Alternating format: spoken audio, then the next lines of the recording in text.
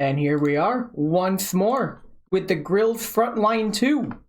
Except, I gotta check something really quick. Okay. I forgot to do a lot of my dailies. So instead of jumping right into the challenge mode, let's get my dailies done. That'll give me a chance to yap about my day, actually, because, what a wild day. So this is my A team, by the way. Notice how QJ isn't in my A team. Like, you'd think she would be, but nah. She's in my boss fight team. Don't worry, I'll show off my level 60 maxed out QJ in a bit. But for now, let's stick with the A team. Yeah, this comp looks okay. We ball. I could have probably micromanaged that better, but it's fine. So here's how my A team works. Rosa goes forth, buffs everyone. I should probably slow the game down so I could yap and extend the stream timer, as well as show off a few nifty things about the game, like Wawa's animation. And while I'm at it, my coworker at work, she was having car trouble and couldn't come into work, so I actually didn't get an opportunity to work on my work assignment at all today, simply because I was too busy cleaning up so many things that were on her plate that were urgent. What a day to have car problems. And the best part, actually, is that I believe her car problems were genuine, because the weather has been absolutely awful lately. You reach? No, you don't. That sucks. Oh, wait. I could do this. My Ulrid's cracked. I love Ulrid. She's so good. And Tadadu, congratulations on being first. I'm yapping about my day with the game playing at 1x speed just to make the stream longer. I do plan on streaming longer today, simply because I, despite getting home late, have already taken care of nearly everything I wanted to do, so I could stream until like almost bedtime if I wanted. And that might be what I'm doing. The rest of this week is gonna be wild for me, because I'm streaming today, I'm drunk streaming tomorrow, and then I'm drunk streaming the day after, but in the morning. So that's 3 more consecutive streams combined with a stream yesterday. And then I'm working on Sunday. My boss at work today, he sent the email notice in the morning saying because we're falling behind on our priority assignments, he wants the team, each individual, to work 5 hours of overtime from today through close of business Sunday. Notice how today's fucking Thursday. So he gave us like no time at all to plan for this. And fuck it. I'm coming in on Sunday. I might as well. So yeah, that's the plan. So don't expect anything from me on Sunday. I am going... It is a skill issue on his part. I will be at work on Discord playing Girls Frontline 2, sitting at my desk, because I may or may not be caught up with my part. But because the priority assignments, it's funny. I have 4 priority assignments. One of them's already done. First of all, I'm doing my damn part. Where can I throw this? Let's aggro everybody here. Wait, can I? Yes, I can hit everyone. Okay. My priority assignments, the first one's already done. Numbers 2 and 3 are basically at a point where I could hand them off. But I'm intentionally not handing them off yet, because that's what I'm gonna do on Sunday. And item number 4, my boss actually asked me yesterday, he had said, Ness, have you done any work on priority assignment number 4? And I said no, and he said, good, don't work on that yet. I'm like, oh, okay. I guess I'm not working assignment 4 yet. Don't have to tell me twice. But it's all over the fucking place, and honestly, it's management TM. This is Corpo at its finest. So yeah, I'm working on Sunday. In my opinion, all I'm gonna be doing on Sunday is jack fucking shit. I'm gonna be, I'll make some progress on some things just to justify the effort, but really, I don't see the need to come in. But on paper, and what he sees is the need to come in. He's already given the executive order to come in on Sunday or whenever. Whenever is fine. At least he gives us the option to choose when to come in. I appreciate that. But yeah, that's where I'm at. And I'm like, all right, fine. This overtime bucks is going to fund my crippling gambling addiction that has stemmed exclusively from Girls Frontline 2. As you can see, I am hopelessly addicted to this game, and I just left Wawa here to die. Whoops. Skill issue. Can she get this kill? No, she can't. Unless she crits. It's fine. We'll kite the enemies. I know what I'm doing, I promise. I actually almost never get this map for the Platoon Daily. But it's fine, it's fine. I'm level 60, it's fine. Hope you guys don't mind if I eat. Of course you won't mind if I eat. I always eat while I stream. What the hell? Why am I even asking? I'm the streamer.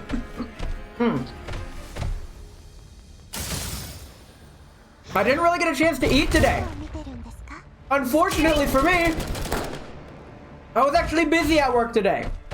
And it kind of sucked. Bonk. Wow, the game's so slow. So I get home, and my trash can's toppled over. And the trash is still inside it. They didn't collect my trash today. I'm like, what the fuck?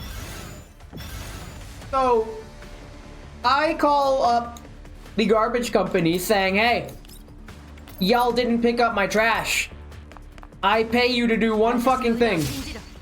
Of course, I was much more polite, but in hindsight, I'm sure I could have gotten away with a lot less politeness.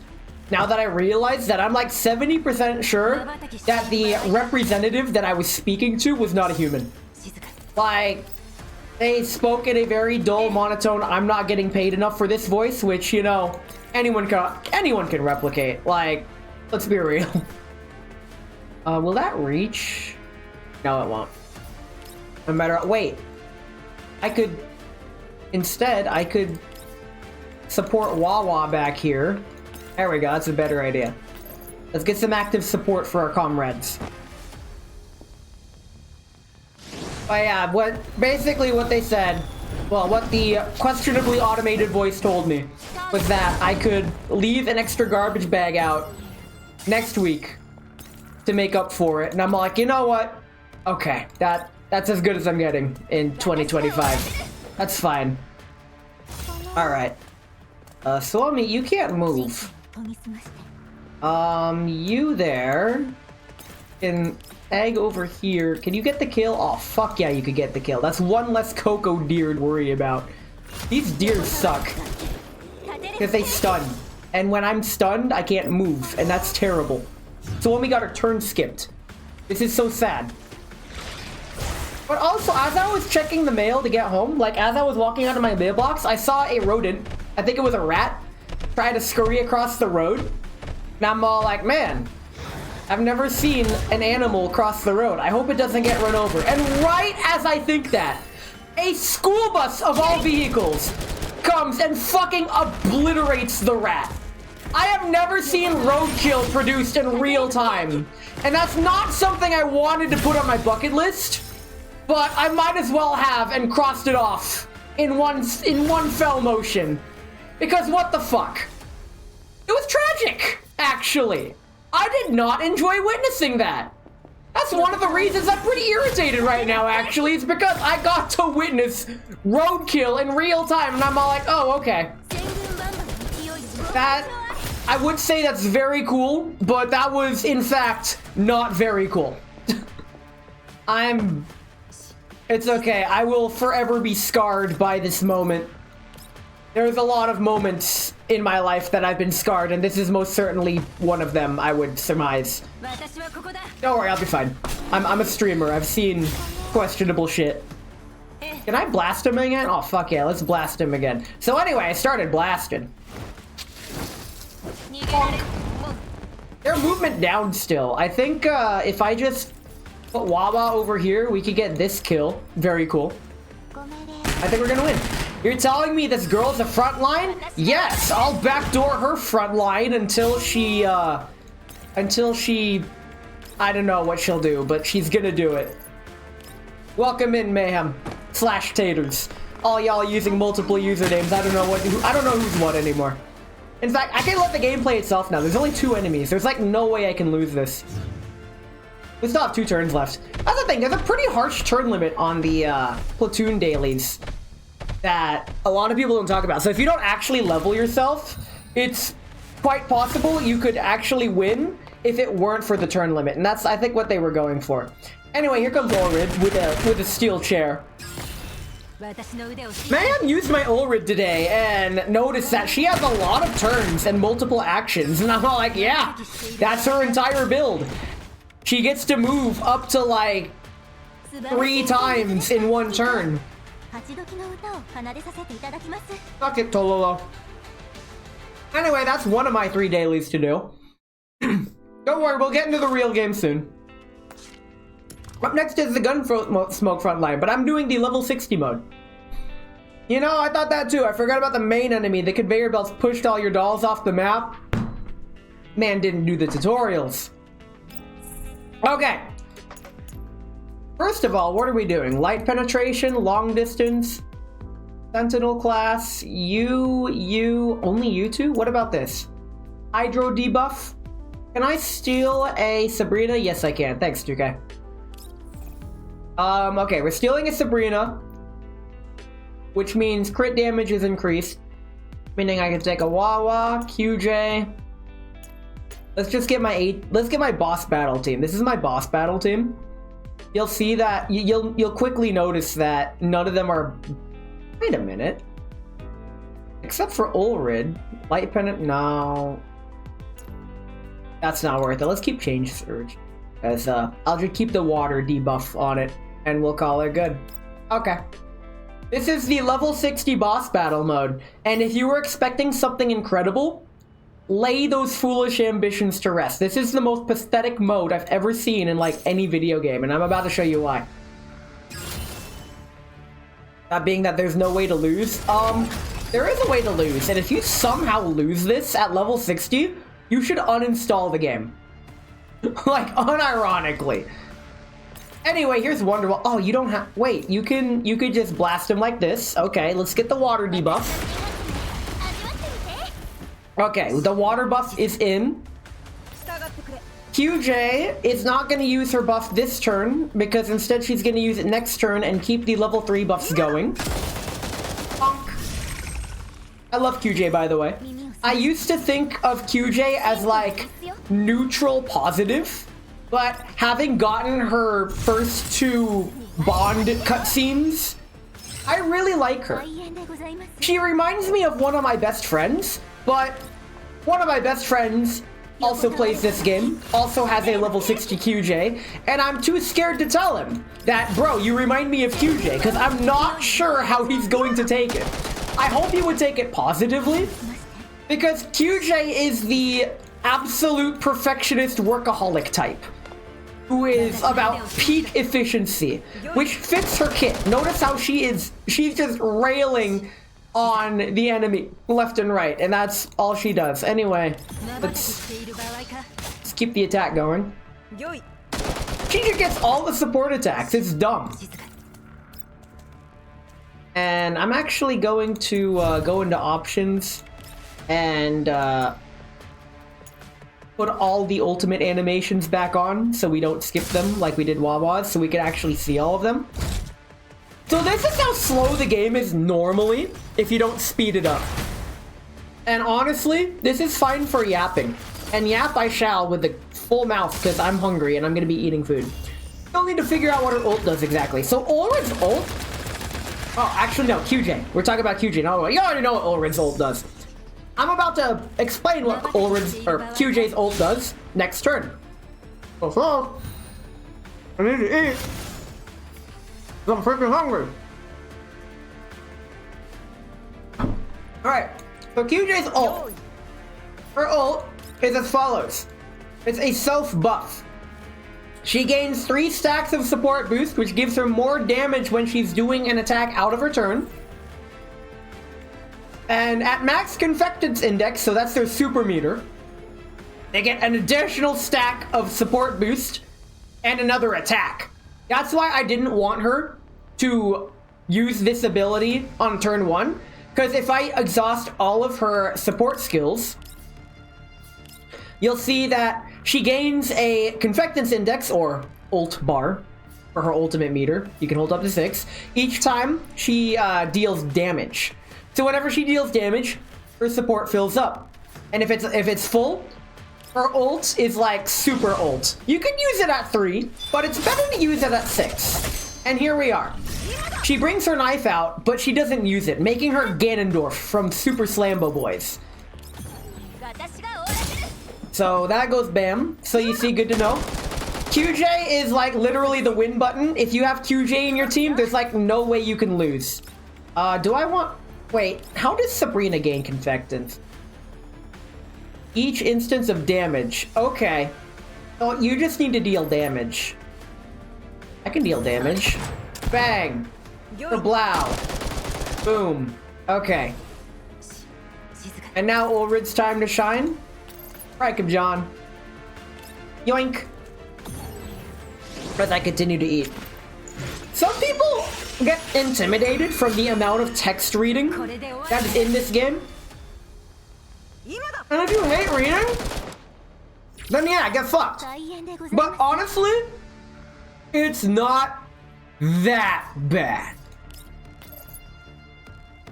Especially since you'll be using the same characters multiple times, you get used to it. If I were to list out all of my job responsibilities, you'd think I was the fucking madman that wrote the Willy Wonka rules list on the wall. But no, you get used to it. I'm bad, hi bad, I'm Ness. Welcome in.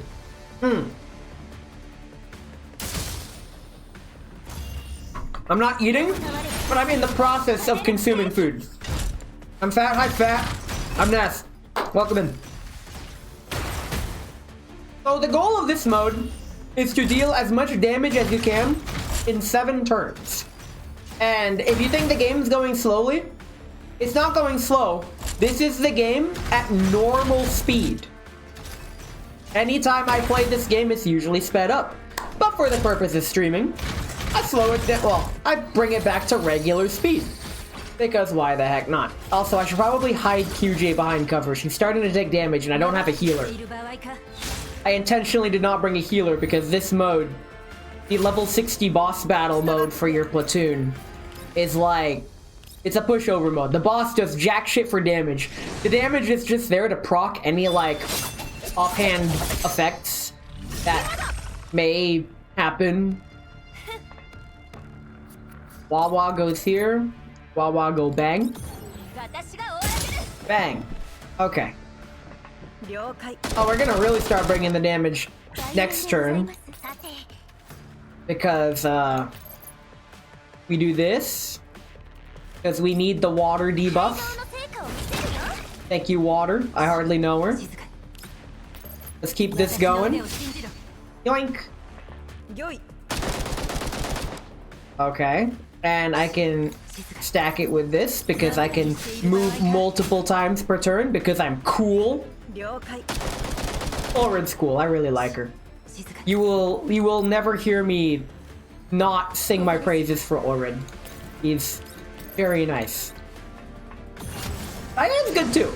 Now, y'all make fun of Diane for having the same exact outfit as her regular outfit. They got away with it. Honestly. Whoops. There goes the camera. I forgot. She has an she gets extra movement after every action. So, well, except for her third ability, which just gets extra. Oh shit. He's still targeting QJ after all that. What the fuck? I might have to, like, expose Wawa or something. Why does he keep hitting QJ? That's not nice.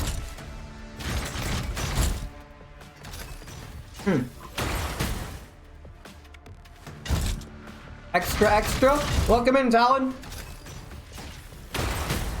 I have never actually read what any of these abilities do. I just know they're really weak and don't do much. See? They do like jack shit worth of damage. This is painfully slow.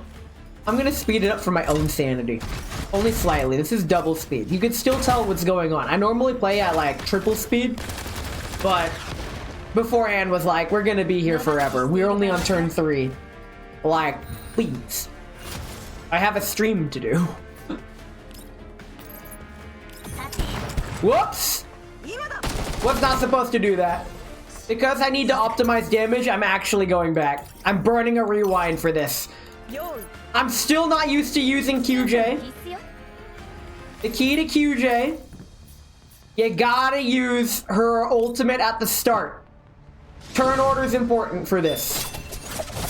Look at that double speed. Alright. And now I could actually put Wawa over here. And she could go boom. I want V2 Wawa. I missed out on V2 or V1 Wawa. I missed out on that. Freaking V1 Wawa is really good. In fact, a lot of the Elite Dolls V1s are really good, and then they like fall off after like V2 until V6, which is like crazy, and that's how they get the whales. Like all of their upgrades are good, but sometimes the upgrade's just too good to pass up. Also, more Confectant Sabrina would have been nice, but that's fine. For her to keep their ults going, that's alright.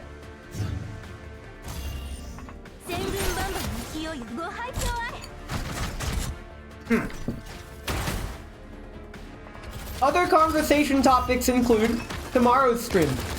Tomorrow's Valentine's Day. I don't do Beppis. Nice. I don't really do Valentine's Day. It's not really something I celebrate. I'm not too fond of it. But that's not going to stop me from having fun on stream tomorrow. Unfortunately, I do have like several stream ideas for tomorrow. But fortunately for me, it's fine because I'll just forget all of them. I'm just gonna forget what I'm talking about, and I'll make it up on the fly. And that's Valentine's Day, or something like that. I asked a streamer friend of mine, what do you plan on doing for Valentine's Day? And she said she's gonna post something on Twitter, which, you know, honestly, I thought you'd be doing a stream, but hey, you do you. If you like, go ahead. I guess that's the stream equivalent of this meeting could have been an email. More power to you. I don't have a Twitter, so I can't relate.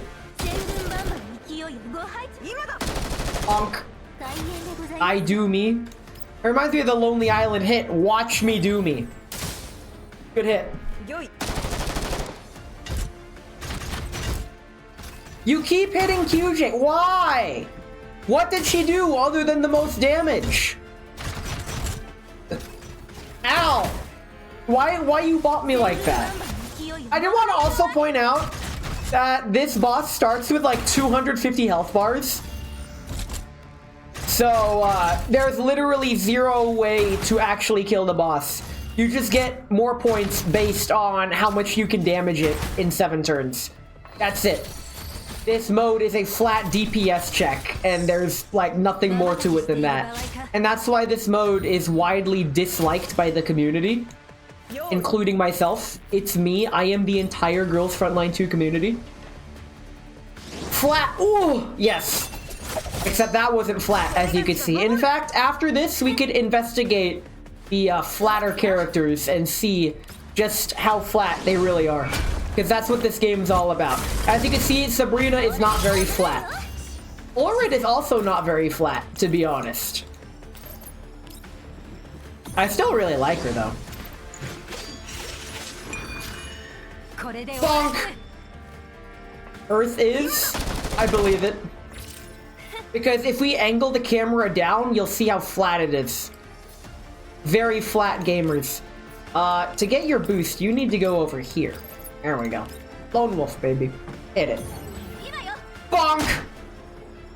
That didn't do too much. Oh wait, you still have an attack? Okay.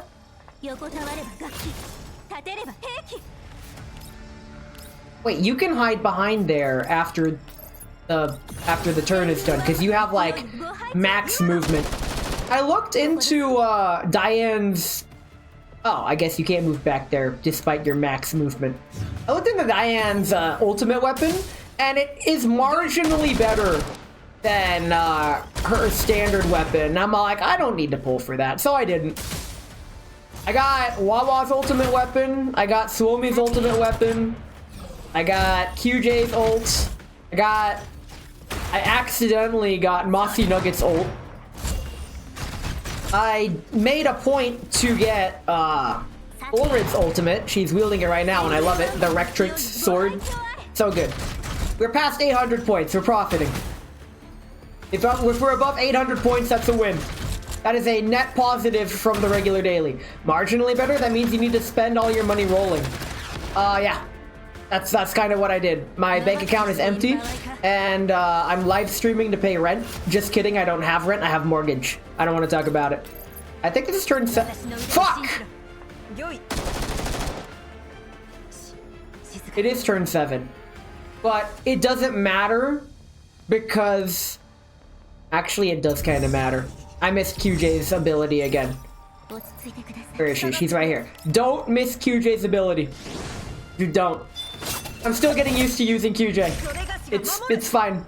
I'll figure it out. We'll fix it in post. But QJ goes first. Always. Never forget. I forgot to lay the water. God damn it. It's fine. It's the last turn. You already used it. Okay. We're not forgetting again. You there. Lay the water. I hardly know her. And now we can press the attack. You can tell I've had a long day.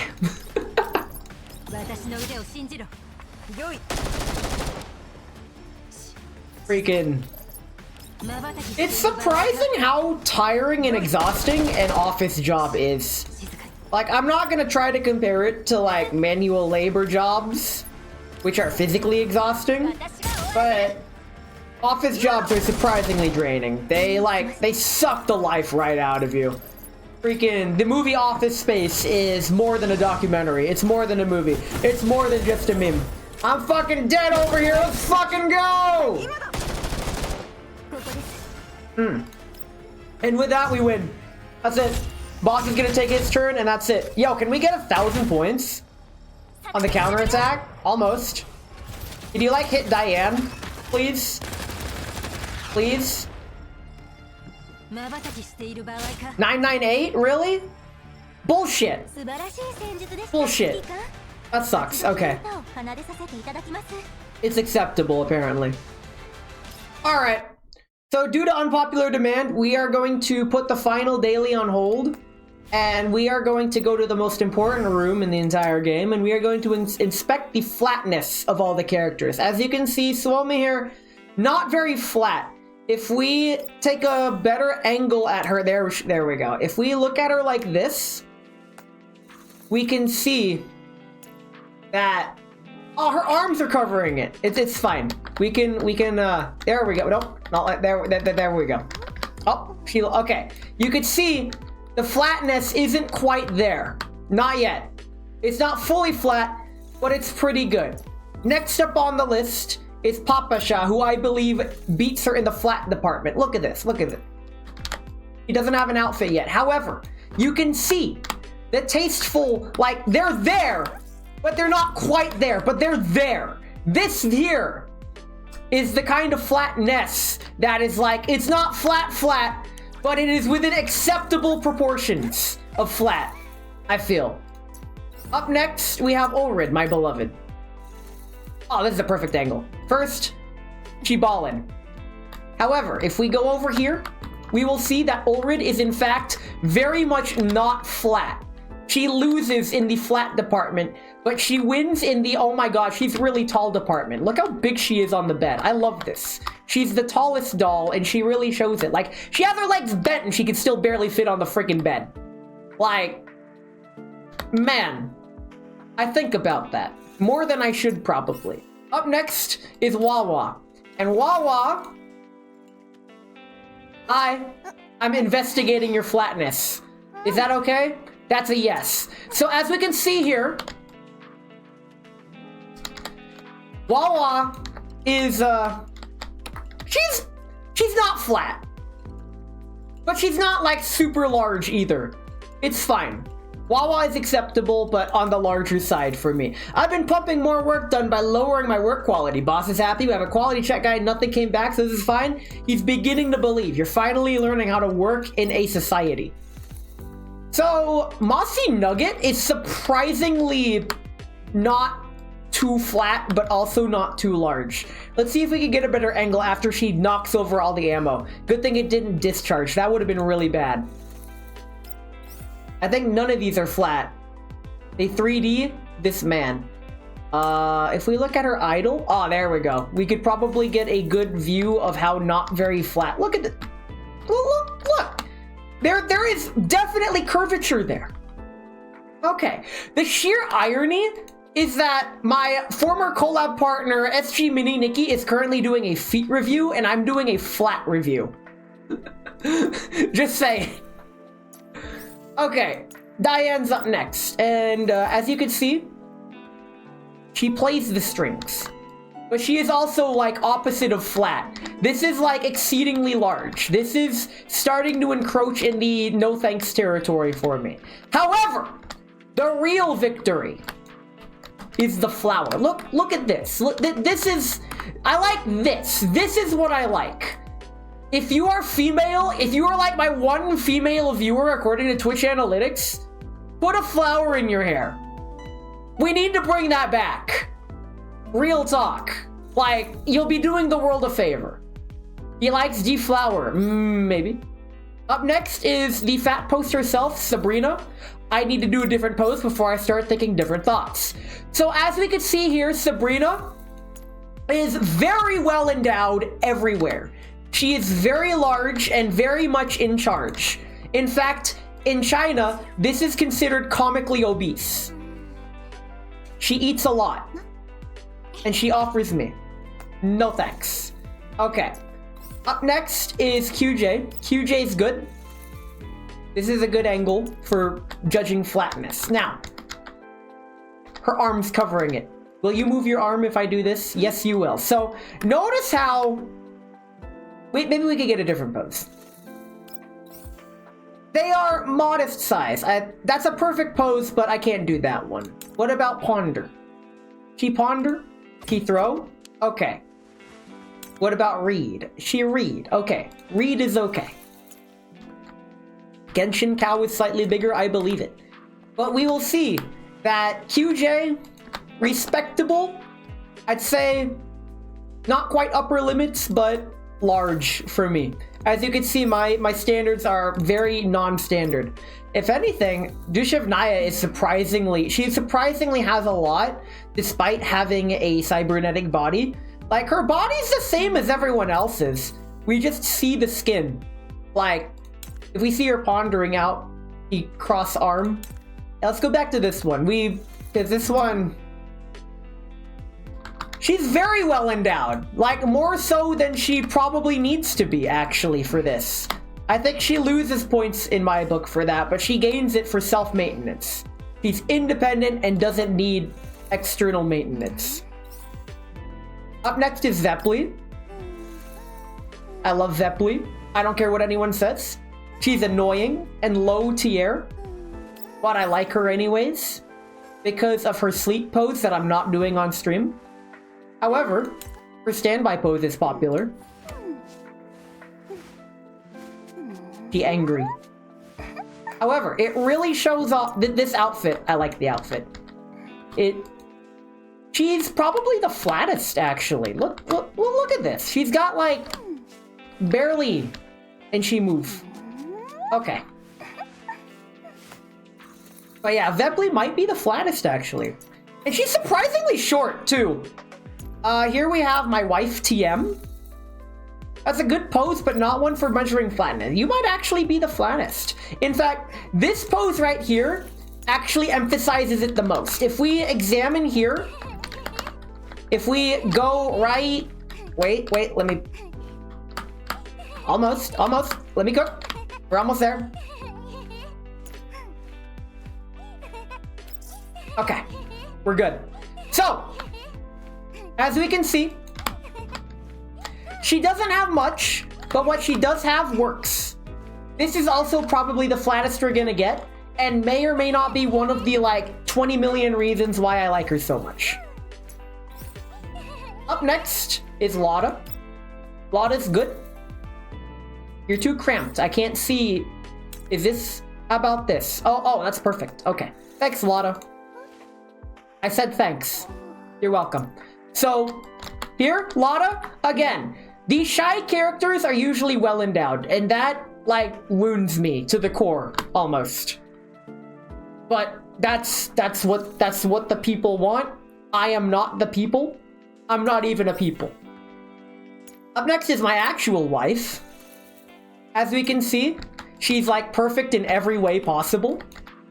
And she's not even that big down here, like, but what she does have really big is her glasses.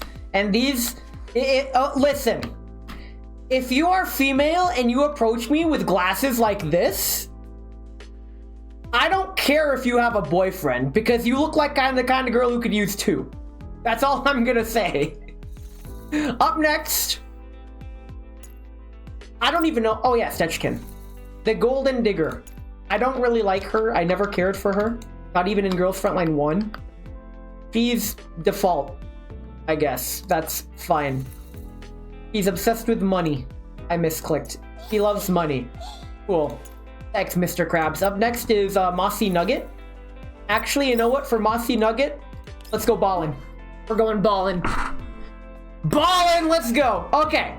We can even see it from this outfit. Very cool. Perfect. You get this outfit for free, by the way. I didn't pay for this. Go Mets! Yes! Yes! She is all about the Mets. Look at this. Go Mets. All about the Mets, baby. Get a home run Mets. All about the Mets. She is flat as a board. Oh my god. Holy shit. Ladies and gentlemen, we found it. The holiest of grails. Also worth noting, she is the only character that has her own sock pattern so far. Everyone else either has white thigh highs, black thigh-high stockings, or bare. But she's the only one with blue socks. But we're not talking about the blue socks. We're not talking about the Red Sox. We're talking about the Mets, baby! We're talking about the Mets! Let's go Mets! Get a home run Mets! Okay, we're done with that. Up next is Cheetah. Bear. I need to change the pose, or else I am going to probably... We're good. Okay, so this is a good one. I used to think she wasn't too well endowed, but this outfit says otherwise, and she spinned to win. So they're not that big, but they're not flat, which they're good proportioned to her, which is nice. I don't like Sharkery, so we're gonna be really brief. As you can see, she's okay. Up next is other wife, the wife character. Oh yeah, you can do this. Talk to the hand, baby. Okay.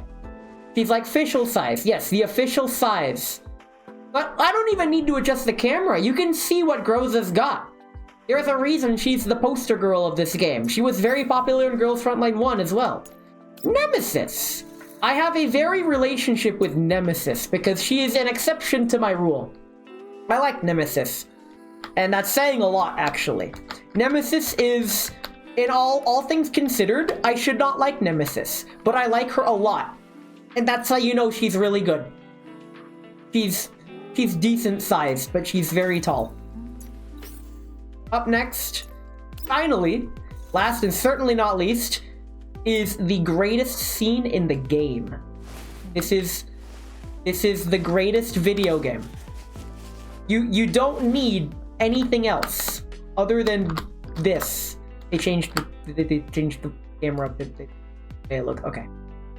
This is all you need. That's it. Very cool. That's it. But as you can see, Krolik, Karadik, which is rabbit in Polish, he doesn't have much, which helps on the battlefield. She's a melee unit. He prances around like a bunny. And that's it. So here we are back at the main menu. I hope you enjoyed my flat review. And up next, we are going to continue doing my dailies. Finally is the other kind of daily. Because you can't use the same dolls multiple times per daily,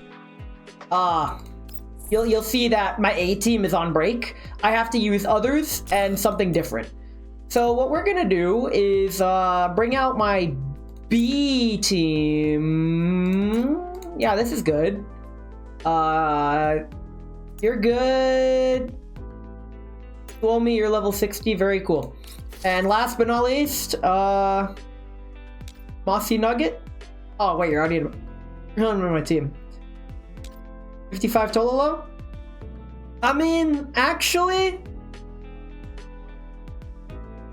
that's... Do I bring Tololo or Sabrina? We already used Sabrina. Let's use Tololo. Alright, let's go in. Let's play the video game. You're getting a drink? Bro, it's Thursday. Wait, you don't work on Friday. Never mind. Oh, that's good for you then, because, we're streaming long today. I'm gonna reset the game speed back to 1 just so we can see everyone's ultimates. Okay. And then after this, we are going to take a baseless break. And, will this work from here? Yes, it will. We'll take a baseless break and then get into the actual stream content. It'll be fine, it's fine. Okay, get everyone's attack up. V6 Lotta is a treasure. I slept on Lotta when I got her, thinking she wasn't great, until I realized V6 Lotta is fucking cracked. She, like, gets a massive AoE spike every turn that gets attacked upped if you just keep the ball rolling, and she can attack twice in 1 turn when you're ready to unleash. Like, she's really good, I feel. She's also a shy character, and if you are a shy character in a video game, I probably like you a lot. That's how it works. I am a very simple kind of man. Maybe I'll do something you'll love and understand, and be a simple kind of man, or however the song goes. Let's aggro these guys so they come here and we can just catch them in the AoE traps. I've never actually aggroed these guys early before. I'm trying new things on stream. Let's go. Up next, let's use your ult because you're gonna move twice in 1 turn. Let's get the exploit. Ultimate move. How shrimple? Not so shrimple now, is it?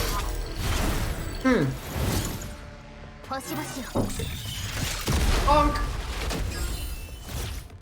Okay, and now she gets to move twice in 1 turn. Because screw the rules, I have money. Here, roadblock, and will you get a kill? No, you're really weak, actually. Oh shit, never mind. You're really strong. Rack of John. Wait, that means that Swomi can actually get a he can get the kill this way. Can you get the kill with a normal attack? Yes, you can. No need to waste my freeze attack when you could just get the kill regularly. Very cool.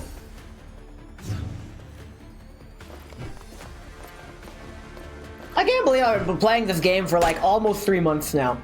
A little more than 2 months. The game did come out on December 3rd, and I've been playing daily ever since. I do like this game.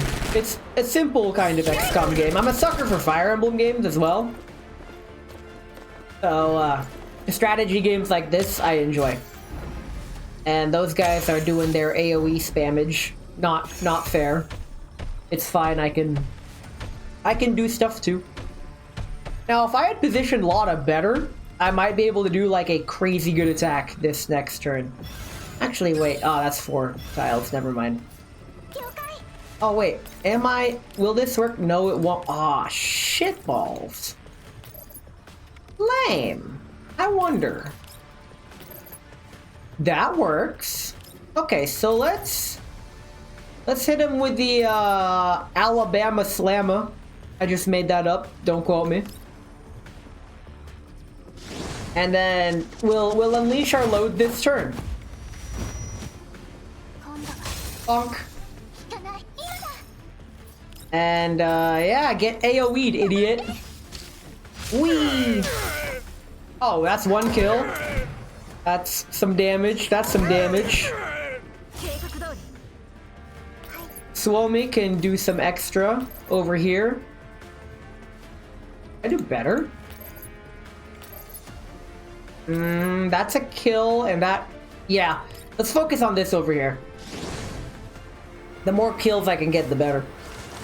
I've learned from Darkest Dungeon, if you can get the kill, get the kill. That's one less enemy to deal with. Because of critical existence failure. If they're low on health, they can still use 100% of their power. If they're at 0 health, they can use 0% of their power. And if you're fighting them, that's ideal. Let's hit these clowns. Fireworks. With a regular outfit, she uses her underbarrel grenade launcher, but she throws a firework with this. Will this count for Mossy Nugget? Yes, it will. Perfect. Okay, that's what I wanted. Now Mossy Nugget can use her ultimate as well after I stop my movement there. Do I have enough? Yes, I do. Let's do this. And now Mossy Nugget can probably get a kill shot. Just kidding, she's only level 50 and these guys are level 60. That's... Oh, that is worth it, because that's a support attack, and then I just go kablam. Very cool. And he's weak to thunder. Super. Now, only Connor Detroit Become Human can consistently do sick tricks like that. So unless you're literally Connor Detroit Become Human, don't try flicking that and putting it in your rifle. You're gonna miss and lose the bullet every time, and it's gonna be sad. You don't want to be sad, do you? Sad way to live, for real.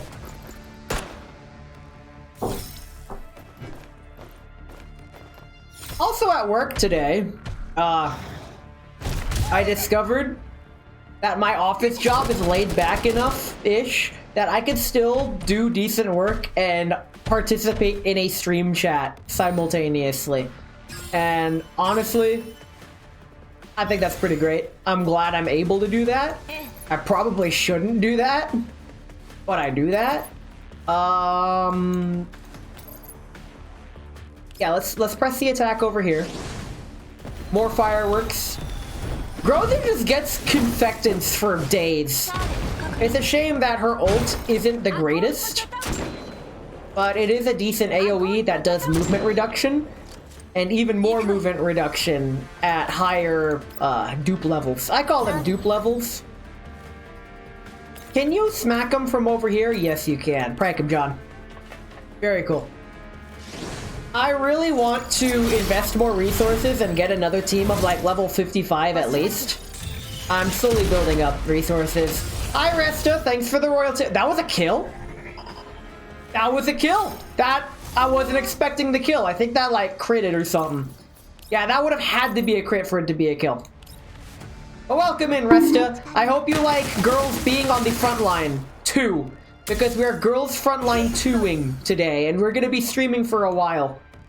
Lada, I want you to hang back and recharge.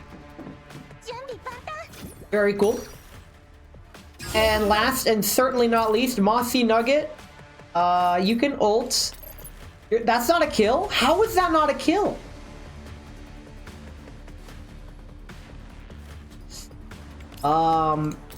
This is a kill. Let's get the kill. Kill is good. I like kill in the context of this game. I do not like kill in the context of that poor rat crossing the road as I got home. I want to try playing this one day to study the 3D boss and animation. Resta, this game is unironically a mature rated game. I hope you know what you're getting into. But the 3D models and animation in this game are fantastic and I love them. You missed my flatness review where I zoomed in on a lot of the characters, almost all the characters. I have almost all the characters. And I do intend on getting all the characters, like, period. I definitely mean to brag when I say I have the whale bucks for it. Do what you want with that information. Wait. Oh, no, I wasn't supposed to do that. Crap. Oh, well, it's fine. Bonk. Wailing, yes. We do a little wailing. Just a little whale. Just a little. Just enough to count. It's fine. It's fine. Wow. This hits from here? That's some distance. Bonk. Very cool. You're gonna hit both of these fellas. Very cool.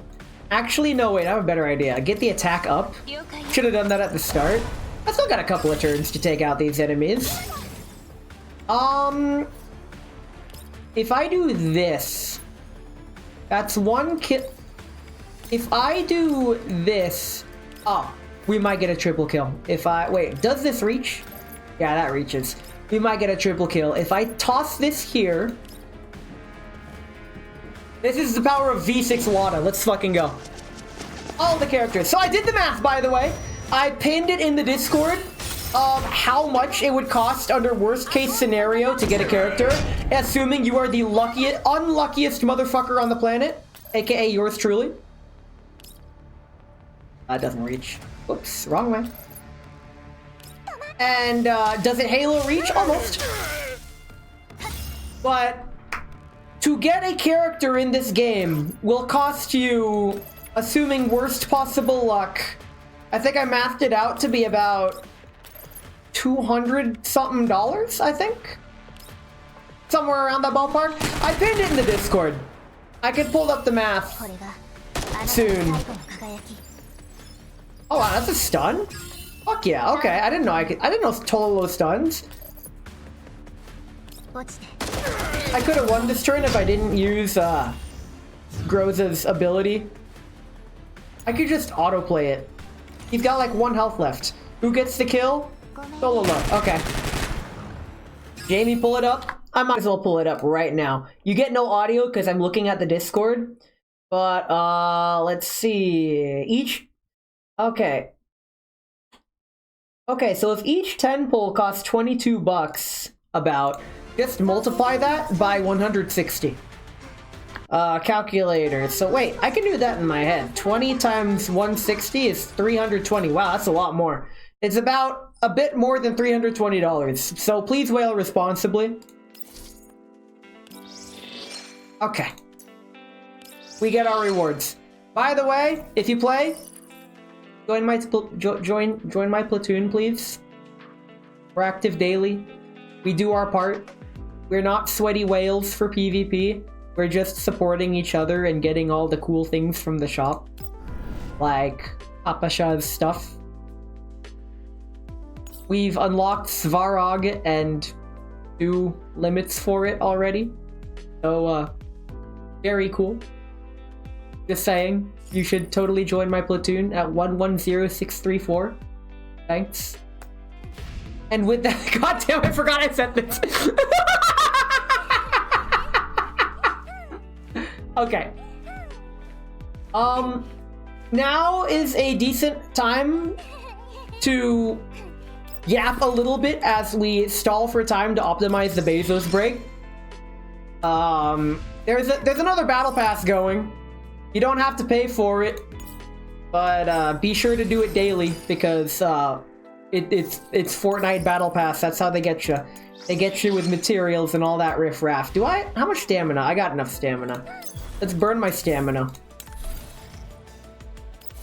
So here's the core gameplay. Auto-battling all of this. So you can get materials to level up your girls. That's it. This is the game. That's it. That's the game. The real gameplay. Ew, gross. It's a nest. Ew, gross. It's the uranium. He's so gross that I'm actually taking the Bezos break now because I suddenly really have to go to the bathroom. VTuber!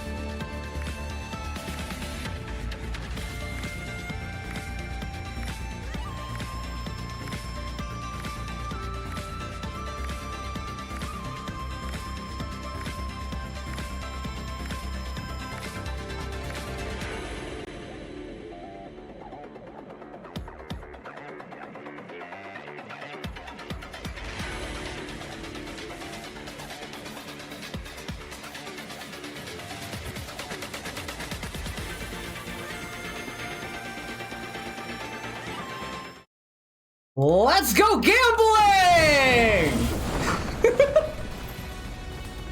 I forgot to go gambling today.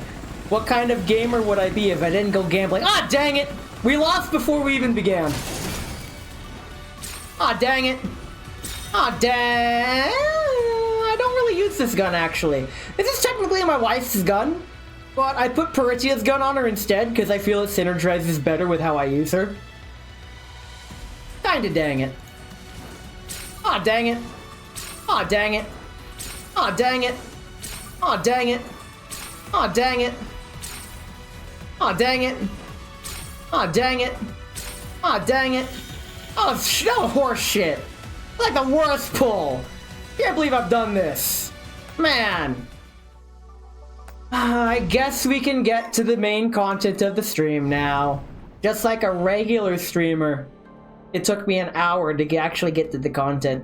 I'm reminded of how a certain streamer meta is to chat for 1 hour before actually getting into the game. This is because they're capitalizing on the viewers would rather chat with a streamer and hang out than be there for the game and have the streamer multitask. In which I say skill issue, just chat while gaming. It's hard, but you can do it. Challenge mode is available for the creation of the during event. Okay, I haven't looked at any of these, and we're gonna go on one by one. Here we go. Level 50, I can't auto this. Fuck. Okay. I guess I'm gonna have to play the damn game. Okay. They give us level 50 dolls. A level 50 Dushevnaya with good stuff. I'll keep you. Level 50 Diane. Mine's better. Level 50 Vepley. I'm not sure I want to use Vepley. I don't even have a healer. Get out of here. Wawa? Wait. What? What kind of Wawa are we talking about? Level 1, 1, 1. Okay, this is a V0, the standard Wawa. My Wawa's unironically better. Get out of here. I want to use Dushevnaya. I never use Dushevnaya. Just chat in the middle of a fighting game. Bro, how the fuck do you do that? Unironically, how? I am genuinely astonished by your ability to do that. It's wild. In any case, okay, so this is bad ice. We need to get kills. We have 2 rifles, but synergizes well with this. I didn't realize I have an ice team. A very nice team. Cool. Do I take Lotta here? Not many of them are weak to shotgun. I don't think I take Lotta here. No, let's just... I think I keep Diane. Yeah, I think keeping Diane is the player. Let's hit it. Okay, so I don't have much experience with Dushevnaya. I am debating on getting V1 Dushevnaya. I'm debating on it. And given how my job is so kind of them to have me come in on Sunday for extra monies, I could actually afford to get V1 Dushevnaya. What's this? A really big buff. I want you up here, though. I did realize you're a rifle unit with 6 fucking movement. That changes everything. Jesus Christ. Wow. Actually, that's huge. That's amazing. Okay. Let's get everyone gathered in. Nice and up close. And, that's just a kill. Easy game. Easy game. Why am I even playing this? What the hell? Alright, because I'm technically half of my units are 10 levels over leveled. Understandable. Have a great day. This is like stealing babies from a candy. Alright. That means you can go here. Oh, that's a huge range. That's bigger than I thought. Fuck yeah. Let's do it. Not entirely sure what this does, but it's a buff. And buffs are good. Flare. Bonk. I do want to include Dushevnaya. That gives movement up? Excuse me. It's time to fucking read what this shit does. Ahem. 1 stack of this. Before apply frozen to the target and increase damage. Okay, so this is like a big attack up buff. Movement up buff. Oh my god. That's why I'm surprised. This is a V1 Dushevnaya. Oh my god. This is what I'm pulling for, actually. And I don't mean that in my normal Genshin way. Okay. Okay, I can dig it. Yeah. Let's have Wawa take post up here. And let's just get everyone over here and make all the enemies come to me. Because I don't feel like going to that ice area. Alright. And swoop me. You can go over here. Wait. That's just a kill. Why would I miss out on the kill? Get the kill. I can dig it, Baron. What are we digging? Also, Talon, are you still dying? Talon's dying and it worries me. Bonk. All these abilities and skills. I'm sure when I start using Dushevnaya more, I'll get it. I mean, I do have Dushevnaya's weapon. Yes, but also no. I wanted to use Dushevnaya already. I just haven't dumped the resources into her. But given how she's performing right now, holy crap. Like, I like what I see. Anyway, the enemies are slowly trudging their way my way. That's fine. However, that movement +2 was like super awesome. And I try not to look past V1. I did spoil myself to what V6 Wawa is capable of, and I can understand why people wailed for her, because oh my god, V6 Wawa is fucking cracked. Like, I don't know how anyone could possibly power creep that, because it was insane. Like, how crazy what V6 Wawa is capable of. Like, what the hell? You get action supported every time. If I... Wait. I could be funny, actually. If we press forward, I can do this. And Suomi can aggro all these guys, so they move. And I could probably get the kill on that, Goliath up there. I'm not sure if Suomi can reach the Goliath from where she's standing. I don't think she can support attack it there, which is a bit of a problem, but we'll figure it out. Oh no, get aggroed, son. What's this do? AoE freeze! And... oh, she does support attack. So if I do this... oh, that's just a straight up kill. Rank him, Wawa. Right, because Suomi breaks stability, and then Wawa just comes in and says, nope! Which means you can go here. If it kills, gain Ice's Grace. And if I get 4 of those, I win. Okay. I think I get a freeze debuff on every attack, right? Maybe? Do I... no? Oh, yes, I do. That mark appeared. Very cool. I think I'm starting to believe. Also, let's be funny. He who funny. Oh, that's more than funny. That's actually incredibly useful. Fuck yeah. Okay. I dig it. Wait, will this... Why waste a Confectance when I can kill him with a normal attack? And I can move again. Can you go up that way? You totally can. Dushevnaya is gonna be up there though.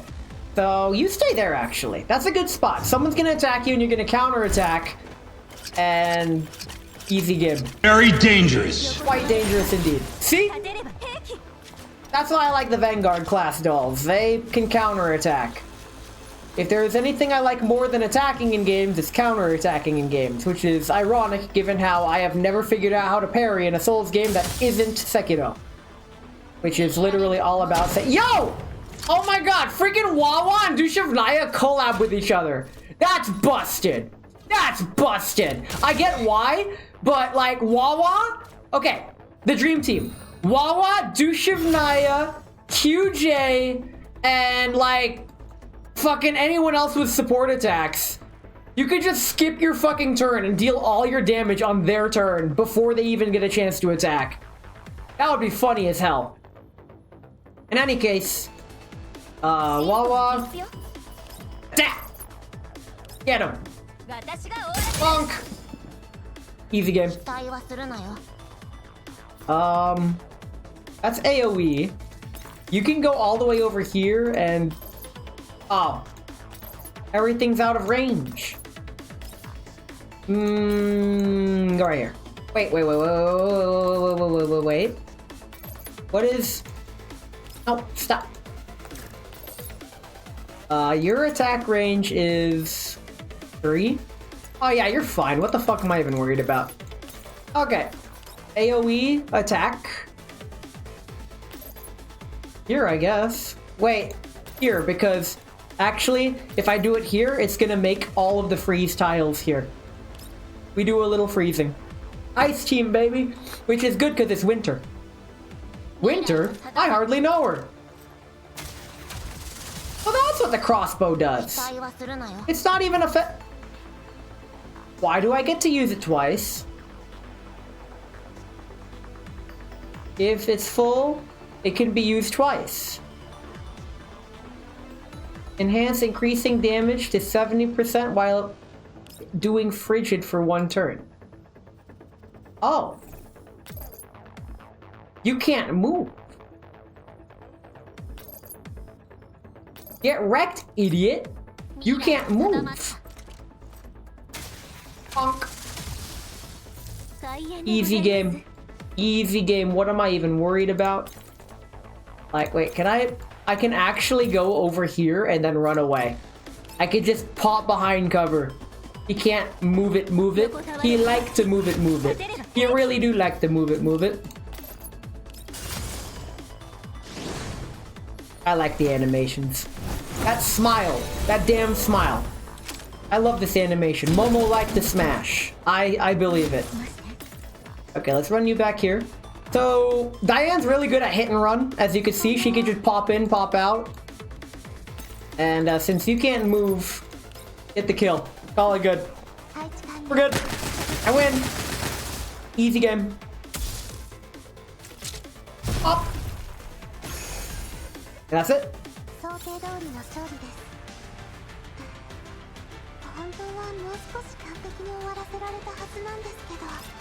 Easy. Easy.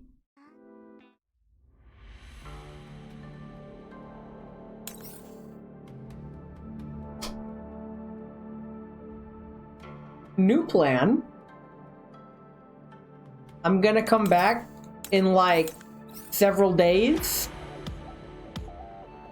and do these, I guess. I was expecting to do all of them at once. Like all of the other previous events, just let me blast through it. But they put a time lock on it. So instead what we're gonna do, after getting whatever this is, thanks. We're gonna play Frontline Survivors. I'm gonna showcase the new mode. This is Vampire Survivors, and as you can see, I scored a lot on it. But this is what the rest of the stream is gonna be. I hope you like Vampire Survivors, because this is it. Anyway. I'll showcase each character in reverse order, starting with Suomi. So, Suomi doesn't do much damage, but she has a really high rate of fire and can shield. In fact, I've only played and beaten Suomi like once. So, I don't know how she's gonna turn out. Okay, that's respectable damage. But yeah, they added vampire survivors to the game. Grab this. I think it hit immediately. Winter's Wrath. Let's get her abilities. I'm not sure what abilities best synergize with her kit, because I like never play as Suomi. But you can't go wrong with her default kit. I think I might just get like straight damage actually. I mean, this is flat damage, but I want better than that. I would like more range. This range is kind of short. But yeah, WASD to move, mouse to aim, and it fires automatically.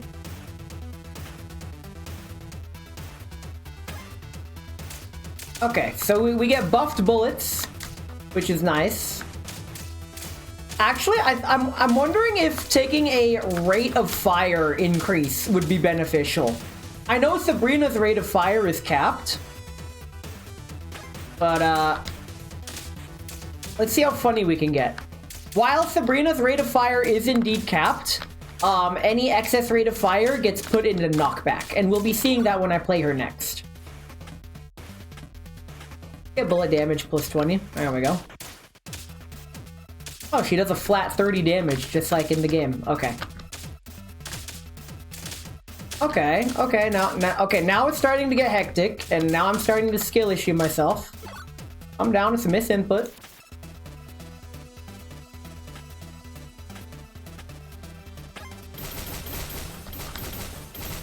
Oh. Okay, now we're playing with portals. Now I'm dying actually. That's not good. I might actually have to try again. I'm getting too greedy. I'm so used to playing as any other character that I'm not used to having to deal with Suomi's drawbacks. Okay. Let's get range. Range is good. Okay. Okay, so Suomi can kind of crit. That's pretty neat. I like that.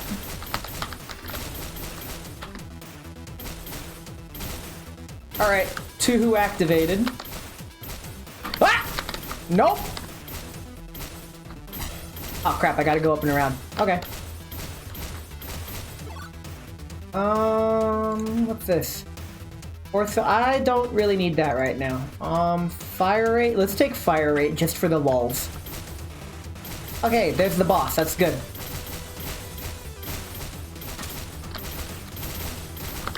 Whoops. Let's go this way so we can kite the other way and pick up all the drops that we missed.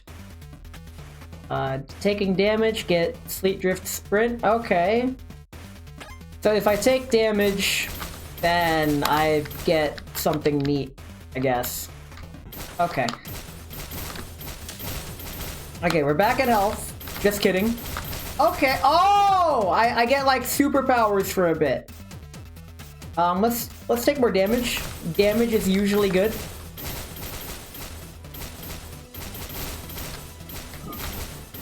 I mean, damage is always good. Who am I kidding? Ooh, they volley. They really volley at me. I should probably clear a path and start kiting. God damn it. I'm so bad at this. It's because I put down this mode after, like, winning.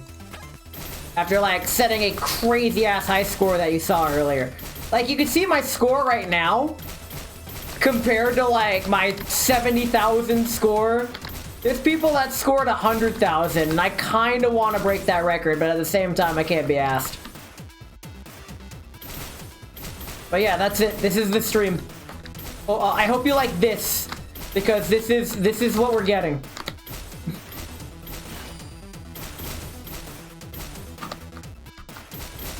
Ah, shit.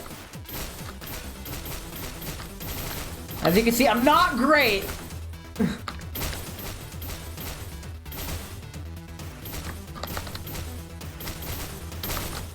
So what differs from Vampire Survivors and the other and Hollow Cure is that the enemies here, they have ranged attacks and bullet count, but the spread is narrower.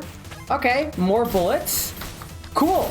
I don't mind literally double DPS. Like, thank you.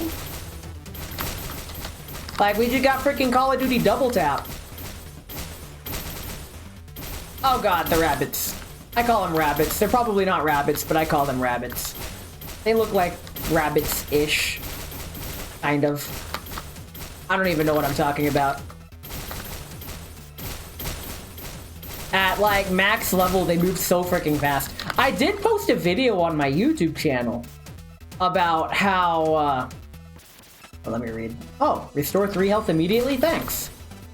Cool. Okay. Okay, we're back in business. Very cool. Didn't even read the ability. I'm sure it'll come in handy sometime. It's a passive ability, so I'm sure it'll activate when I least expect it.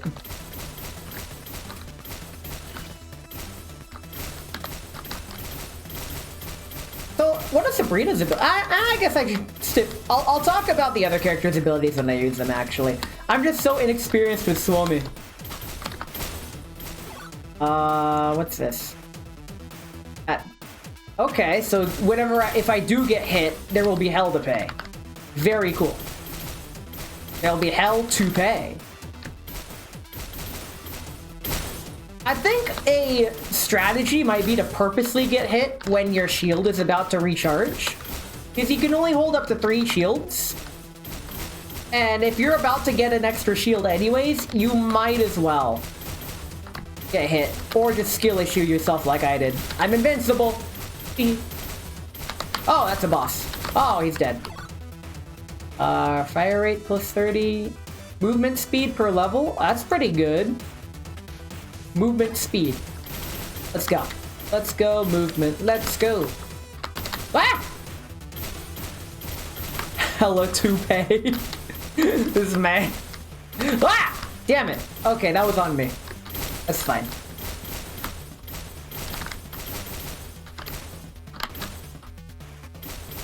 But yeah, it's all about that frost ice bullets, baby.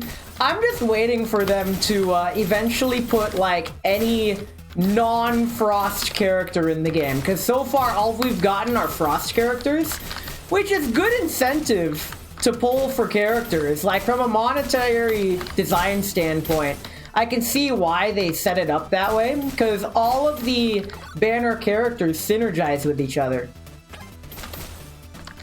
But unfortunately, it does leave a bit to be desired in terms of other elements, should you try to use them.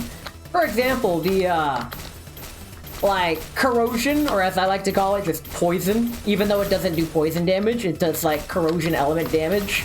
I think that's why they didn't call it poison, is simply because to avoid that confusion. Ow. Probably should have been aiming up, but don't worry about it. It's fine.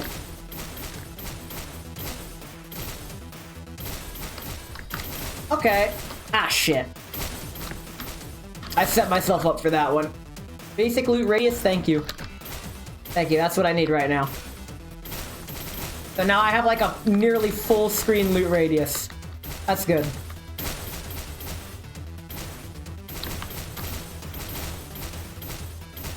Keep it coming, keep it coming. There we go. See, the enemies come to me. I don't even have to work. Ah, shit. Oh, I'm cornered. That's not good. Could blast my way out. So anyway, I started blasting. Oh god. Oh god! Yeah, that was a very not optimal play. Propulsion field might be okay. Force field, this levels up to be... That's fixed damage. I like damage. Damage is good. Let's get more damage. Ow.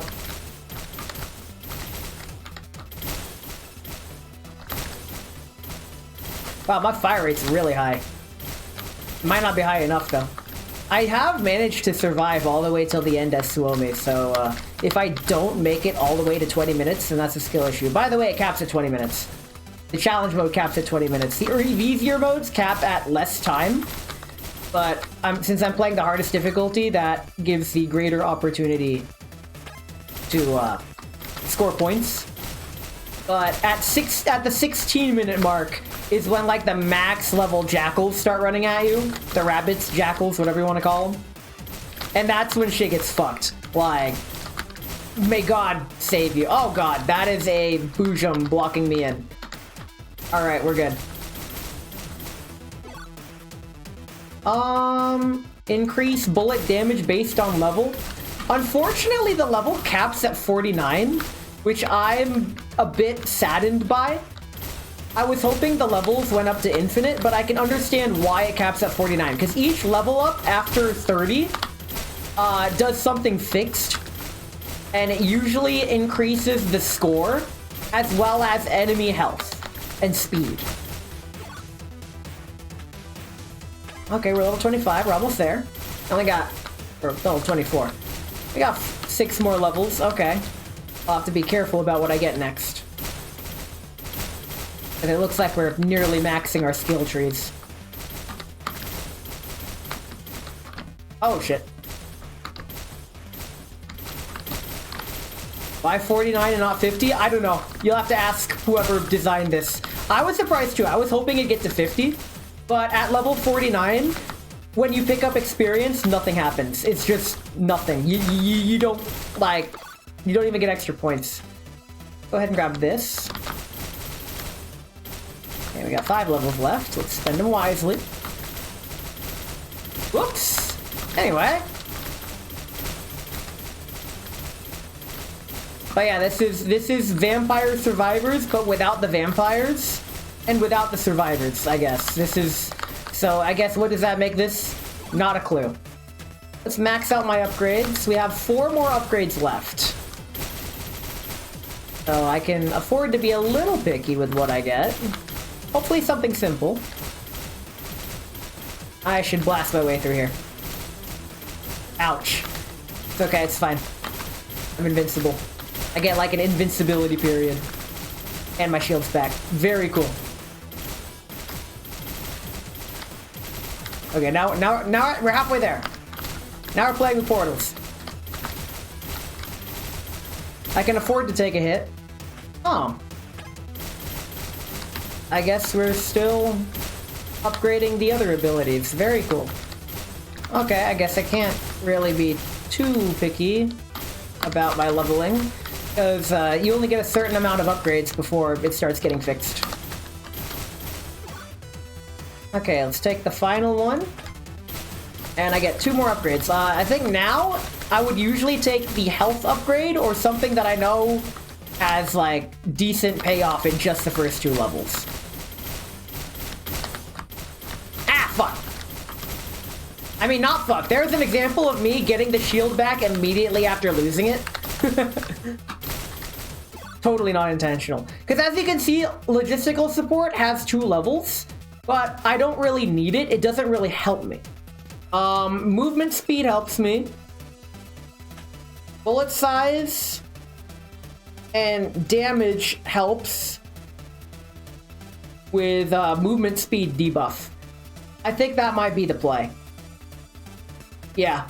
Let's get that extra bit of damage to cap it off.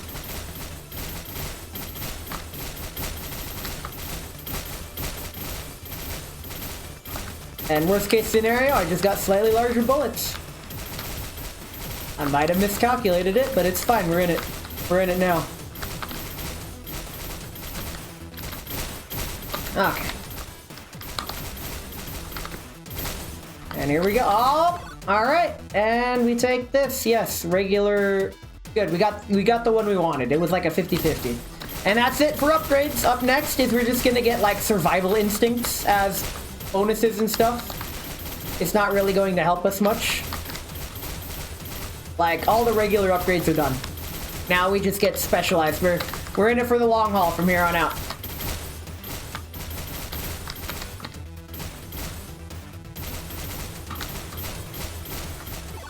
Yep, survival trick. Bullet damage plus 5. Okay. It's a thing.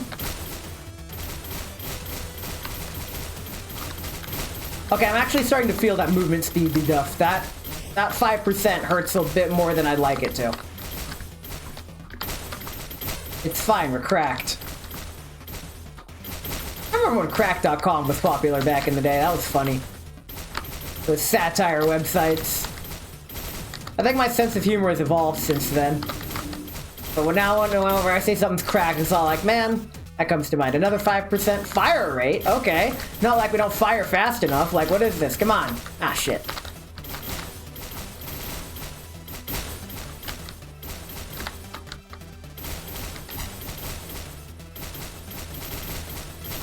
Bullets. The bullets don't travel forever, which is, thank God. Probably try to kill the boss. I think the boss is worth a lot of points. And the boss charges at me. It's fine. Ah, shit. Okay, that's violence. Restores 1 health immediately. I mean, I guess the shields count as health. That's pretty neat. Thanks for the extra shield. Yeah, Suomi has shields, so she has the most survivability out of any of the survivors. I would like to see this mode come back, but with different characters. Because I really do like how each character kind of plays how they play in the game. Here we go! The rest of the upgrades now are going to follow what you see on screen. Restore 1 health, gain a set amount of points immediately, and enemies grant more points, but enemies also have more health and movement speed. And herein lies the game.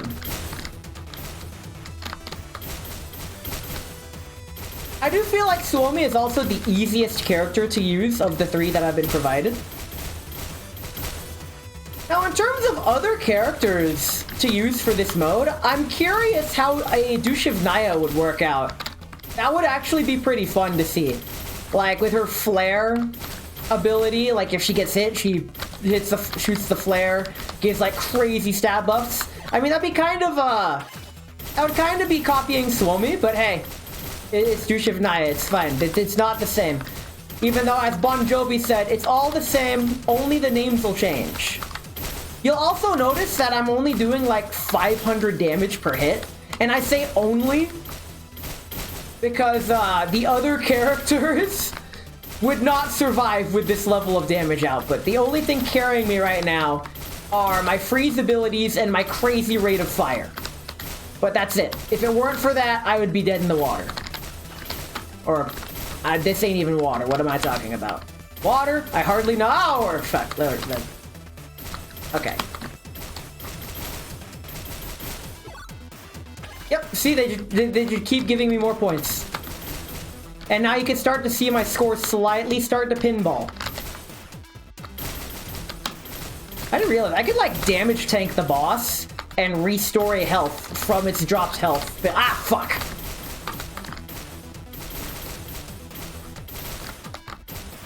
You'll also notice in every single one of these runs, I'm gonna try to avoid taking the ability that restores my health over a set number of time.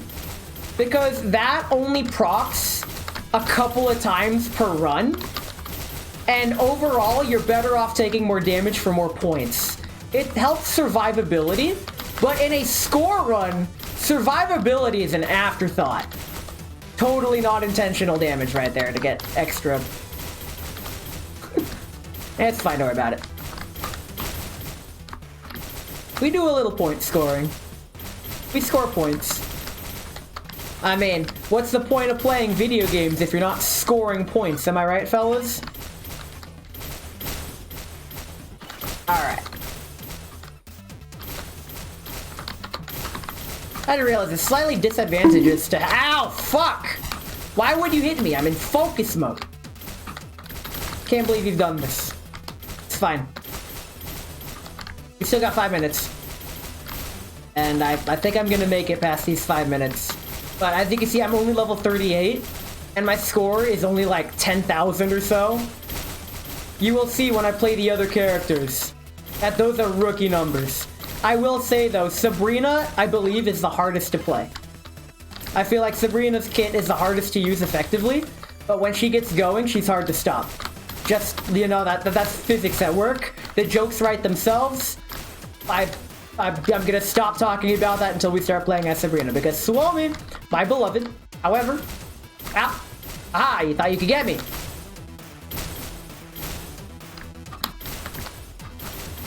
Okay.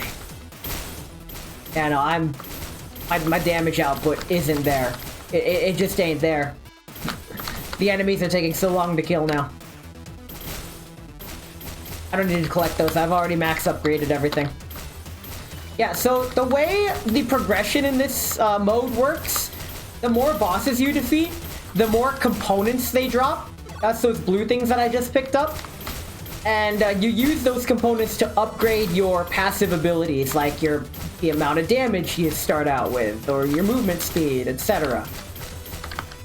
And I've already maxed that stuff out, which is why we're doing this. We got 3 more minutes. It's fine. But yeah, it's so hard to kill now with Suomi's kit. Oh man, there we go. There we go. That's some damage. Got 1 HP immediately. Yeah! Get ravaged. Oh jeez. Oh jeez. Like, if I focus fire a single enemy, then yeah, it goes down pretty quickly. Unfortunately, there's so many enemies that focus firing a single one isn't very effective. Also, my shields are down. That's not good. That is very not great. I would very much like my shields up, please. Can I get another shield, please? Ow. No? Okay, no shield. That's cool, too. I can die. Death is fine.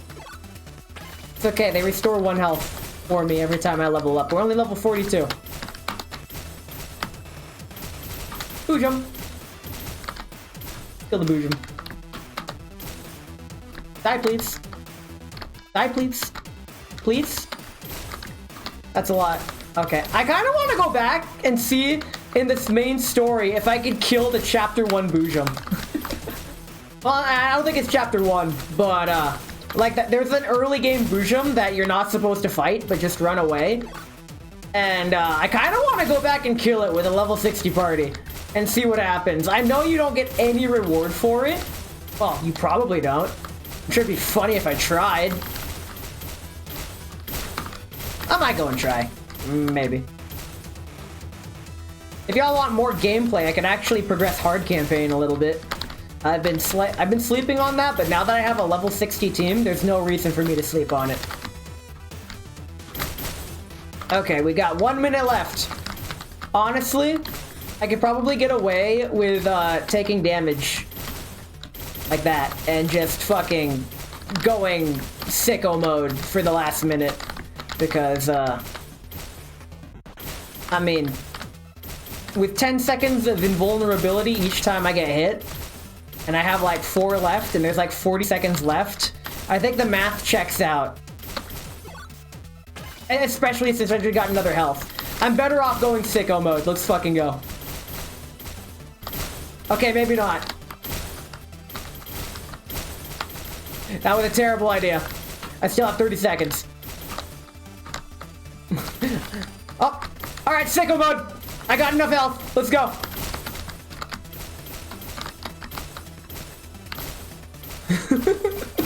Yeah, we might as well. We got nothing to lose.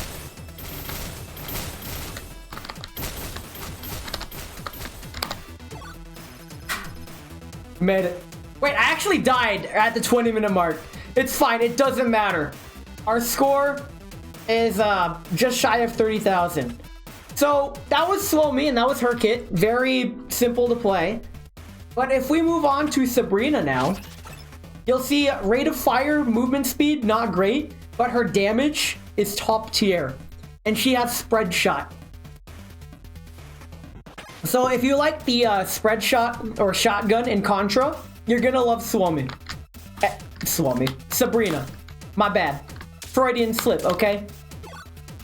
So right out the gate, we get her buckshot, which caps her rate of fire, but also I now shoot multiple bullet. And we will see just how many multiple bullets she gets. Her other ability is meal prep. Enemies have a chance of dropping food. The food gives me a permanent stat increase, but also increases the size of my hitbox. Up to two times the size of my hitbox. So it's It's to be in line with how she is canonically, like in Asian standards, comically obese. Let's get range. Long range shotgun is really good. Bigger hitbox, Sabrina getting fatter, that's literally her entire character. Like, that's it. She loves to eat. Like, her lore is that she's a doll that worked at an Italian restaurant, and that's her lore. That's it. That's the lore. I think I'd take the bullet size, because that's like a blanket fire. Yeah, because that's actually going to help with the later abilities, but let's... Yeah, her fire rate's already capped. I can hold off on the fire rate. Let's take bullet size. Sabrina's actually the character I played the most in this game mode, because I had the most trouble figuring out how to optimize her kit. But, unfortunately, she is not the meta character to play as, but she's really fucking good.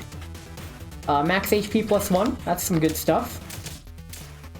The more health you have as Sabrina, the more powerful her attacks are as well. So, you don't want to get to low health, you want to keep your health up. Now, unfortunately, and somewhat counterintuitively, oh shit, I just got hit. That's not good. Somewhat counterintuitively, eating the food does not do anything for your health, ever. Like, it will never increase your health, eating food. It just increases your stats, like movement speed, fire rate, and damage. Also, the more fire rate you get, it instead increases the knockback of the attack. Now you'll notice that I have spread shot, and every third shot is a water bullet. And the water bullets are neat in that the water bullets cancel out enemy bullets. So if I shoot a water bullet and it collides with an enemy bullet, it'll just cancel the enemy bullet. It'll just wipe it off. And that is Sabrina's survival. That's her kit for the most part. There's a bit more to it than that. That will be unlocking the more the level progresses. But I need to do a go around. We did take a damage, so let's go ahead and get... We don't need fire rate. Extra bullet size. Let's get extra damage. Damage is good. I like damage. Damage is fun. I think damage is great. Nice. Okay. Not nice. I am trapping myself. Oh, I'm invincible. Okay. Just run right through. Just take advantage of those iframes. Okay, more range. Let's take this. Restore the health. I really wish Sabrina had a higher fire rate, but I can understand why she doesn't. Oh, fuck. That's fine. With Sabrina, I actually do take logistical support because it does help her kit. Unfortunately, I'm not going to be taking that now because I'd rather take other things, like movement speed. If it comes near... Logistical support's usually something I grab near the end if I can afford it. But right now, I'm focusing on buffs that will help me long-term and getting my engine up and running, so to speak. The quicker I can get my engine up and running, the better. Fire rate, don't need that yet. Damage is decent. Let's get some damage going. Damage is good. Yeah, being able to, like, deal enough damage to actually clear out enemies is important. And I need to start kiting, actually. They're starting to ambush me, and that's not good. Her lack of range is also starting to hurt.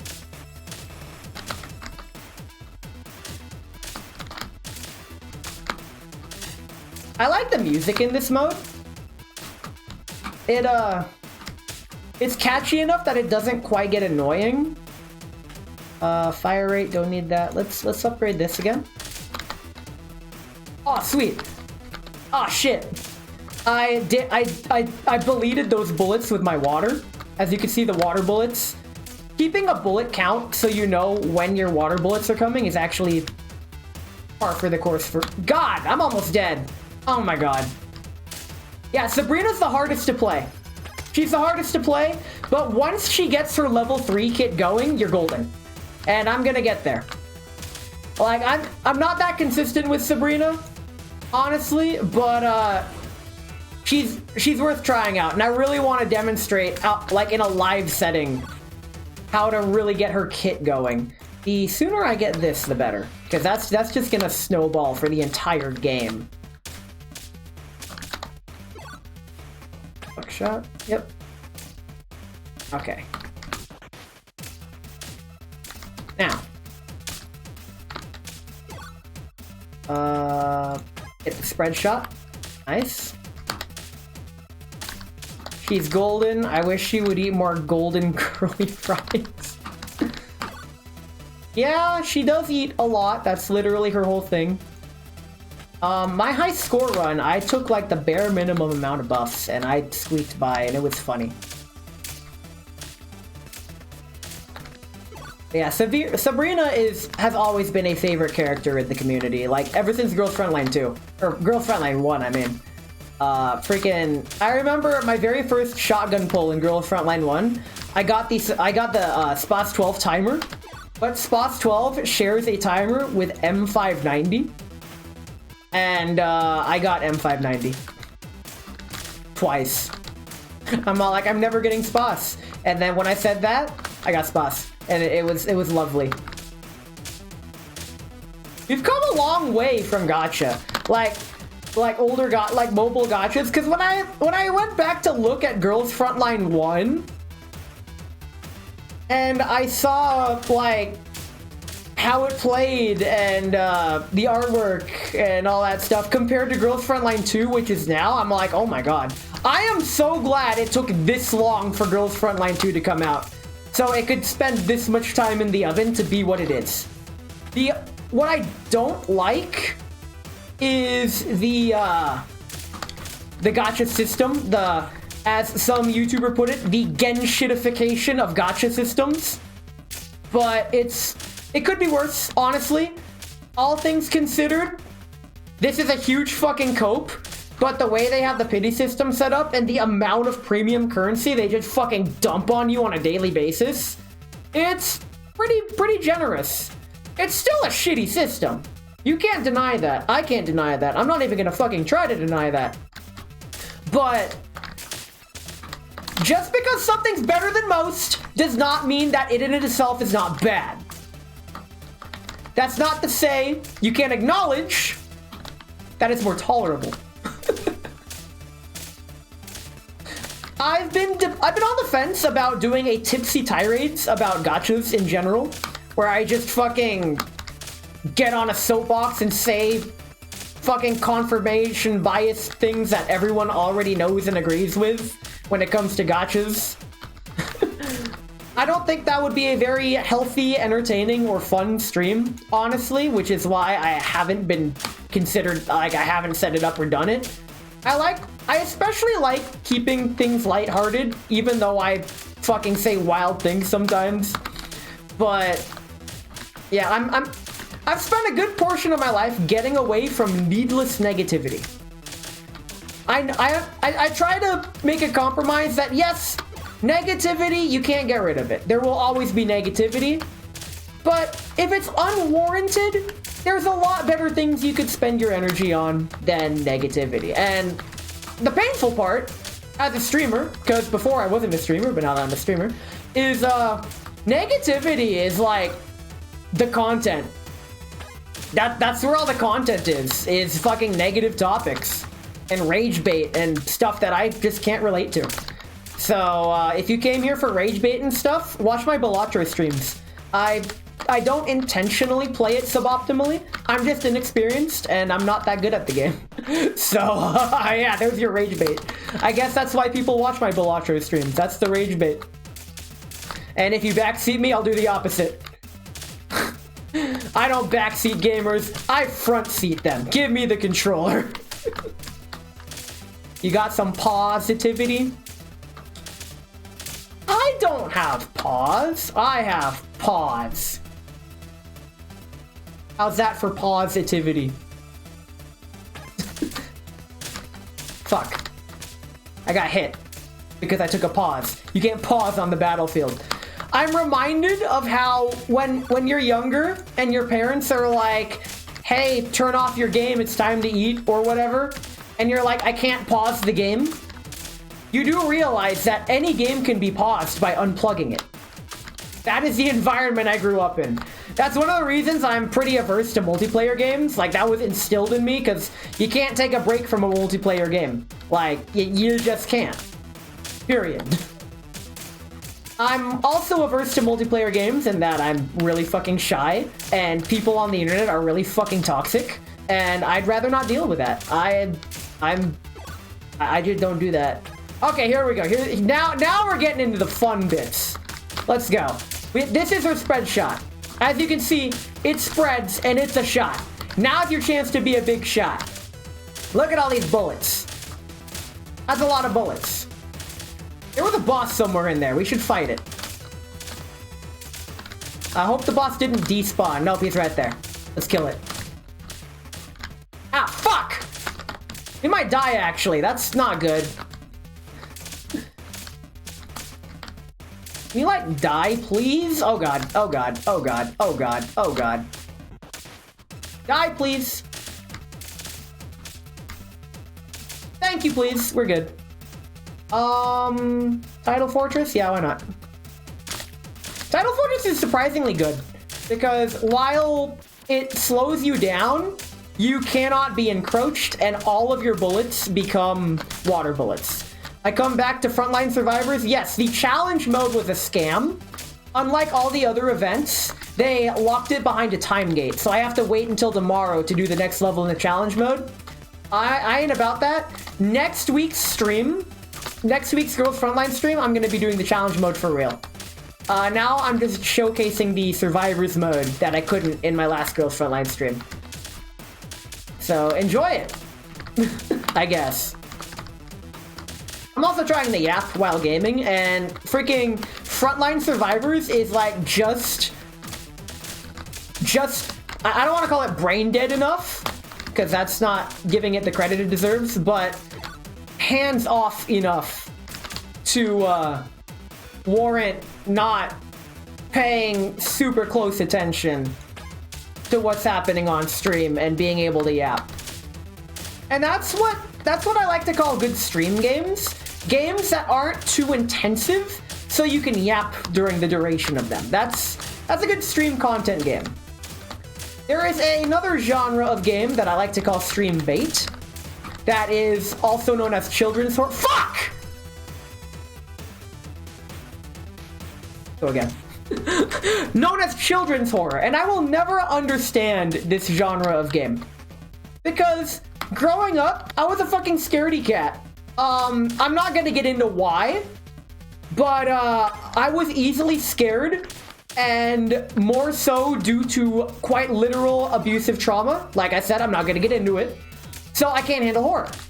So when this genre of children's horror comes out, which is like fucking Poppy's Playtime, Five Nights at Freddy's, all that shit, I will never understand why that is a thing. It's like a fish seeing people on land, and the fish is like, what the fuck are you guys doing? That is uninhabitable space. It makes zero sense to me. I will never understand it, and I'm not even gonna fucking try. And you could not pay me to play one of those for my own personal safety. So you don't expect any of that kind of stuff on my stream. Go elsewhere for that content. Allegedly, it's really popular stream content, and that's the thing. I'll never understand why. And it's like, am I so out of touch? No, it's the kids who are wrong. Clearly. Old man yells at cloud. We're at that part of the stream. I'm just mad because I can't beat this game. Song of Horror when? No. Like I said, the only time I'll ever play a horror game is if I want to play it. I was considering Faith the Holy Trinity for a Halloween stream, but I'm like, well, it did give Tenma a literal fucking heart attack. And she's not as averse to horror games as I am, so maybe not. Maybe not. Maybe it's not the best thing for me. Apparently the memes for Faith the Holy Trinity are fucking great, though. I saw a couple of them, and while they probably spoiled something for me, I know literally nothing about the game, so you can't spoil something for me if I know literally nothing about what I'm getting spoiled on. Why the fuck aren't these enemies dying? Where are my damage upgrades? Was I never offered damage? Where the fuck is my 4-shot? I should have that by now. There it is. There, finally. Let's get some damage. I just doubled my DPS output. Let's fucking go. Now we're talking. Now we're playing with portals. God damn, I just walked into a bullet that already passed me. Fuck. I think that's the issue with this mode when streaming it. Because I'm talking, I'm still dedicating a good portion of my brain power to conversing and yapping instead of focusing on the game. That's where you have to draw the line as a streamer, whether you want to be in focus mode or in yap mode. And I have made the executive decision to be in yap mode. It's funny, I'm not even playing the optimal character. I'm playing Sabrina. The optimal character is Wawa, who I was going to get into after a 20-minute run with Sabrina. But, I'm not even sure. I actually can't make it 20 minutes with Sabrina. It's impossible. At the 16-minute mark, those rabbits move way too fast, and you just can't DPS them away. It's impossible. It's, like, not possible. Unless you can, like, TAS it, which is, again, not possible. Bullet damage. Okay. Big damage. Damage is good. I like damage.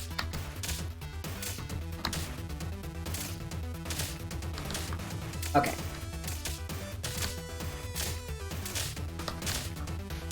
Like I said, I do have a YouTube video of me doing a pretty fucking good Sabrina run. I posted it in the Discord relatively recently. Ah, shit.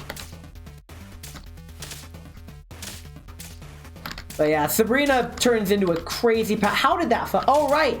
Right, my hitbox is like twice my fucking size.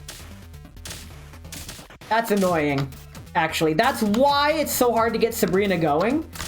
Because her hitbox, you don't actually see her hitbox, but it's a lot bigger than her sprite. So, like, avoiding bullets, you just have to, like, give them a wide berth and hope you don't get hit. God damn it. Like, if I go back and look at the replay, the bullets graze me by, like, a good margin, but I still get hit just because of Sabrina's ability. And it doesn't pay off until her level 3 stats. There we go. Let's get some damage. There we go. Fuck out of here.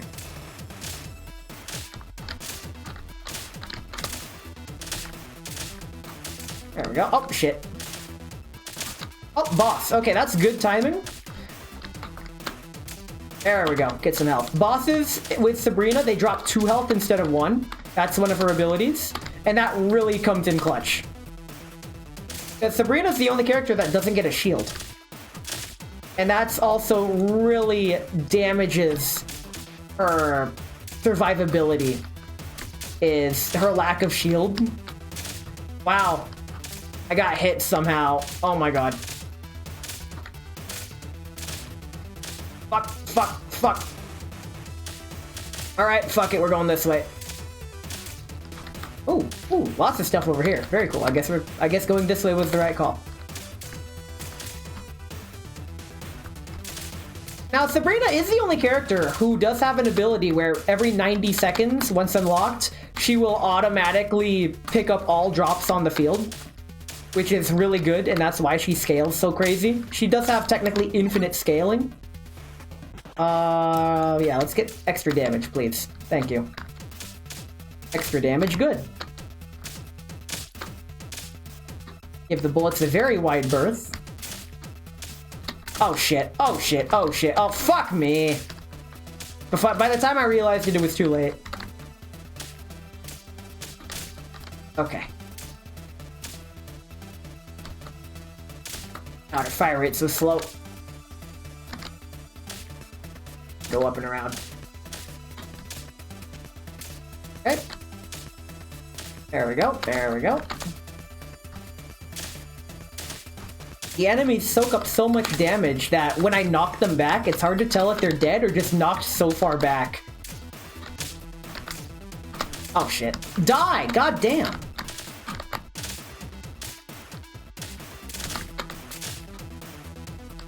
Okay. We're trudging along. This is actually a not very great run. I haven't leveled up in a while. Well, it's fine. We're still dying at level 16. There we go, balanced nutrition. That's what I wanted. And now I don't have to worry about pickups because every 90 seconds, she picks up everything on the field. So I can afford to just run and gun the whole way. Hey, fuck! I think I got hit there. Not sure. Hard to tell. But having 2 health sucks. I got hit there.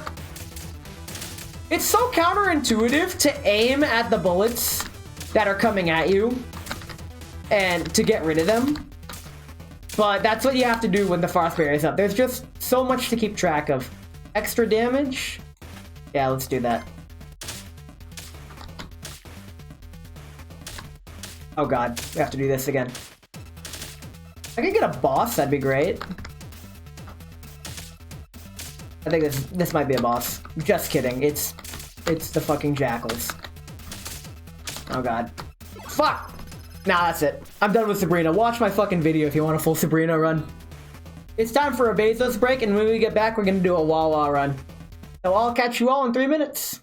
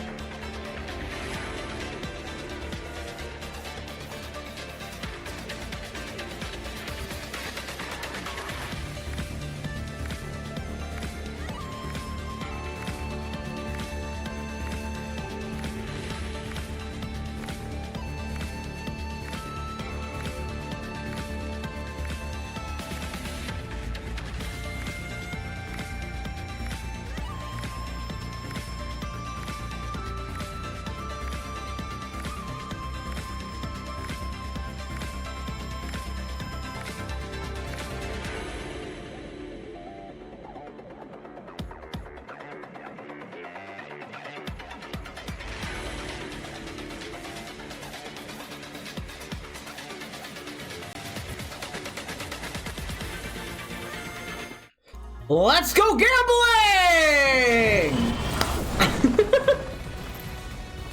Every time. Well, not every time. I do really want V1 Suomi, and we didn't get her. Aw, oh, dang it. Aw, oh, dang it.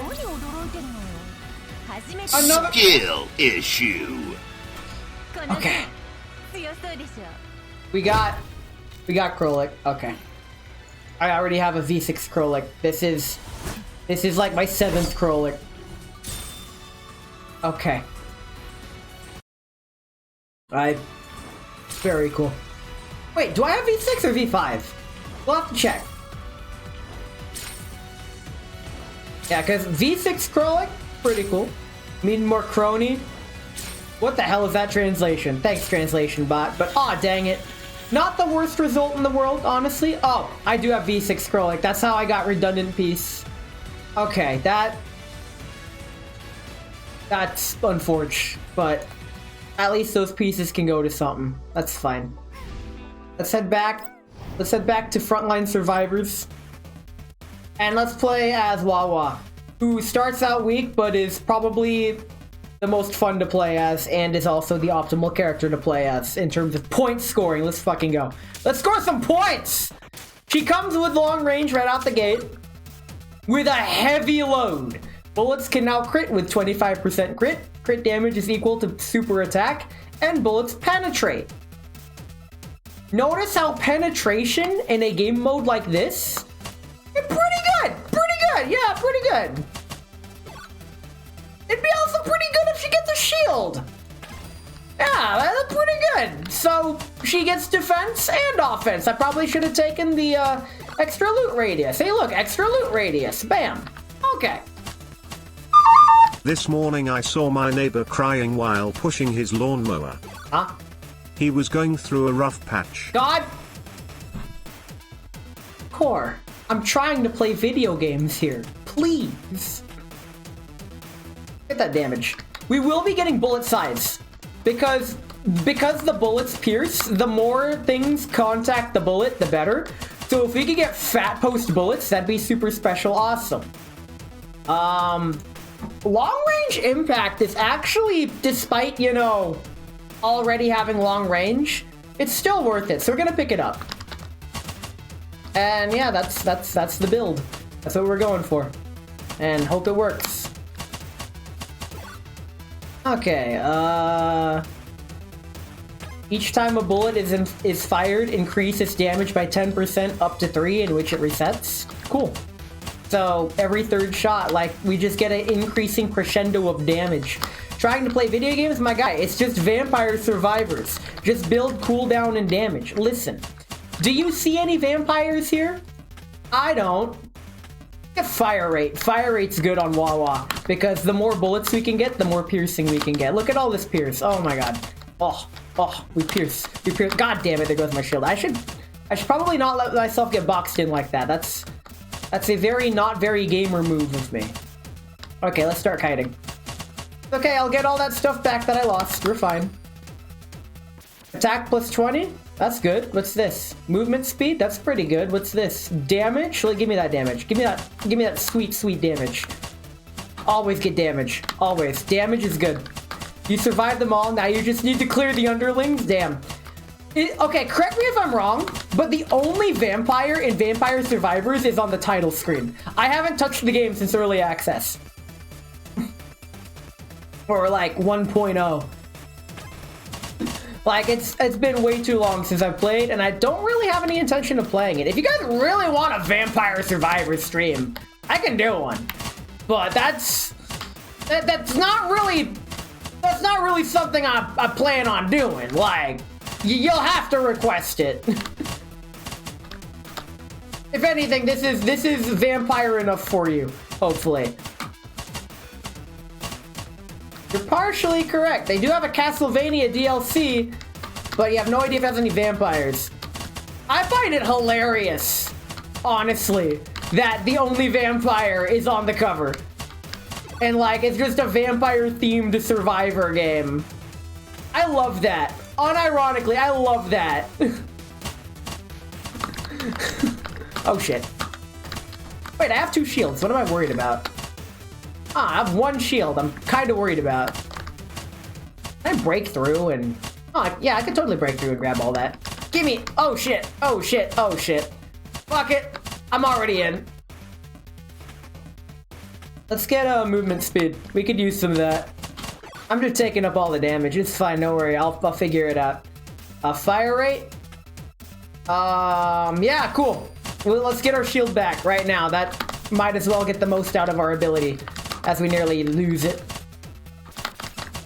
Oh god. I actually have to aim? Fuck me. Regular bullet damage plus 50, fire rate plus 50. Give me that damage, bruh. We're already dealing more damage than, like, final tier Swomi. And we're, like, only 3 minutes in. Let's freaking go. Oh god, the shotgunners are here. Ow. That's fine. It says I have a shield, but I don't see the shield. I wonder if I got hit the frame that I restored the shield. Okay, crit damage, really good. Crit rate, plus 25. Fire rate gets a super boost every, like, many seconds. Oh, yeah. Give me my fully auto sniper rifle.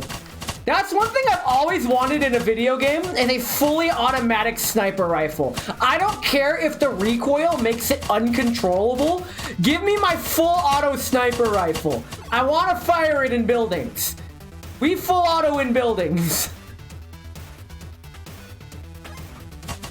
Sweet, we got the frozen field. Cool. True Vampire Survivors clone, fusion weapons are your best friend? Actually, unfortunately, no. There's no collab or fusion or synergy in this game mode. Which, you know what? For a simple little mini game mode, you can't expect them to go too hard, okay? It's just frontline survivors. It's a fun little mode. Like, back in December when the game first launched, they had Nikke mode. I don't even like Nikke, but I'm all like, alright, fine. I don't know why you're doing... I don't know why we're doing Nikke right out the gate, but I guess that's to establish that this is a very refined game for only the gentlest of men with proper taste. Yes, that is what I'm gonna go with. That's my narrative. And if you disagree, you're wrong. I'm a streamer, I can say that. Okay, where the hell's my extra grab range? I could use that. Extra range? Yeah, let's do that. And then extra damage, we could do that after. Oh god, I'm going the wrong way. That's not a problem at all. Let's go. There we go. See, easy game. Not even worried, baby. Not even worried. Like, what even is this? This is extra range, extra fire rate, baby. Give me that fire rate. Yeah. That is one thing I liked about the WA2K in video games that aren't this one. The WA2K has a pretty good fire rate, in my opinion. Let's get bullet size. Like, we were planning on getting bullet size from the start. But bullet size is pretty good for Wawa, I believe, because of her pierce. And it's just gonna hit so many enemies. Like, look at this shit. Look at this shit. We're just mowing down the house. This is a sniper rifle, by the way. What's this? Give me that. We desperately need cleanup. Oh, we're doing so much damage. Look at it. Look at this mad damage. I love this. Wawa's not too hard to get started. And once she's going... Oh, she's going. Oh, yeah. Now, if only WA2Ks weren't, like, so rare and expensive, but I guess that's what makes it popular and iconic, is because it's so rare and expensive. Like, you're not getting a real WA2K. If I could get, like, a cardboard replica, that'd be pretty funny. I'd still try to shoot myself with it, but that's besides the point. Let's get these upgrades. I think we're already maxed out on our upgrades, so let's finish out. We're already level 26, I just noticed. I was gonna pick up that flat damage upgrade, but it's too little too late. We're already locked in. If we get the flat damage upgrade at the very end, then so be it. But it doesn't look very likely based on our current build. I missed out on some damage. That's fine. It's not fine, but it's fine. I feel like my decisions today were good enough. God damn it. I guess we're taking up some flat damage. Okay, that's fine, I guess. Not the best option, honestly, because we still have bullet size to level up, and we've missed that multiple times. Unless I maxed out bullet size and just wasn't aware of it, But we only have one more level. Hey, look, bullet size. There it is. And that's it. That's the build. Let's go. We're in point scoring territory now. Everything we do for points. And as you can see, I'm just fucking mowing everything. It's not gonna last. Believe me, it's not going to last. However, it's like how Kingdom, nothing lasts. I remember playing a decent amount of Kingdom, that minimalist king game where you just move left and right. And honestly, I feel like its minimalism held it back because your kingdom would get so big that just moving around was just awful. And it got to a certain point where it just stopped being fun to play, and I'm all like, I'm done. I get what you're trying to do, and it's fun at first, but no. There is an airsoft version of the WA2K. I love you. Oh my god, that's amazing. Like an airsoft WA2K. I know there's an airsoft Papasha. And I completely missed your earlier comment. It is quite long. I will get up and read it right now, actually. Here we go. I can read. But first Balatro on mobile. And almost what? Wait, you're playing Balatro now. Very cool. So, yeah, Balatro is a very learned game. I'm glad you're enjoying it. Welcome to the gambling. I hope you don't get hooked in too much because according to Peggy, it's real gambling. So you should be very careful about that, okay? I don't want to lose you to real gambling because Balatro is real gambling. That I don't make the rules. That's what they said. In any case, I do make a make big number big game. Number go up is my favorite genre, which is why I like roguelikes so much. Back when I didn't have a job and could play roguelikes all the fucking time. But now it's like, I have a job and I can't play roguelikes all the fucking time. So it's like, what am I even doing? Well, I'll tell you what I'm not doing. I'm not playing roguelikes all the fucking time. Very saddening, I know. But it's whatever. I like scoring points. I need to not get hit. Okay, I can get hit now. I need to keep my shield up because with my shield up comes those extra bullet bonuses. And I would very much enjoy those extra bullet bonuses. They are doing work. Play idle games? I love idle games. The problem is that some idle games get too involved, or some idle games are so uninvolved, but also so, like, have no reason to keep me in. It's so hard to make a good idle game that I want to play. I remember way back in my IRC days, back when I actually used to use an anonymous instant relay chat, back when that was a thing. I'm sure it still is a thing, but based on the current internet environment, I'm sure it's fallen out of favor. I wouldn't know. I haven't touched one in many years. But there was a room called the Idle RPG where it would get to a point, like anytime you logged in or something, that counts as text. Therefore, that counted against you. Anytime you messaged anything or generated any text or any post whatsoever, that counted against you. And it would get so much to the point where you could get to a level where logging in or logging out would actually hinder your progress so much that you would soft lock yourself almost indefinitely. And I found that to be hilarious. That is like the logical extreme of number go up. Speaking of number go up, we are in danger.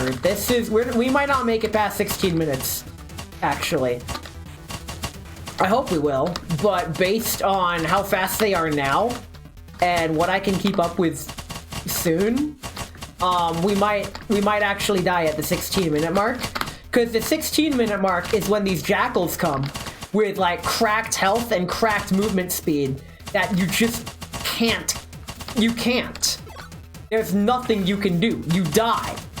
The only person that can survive it is Suomi because of her crazy shields and movement and all that fun stuff. Anyway, let's keep going while we still can. Do I like Dushevnaya games? Number go up extremely big? Yes. Do I like Dark Souls? Big stuff is big? Yes. I mean, Souls is literally like, make Whatever, go. Oh, I'm out of shield. That's a problem. Let's kill 150 enemies and get my shield back, please.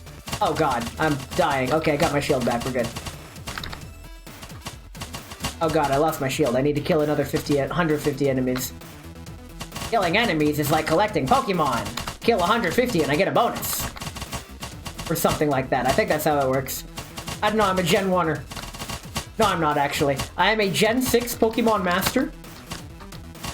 Like, unironically, I completed the Gen 6 National Dex. And, real talk, that shit changes you. I nearly died there. We are on the thinnest fucking ice with this run. Oh my god. Oh my god. This is really bad, actually. Oh god. Oh god. I'm level 49. No wonder. Okay, we're in the long haul now. This is bad. This is really bad. We're max level, and this is a struggle. This is a struggle, but we might get through it. We might. I just need to not die somehow. Oh, fuck, I'm dying. Oh, I'm dying! I need a medic bag! Die, please. Please, Jesus Christ! Give me health! Oh, God! He was about to charge, and that would have killed me if he didn't die right there.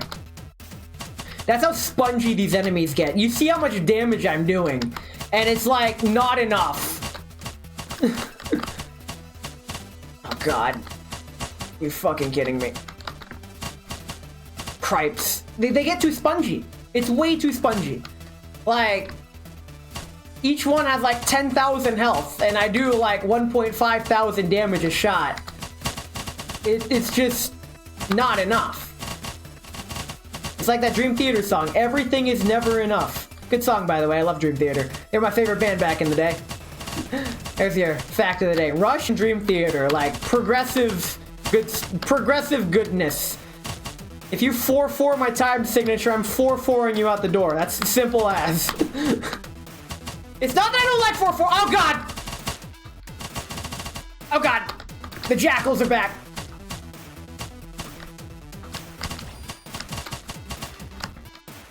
Ah! I actually gotta kind of focus. But I do like, ever since I like learned basic music in school, because I played the trumpet for several years, as you know, I've grown appreciation for music, I guess, and I never learned music theory, but, oh god. Oh god, we're only at like 100 enemies. We still have 50 enemies to kill? You fucking kidding me? Before my next shield? 150 enemies is so much, especially when they keep crowding me like that. Oh god! I'm dead. I'm dead. I'm dead. I'm dead. That's game. That's game. There's no coming back from this. It's too much.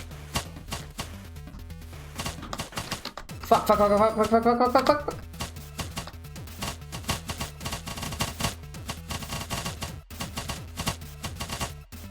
F. New high score? That's a new high score. Holy shit. That ain't spongy. Smash TV bosses take like 5-10 minutes of constant fire. I am going to contest the first part. You can't say something isn't spongy just because something else is spongier. That's one pitfall of internet argument or even comparison that so many people fall into that I'm actually starting to get irritated about, and I myself have stopped using it. Just because something isn't as to an extent as another thing does not discredit what you're trying to say. For the purposes of this game, that's very spongy what I was going through.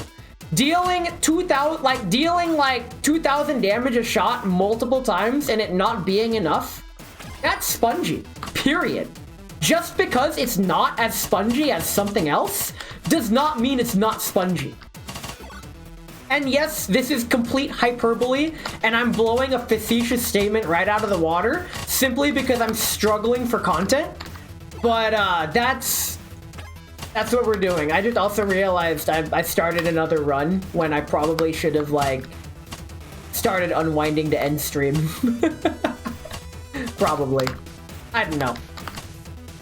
It's a good game. This game. It's decent. Let's get bullet size. Bullet size is pretty good. with the Pierce. I wonder if I should take that flat damage upgrade like I did before, but we were dealing so much damage that not sure it would be worth it. There it is. Let's get all of our other upgrades first. Because I feel like the flat damage upgrade is like the least helpful of the upgrades.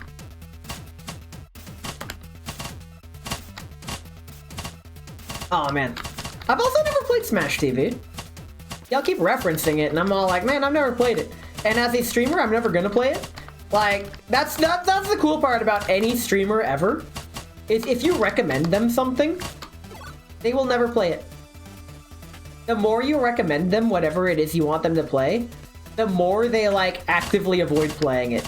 That's what I've noticed in my experiences. Unless you just straight up buy the game for them, and even then they may not play it. Ow, fuck. I just walked into an enemy. That was on me. That's fine. Okay. So, I guess now that I'm in, I could talk about my stream schedule. Virgo was live today, and she actually did reveal that our cheese collab is this Saturday. So yeah, this Saturday, cheese collab. Wait. That's in 2 days. Oh, right, because I'm like, isn't that tomorrow? No, because I forgot about my own Valentine's Day stream tomorrow, which I'm going to be yapping about Valentine's Day, even though I don't really know anything about Valentine's Day. Fire rate is good. I like fire rate. That's just DPS. Fire rate, go burr.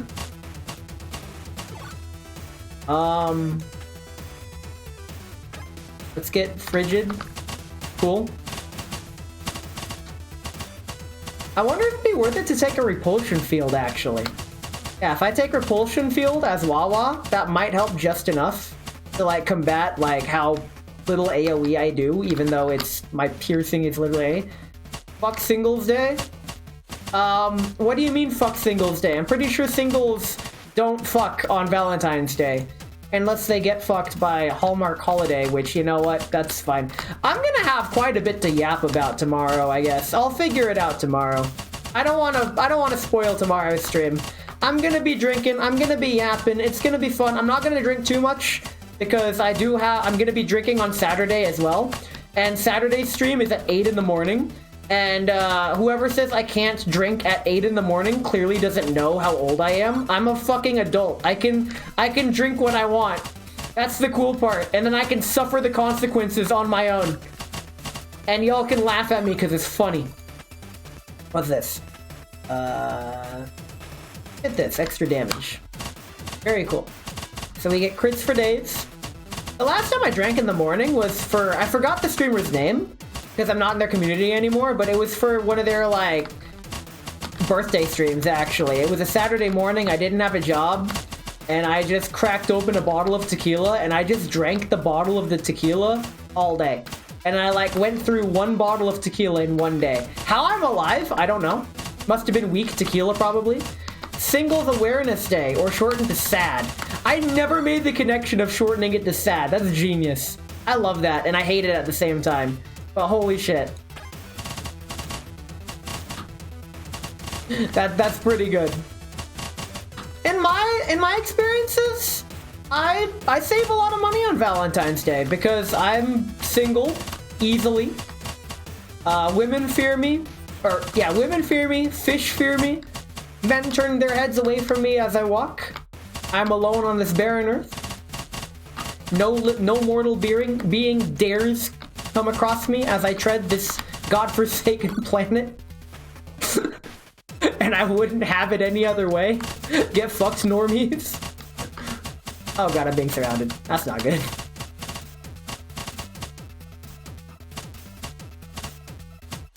Oh man, okay.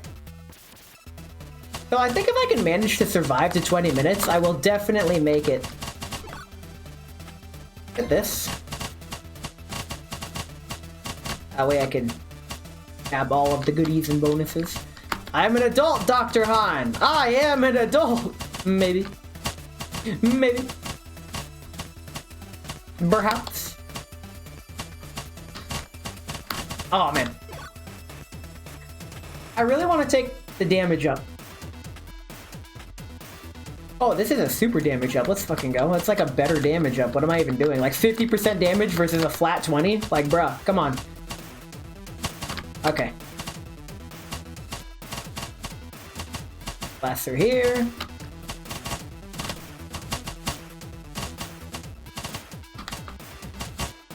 I feel like the damage up would actually be better than the bigger bullets. Probably. Unless that... fire rate? That's pretty good.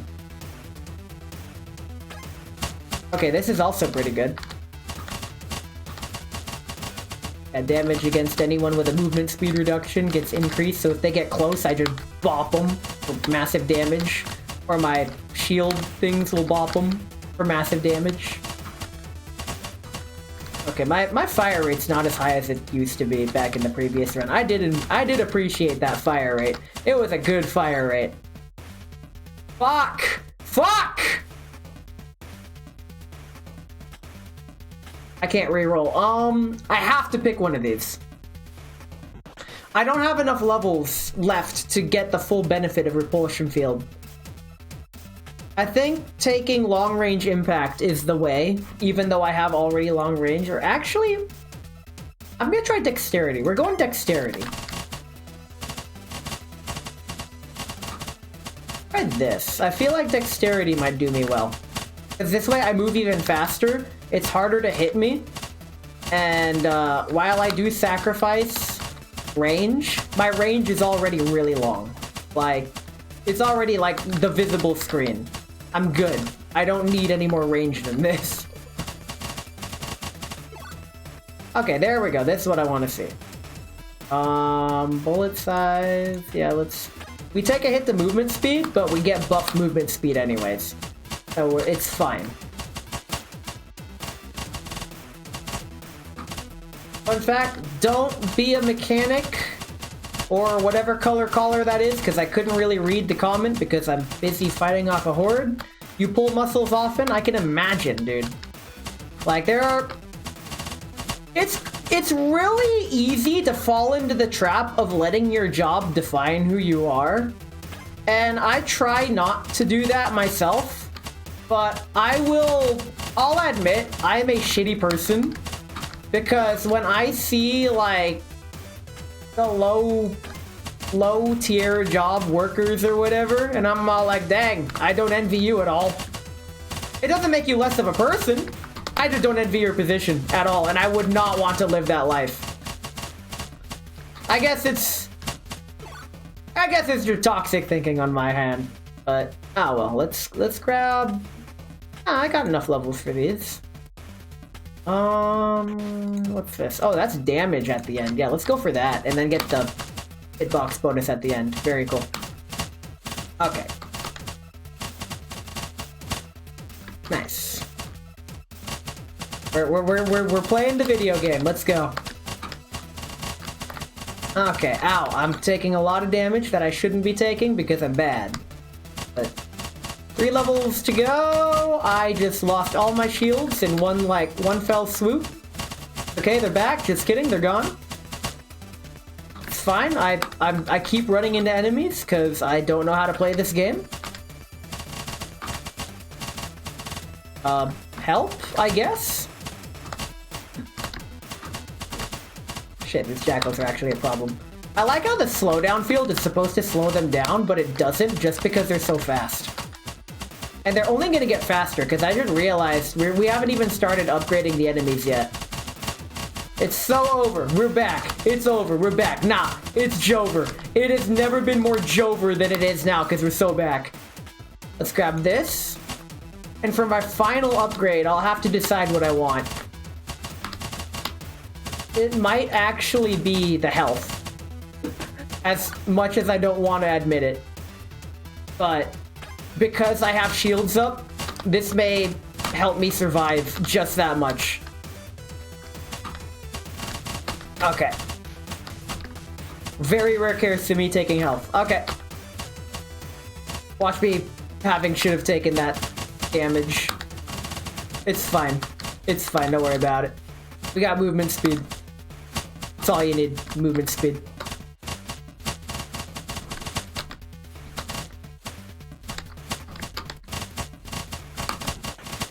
by the way, Corp, you're still around. How's Ring Fit treating you? I know you've been playing quite a bit of it lately. Oh, man. Ooh.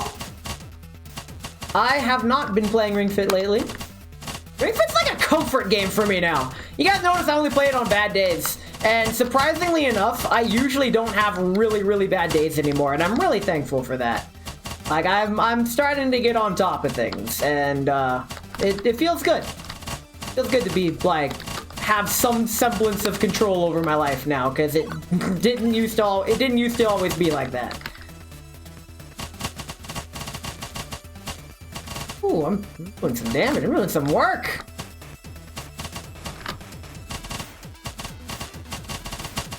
Okay, I'm mowing through. I am going to be sad when I can no longer mow through all the enemies, but oh man, look at all those points.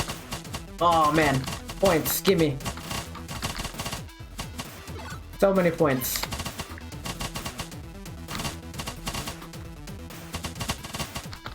Oh, oops, it's fine. I'll just restore that shield.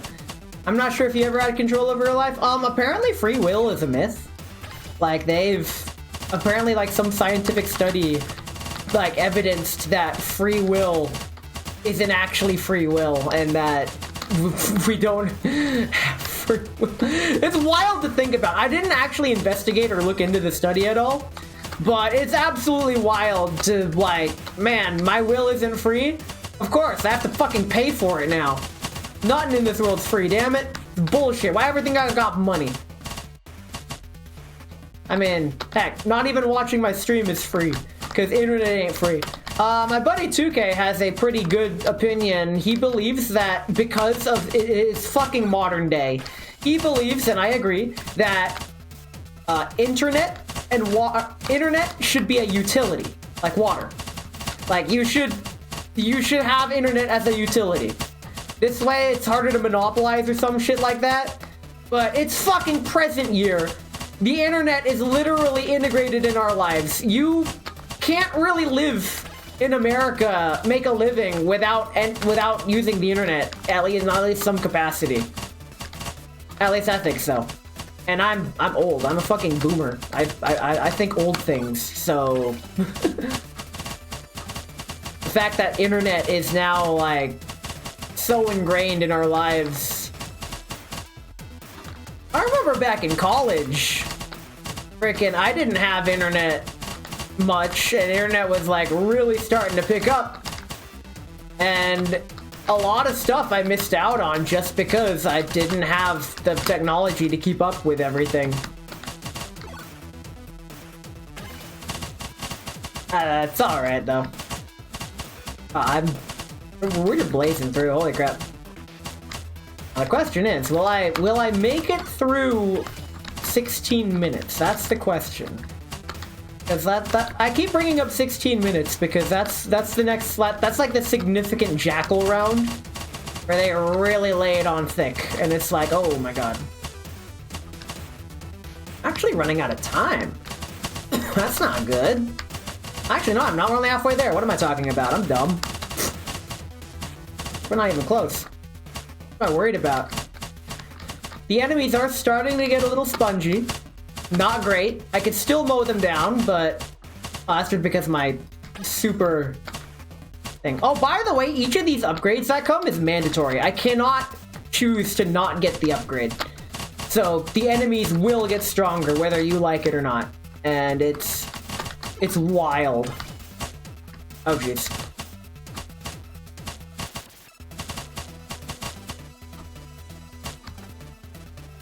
Can you, like, die? Please? Please? Please? Please. Thank you. Oh, my freaking super rate of fire had to kick in for it to die. Understandable. Have a great day, I guess. Jeez. Oh, shit. Oh, shit. Another genre of video games that I've tried and can't get into, and no, it's not Metroidvania, it is the hardcore extraction looter shooter. Like, I haven't played Escape from Tarkov, but I remember playing 2 games, Void Bastards, which is really good because it's set up like a roguelike, but also like an extraction shooter, as well as a bit of the Cycle Frontier back when it was a thing. And while the Cycle Frontier had its own share of issues, apparently, when it came to the actual gameplay loop, I found it way too stressful to be enjoyable. And I'm like, nope. I don't like it when I invest time into something only for it to be forcefully, like, all of that time investment be completely wiped by someone else. I'd rather not. Not for me. I can see the appeal, though. I'm slowly understanding, like, the existence of the competitive mindset. Because competitive mindset and me is incompatible. I just don't have that mindset that most people seem to have when it comes to, like, competing against others. I just never got that. So, oh jeez, oh god. The jackals are so fast. Fortunately, they don't have much health, but freaking the diner gates are also fast, and they have more health. Now, fortunately, if I have my shield up, which I do,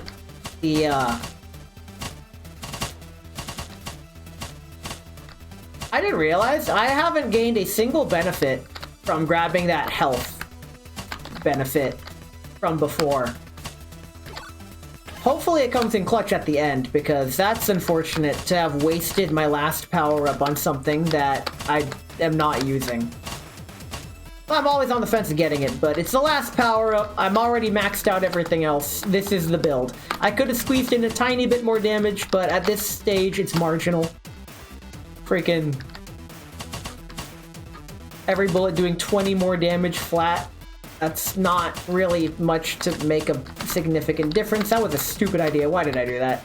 We are one level away from maxing out.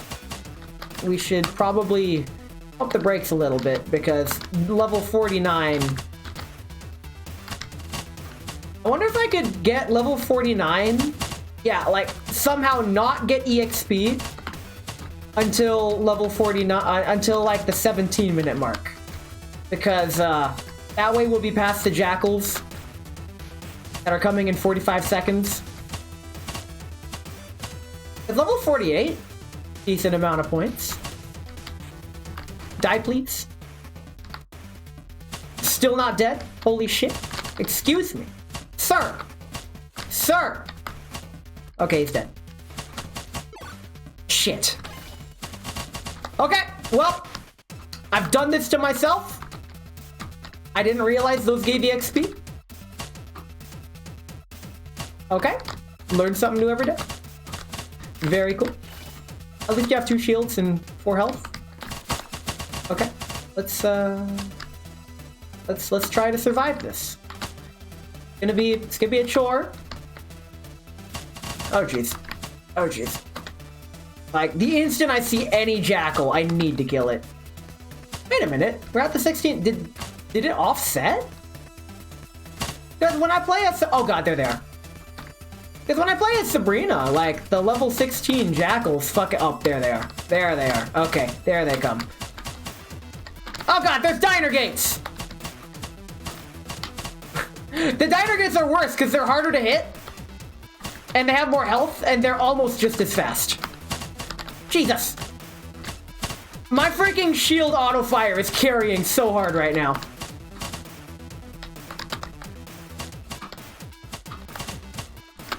God. Ah! I took a hit. God, so hard to get kills. Okay, we made it to the 17-minute mark. Alright, we're not home free. Don't think for a second we're home free. But, I actually have never made it this far. Very cool. Let's lock and load. We might be setting... We're only at 50,000 points? What the fuck am I doing? Bruh, oh right, it's because we got the extra scores so late. This run was very suboptimal. Unfortunate. Very unfortunate. We're not getting the kills we need. That's the problem, you know. Oh god, super diner gates.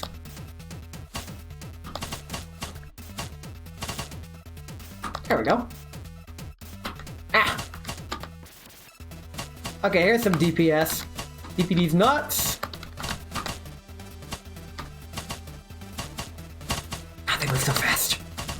Holy crap. It's so ironic, actually, that I'm going to make it to the 20-minute mark with a lower score than if I die earlier. I just find that to be very funny. Unless I could somehow rack up a huge kill count, which is unlikely given the current state of things. I'm trying to clear out all these enemies that are spawning and coming at me, but it's very difficult. It helps when I get a DPS boost like that.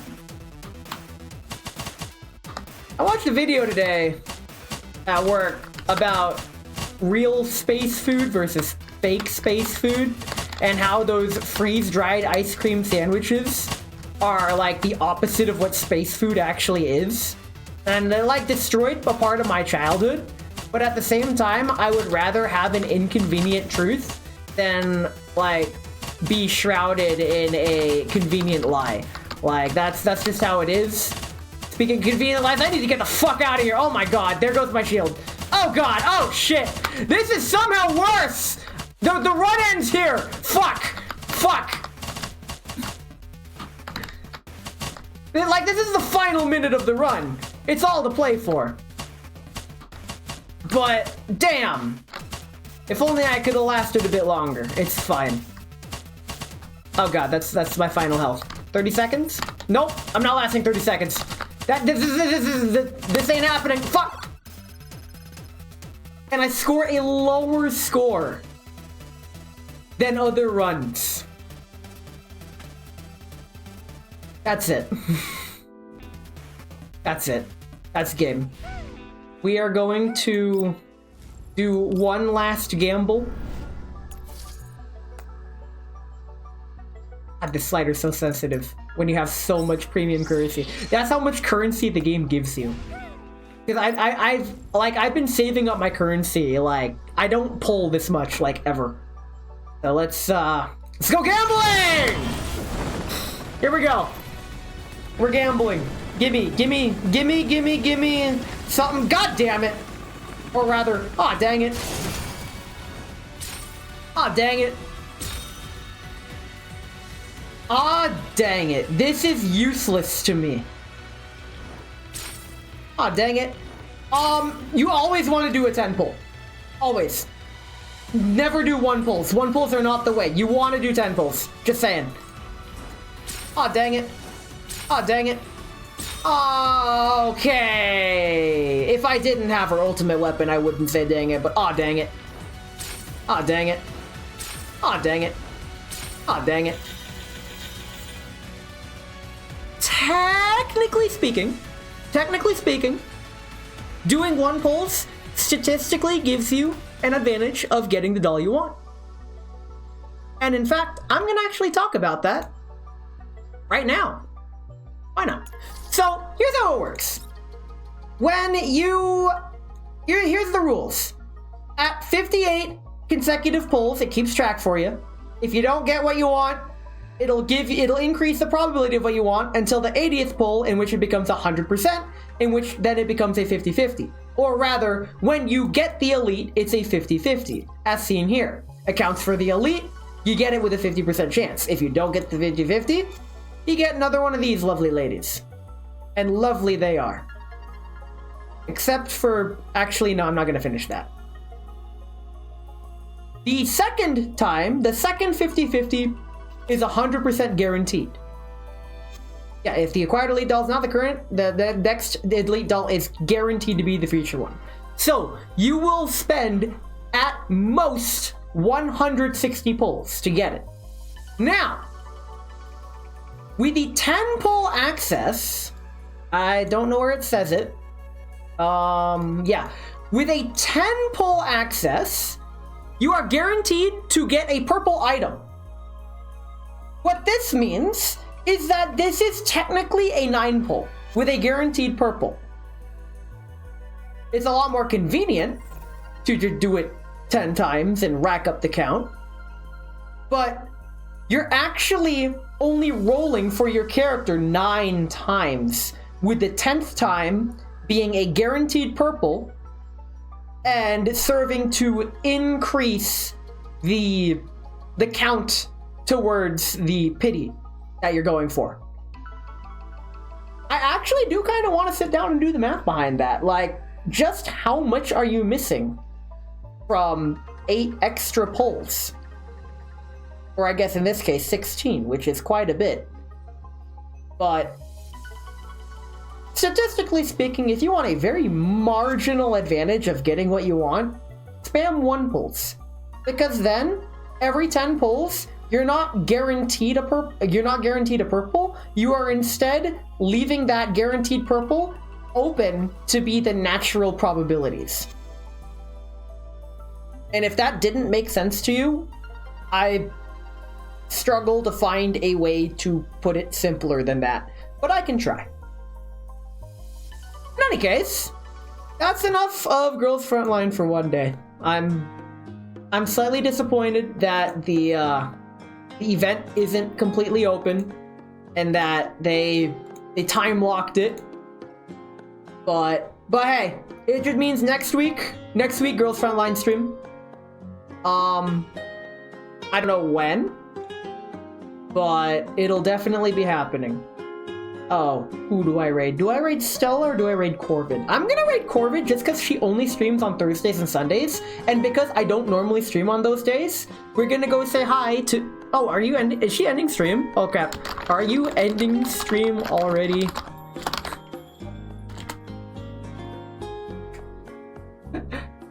Wow. Freaking Meech in chat pointing me out. I can't believe this. I'm stuck in ad hell because some people don't do the ad trick that I do. I mean... Well, I guess we're chatting for a bit.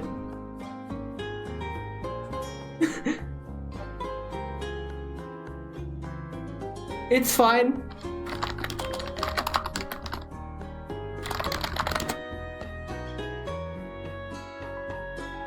I guess we're chatting for a bit. Sorry about that. So, incoming raid probably. Alright, I'm getting raided in real time, and I'm gonna pretend to be surprised. So, about Girls Frontline 2 and the future. Gambling. Gambling is, a bad addiction. Don't do it. It's very damaging, honestly. You don't want to get caught in the gambles. It's not a fun place to be. But anyways, oh boy, Corvid's Curios. Thanks for the raid that I wasn't expecting and totally wasn't going to be raiding into you just now before realizing you're going to be raiding someone because you're ending stream. Holy moly. Welcome in, Corvid's Curios. That, I just realized the freaking raid didn't, like, play because somebody did a follow before. So, thanks for the Thanks for the follow, Corvid. I didn't realize you didn't follow me before. This is because Corvid hates me. It's the pizza string. Every time. I swear. So, Corvids, how was Kingdom Hearts? You were playing Kingdom Hearts. Let me give you the good old... Let me give you a Twitch shout-out. You get the special treatment. You get the integrated shout-out, so they just have to click a button. So, y'all know I stream Monday, Wednesday, Friday. Corvid streams Thursday, Sunday, which is like the opposite of my schedule, but that just means I get to watch her a lot more. Okay, this guy actually shouts out his raiders. No, I don't. Nope. Listen, I never get raided, so I usually forget. This is the one time that, you know, I kind of saw it coming. You know what I never do? Introduce myself when someone raids. I'm Ness, 1228.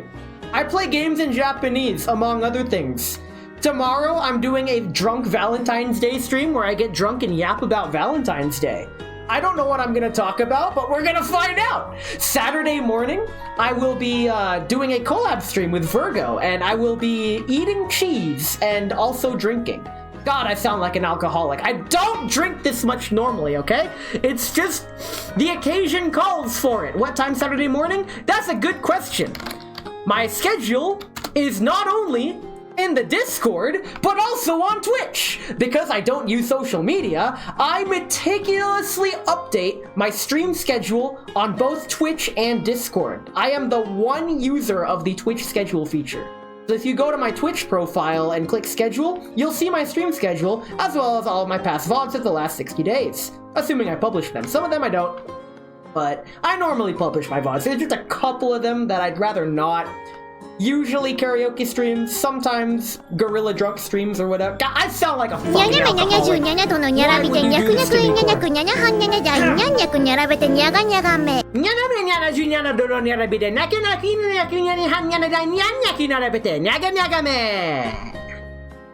Hai, Nihongo jouzu desu. Arigato.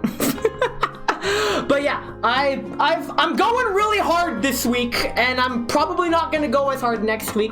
That's right, I interrupted your thought. No thought said empty, don't worry about it. But yeah, I self-taught Japanese. I'm not that great. I have some friends that are like literally N3, N2 level. I missed the N4 by one question.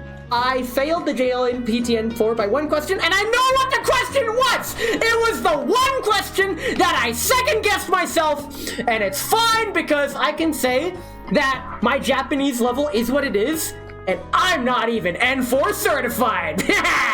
Even though I could probably take the N3 and fail it too. You cannot insult me. My brain is too smooth. Your words just slide right off. N2 friends, listen. I have N3 friends. I have N2 friends. I only have one N1 friend. Yeah, Tadadu's N1. And I still trying to figure out how the hell you can do that. But hey, if people can do that. I guess on the other side of the same coin, it's like the English test for non-native speakers. Like, I mean, I'd probably pass that because I'm a native speaker. It's like how native Japanese speakers easily pass the N1. Like, they might get one question wrong just because of nuance, but like that's how it be. If you're a native speaker, of course you're gonna ace the hardest version. It is a foreign language proficiency test. That's literally what it is. Nihongo no ryoku shiken. Like, that's it. That's all it is. Like, I don't plan on taking the N3 anytime soon, and I don't feel like ever retaking the N4 just because I'm satisfied with the result that I got. I mean, yeah, it's frustrating to miss the passing grade by literally one question. It's like, the funniest part, my N3 friend, he actually, his first time, did miss the N3 by one question. You're N6, you only know a few specific words from anime. Nice. A common reason to learn Japanese is to watch anime, and some people say that that's not a good reason. Those people are full of horseshit. If you want to learn Japanese to watch anime, fucking do it! Yes, you're better than I am at Japanese. I bet I'm better than you at selling pizza string too. I try. I just went there. What are you gonna do about it? But yeah, language learning is a journey, and it's not for the faint of heart.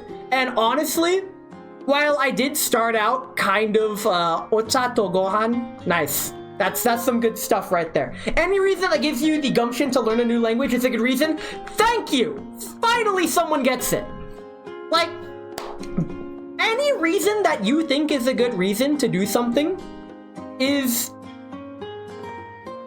I almost just finished that sentence, and whenever I make a statement like that, y'all take what I say, I give you an inch, and you take like a fucking light year, let alone a mile. Goddamn.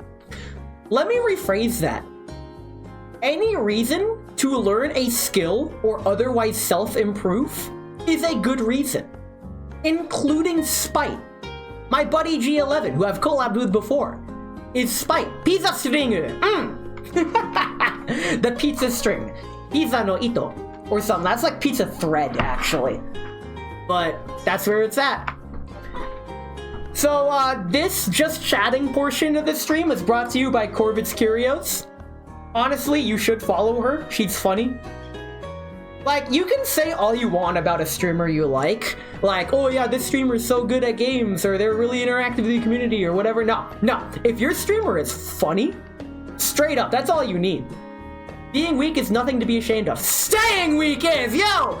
I might be the weakest Link, but I'm not Link, I'm Ness. 1228. The 1228 is important. But yeah, if you say that if you say one of your favorite streamers is funny, that means they're entertaining and engaging. And that is, I think, like, two qualities that go underappreciated in this Twitch sphere that we partake in. I almost said reside in. I don't live here. Well, I do live here, but I'm not here. Where is here? That could be anywhere. It could even be here. Or is it there? It could be anywhere. Don't worry about it. In any case, I did not just crash my train of thought. No. We're not ending stream. It looks like it's snowing for you. It actually is. I do have separate wallpapers. In fact, if we, wait. I'm about to do some crazy time magic really quick. Give me a second. If I just scroll down here, and I'm sick of it being fucking cold and snowing unironically in November. So if we could just make it springtime, that'd be pretty great. Unfortunately, that's not how the world works. And it's time to wake up from this reality that we live in. So let me just get back to winter. And we'll be just fine. And damn it, wrong season. 1 second. Okay. Sorry about that. I had to take the fall there for a second, but we're back. We're back. We are so back. Unlike the game today, we did not get very back. That's why we need to start moving south. What are we, birds flying south for the winter? I'm sorry, Corvid, that was insensitive. Did Ness say it's November? Maybe. Happy Movember. No shave. Grow your beard. Don't let anyone tell you what to do. So I did grow out my beard, or rather, yeah, kind of my beard-ish. My facial hair sucks, but I grew it out anyways. And for November, and everyone seemed to like it. What's wrong with flying south? Nothing. But when growing my beard out, it got all itchy and stuff. I'm like, I'm just gonna keep this for November, and then December I shave it.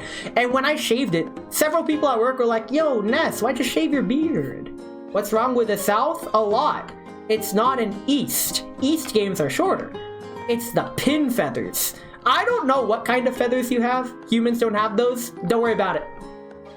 So, unfortunately, Corvid, I am going to reveal some lore. A lore about myself. And this is like actually true lore about me, because I am cursed in that every bird I touch dies. This is why I have never given Corvid head pats, nor given her any high fives or hugs, because I like her enough to not kill her. However, just like Ryuk with the Death Note, when it comes your time, I will come for you, Corvid. And I will pat you on the shoulder and tell you how much of a wonderful job you've done and how it's you deserve some time to rest. I would say, what about Fukumi? But technically she's already dead. I mean, why do you think that is? Thanks. See, it's the time to be thankful. It really is November. You could finally be free! Yo, if you're American, you're always free! Unfortunately, every VTuber is fucking Canadian, and I'm trying to figure out why. I am on a quest to find out why all of the VTubers are Canadian. It's not really making much progress. I'm sure I'll have a breakthrough some point. Don't worry about it. It's fine. Yeah, I am still American. No, you're not. You're Canadian. Oh, my tea is ice cold. Fuck. You're American? No, you're not. You're Canadian. You're Canadian. I've seen your bones. You have that Canadian calcium in your bones.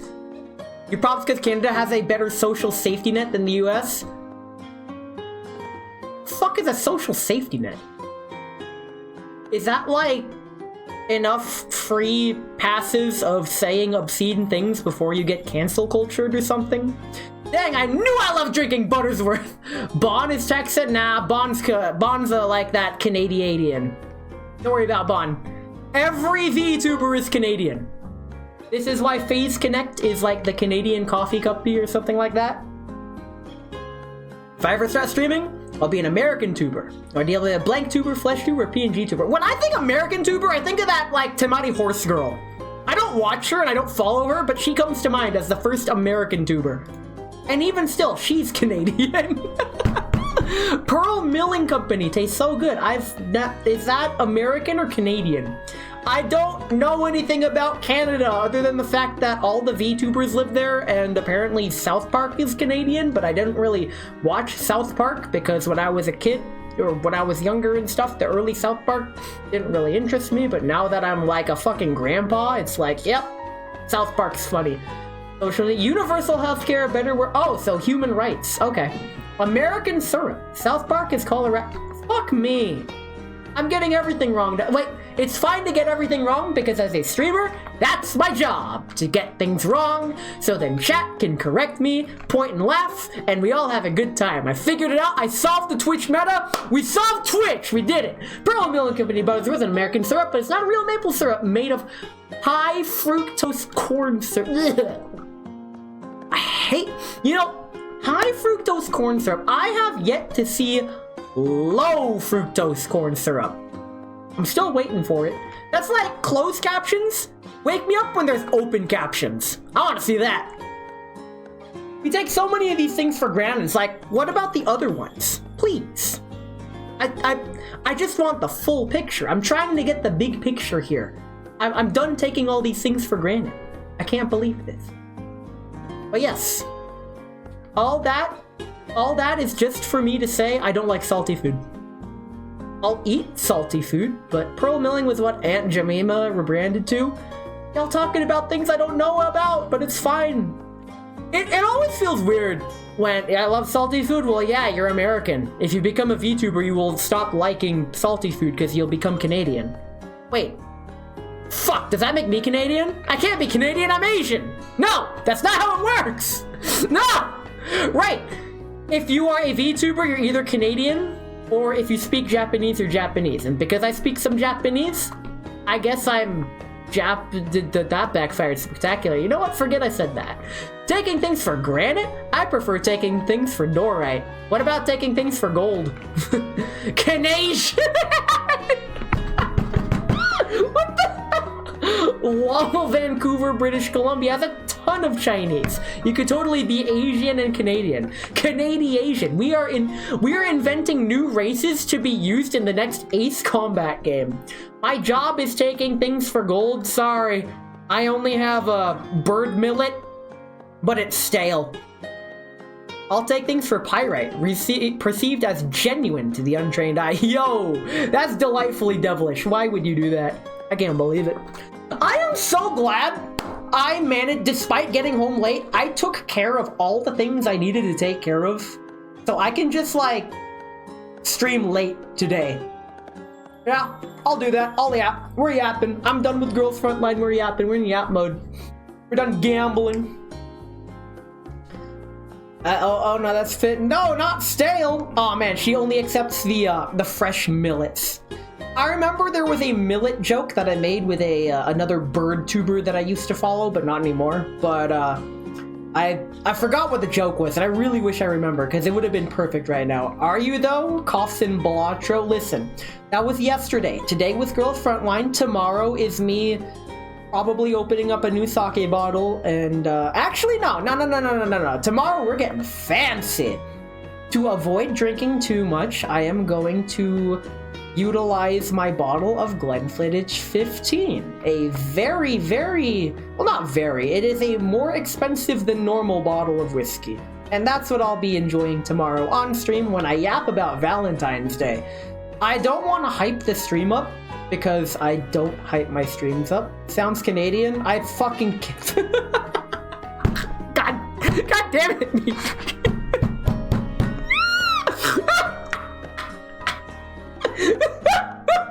Fuck! He came at me out of like freaking blind side. Okay. Cashews, shelled pistachios, and roasted sunflower seeds, not stale, are all accepted payments as well. Do you accept holo merch unopened? Because I have an extensive supply of holo merch. Holo merch meaning, merchandise of the holographic olive variety. I have so many Nendoroids, so many wall scrolls. The reality is, I don't really keep up with HoloLive, like, at all anymore. I used to be the biggest HoloLive stan ever, but that's back when, like, that's like saying I was the world record holder for every category of Kamiko for the Nintendo Switch on the speedrun leaderboards for 2 days, because I was the only person on the leaderboards. But hey, I'm a former world record holder, and you can't take that away from me. I maintain a supply of shelled peanuts because many birds accept it, but all rodents accept it. Now here's the thing. Gorvin said she accepts all that as payment. However, if I touch the millet, and then she touches the millet, that's like an indirect touch. So would she indirectly die? Whether she's willing to test that or not is, that's up to her.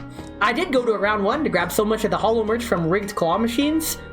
I'm not gonna say skill issue, but I will say that you can get those things for much cheaper on websites, and if you're on Discord, I can hook you up. Just saying, just saying. Ness's millet confirmed to be poisonous. Listen, when I am on good, when I like someone, I try not to hurt them. But sometimes my curse takes over. I do also love going to round 1. I suck at round 1. Like, the last time I went to round 1 was at it was my friend, my co-commentator's birthday party, actually. I went to round 1 with him, and I gotta say, I didn't realize he was cracked at DDR. Like, holy shit. Me playing DDR is funny. Just like me dancing at Offguy was funny. It was funny, okay? I can't dance, but every time I dance, it's like a spectacle. Speaking of which, it's Meech's birthday. What the Meech! Meech, you didn't tell me you're old! Everybody point and laugh at this user, for he is 1 year closer to his inevitable demise! You're old, Meech! Oh! Happy birthday, man.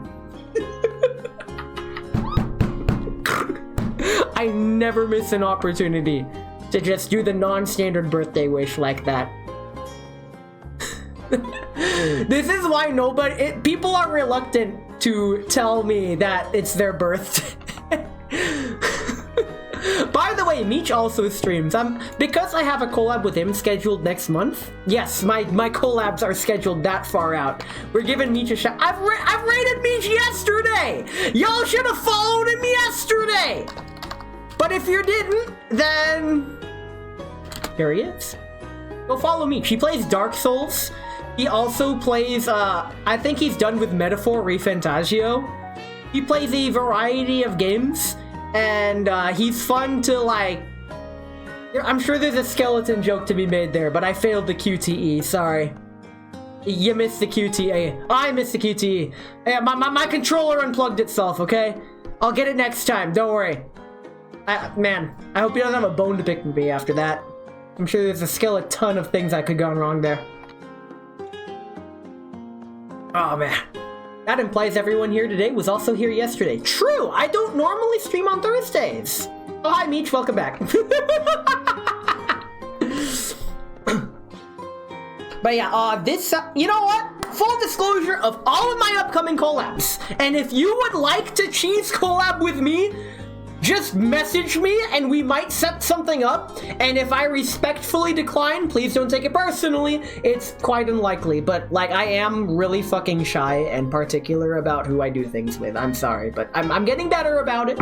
Me doing these cheats collabs has been a huge risk for me personally. Like the cheats collabs are me stepping out of my comfort zone to the point where me just devouring the cheese on stream is actually the comforting part of the stream.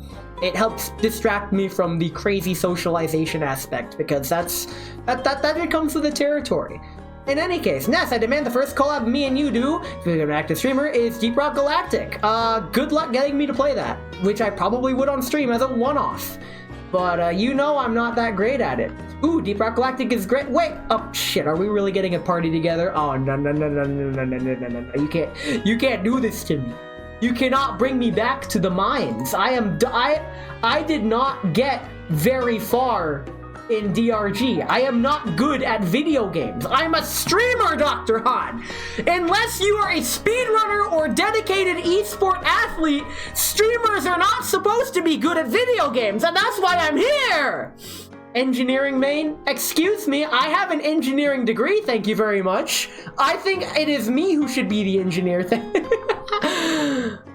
Engineer, I actually do enjoy playing it. Like, I enjoy playing as every class except for the gunner, honestly. Like, I'll try gunner, but I feel like I synergize with gunner the least, personally. You play scout so you can point and laugh at your inedible and comment to mock.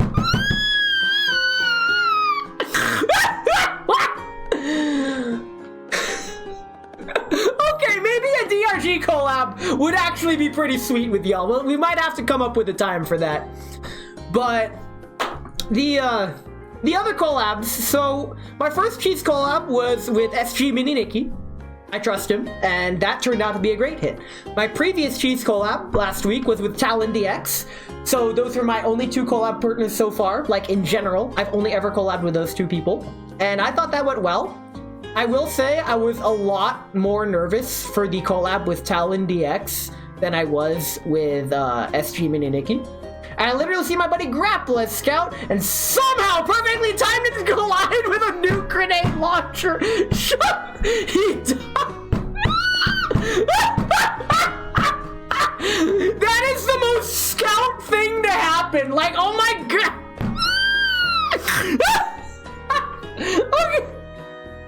Okay. Very cool.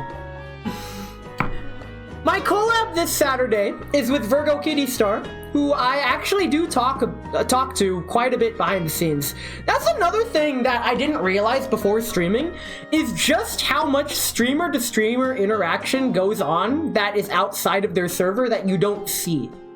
Because I will admit, back when I was in another streamer's server, when they said like, oh yeah, I'm really good friends with this person, but I've never seen them talk ever. I'm like, are you just saying that to butter them up and save face? And that's what I believed, but now I'm all like, they probably talk extensively behind the scenes, which is what I do to at least 3 people. And it's like, that's like 3 more people than I did last year, which is fucking insane. And that might increase, and I'm freaking scared because my social capacity is like getting better. I talk to Meech a ton in DMs. Meech hates me because he doesn't talk to me much in DMs. He's not active in my server. He doesn't even have a server. He hates me. Even though Meech is, actually, speaking of Meech, we're collabing on the 7th of March. March 7th, not to be confused with the Genshin Impact character. So, Rip Meech doesn't have enough spoons. Meanwhile, I'm not very social anywhere outside of short bursts. I like taking your short bursts, Core. And I mean that in the most homoerotic way you would like to take it. In any case, the next collab, Virgo Kitty Star, this Saturday. For those who don't know her, she is the one who raided me at the end of 2023 and took me by surprise to the point where it's one of my most watched featured clips. If I had a server, I'd want to do a group server. I personally am not a fan of group servers. Because with a group server, it implies that you have to like follow the whole group. Unless you mean like a tight-knit friend group server, like Talon DX's server. His server is very closed off, and he, by design, because he doesn't want to do a community server, which is perfectly fine. But for me, I'm unfortunately really picky about the servers I'm in.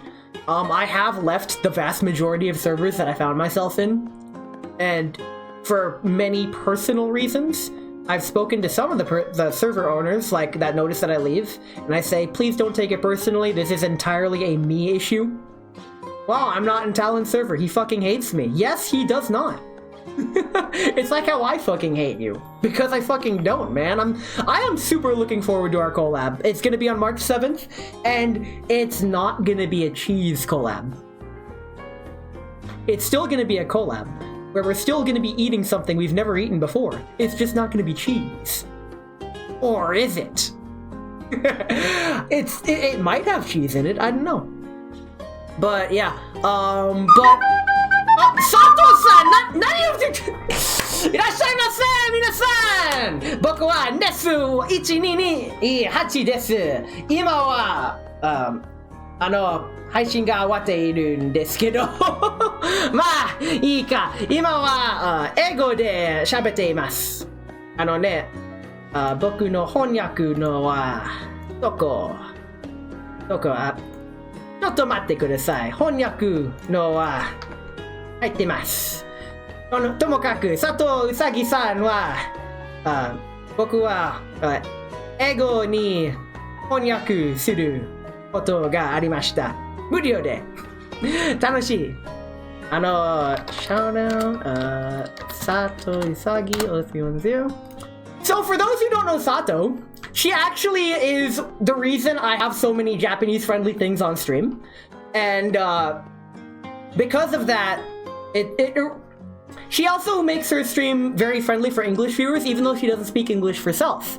Sato-san wa Sato-san ni arigatou gozaimasu. Redo. Redo? Gomen. Gomen. あれ翻訳は壊れた？ there it is. There it is. Multicultural streams. そうですよ。So, unfortunately, 残念ですけど、今日と明日の配信は、英語向けですけど、日本語上手でありがとうございます。ありがとう。でも、if you're looking to practice Japanese, actually, watching Japanese VTubers I found is very helpful. Sato-san is actually one of the main reasons I was able to practice my Japanese, talking to her on stream. 佐藤さんの配信で僕は時々日本語を練習します。でも本当に楽しい。Have fun. ありがとう。翻訳ありがとう。He's far better than my Japanese. Genuinely impressed as you. Well, thanks. Man. Okay, man. I need a minute. Man, I actually don't have a blush expression. I really should. It's been a year. I should really make one. It's fine. I drew all of me myself because I am me. Boku wa boku desu. Mochiron. I normally don't stream this long. こんな長い配信はあまりしないんです。But today's special. I'm having fun. And I thought, now you're stuck here forever.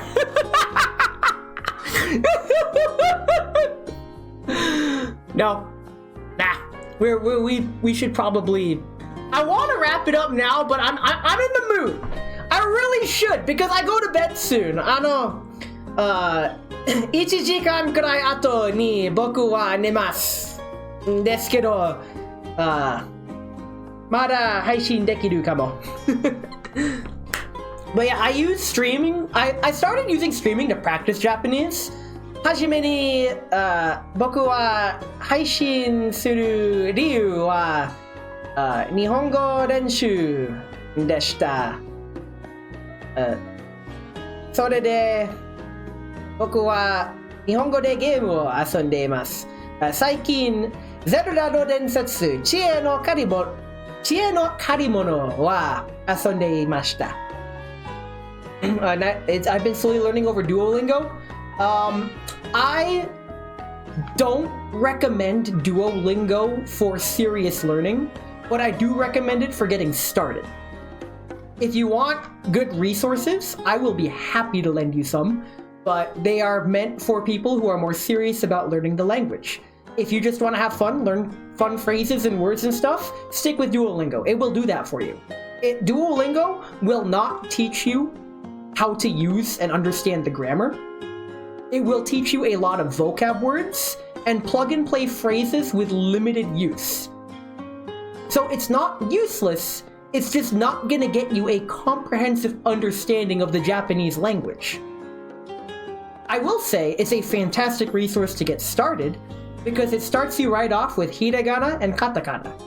And those two are the foundation of learning Japanese, and if you don't learn those at the start, you're only setting yourself up for failure. Yes, you'd love learning it, you'll be visiting Japan often. Yo! I'm actually too scared to go to Japan! Ano ne, boku wa, jitsu wa, boku wa, nihon ni, kowai, dakara, hikoki dekimasen. Gomen! I don't know enough Japanese to say that, but I hope I got the message across. I'm too scared to visit Japan. I want to go to Japan, but I have fear of heights and thalassophobia. That's okay. I have thalassophobia too. I see a cute lass over there and I'm all like, oh my god. My heart rate spikes and I can't speak. That's why I talk to VTubers, because I don't, for some reason, that thalassophobia just isn't there. I am not scared of these lasses. I can talk to them sometimes.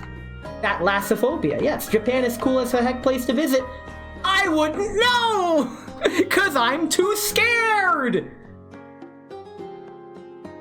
You used to scuba dive? Yo, you got to play Dave the Diver in real life. Very cool. Oh man.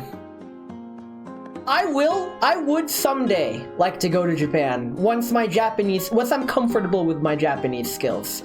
Itsuka Nihon ni ikitai n desu kedo, boku no Nihongo no ryoku wa mada dakara ima wa dekinai. Gomen.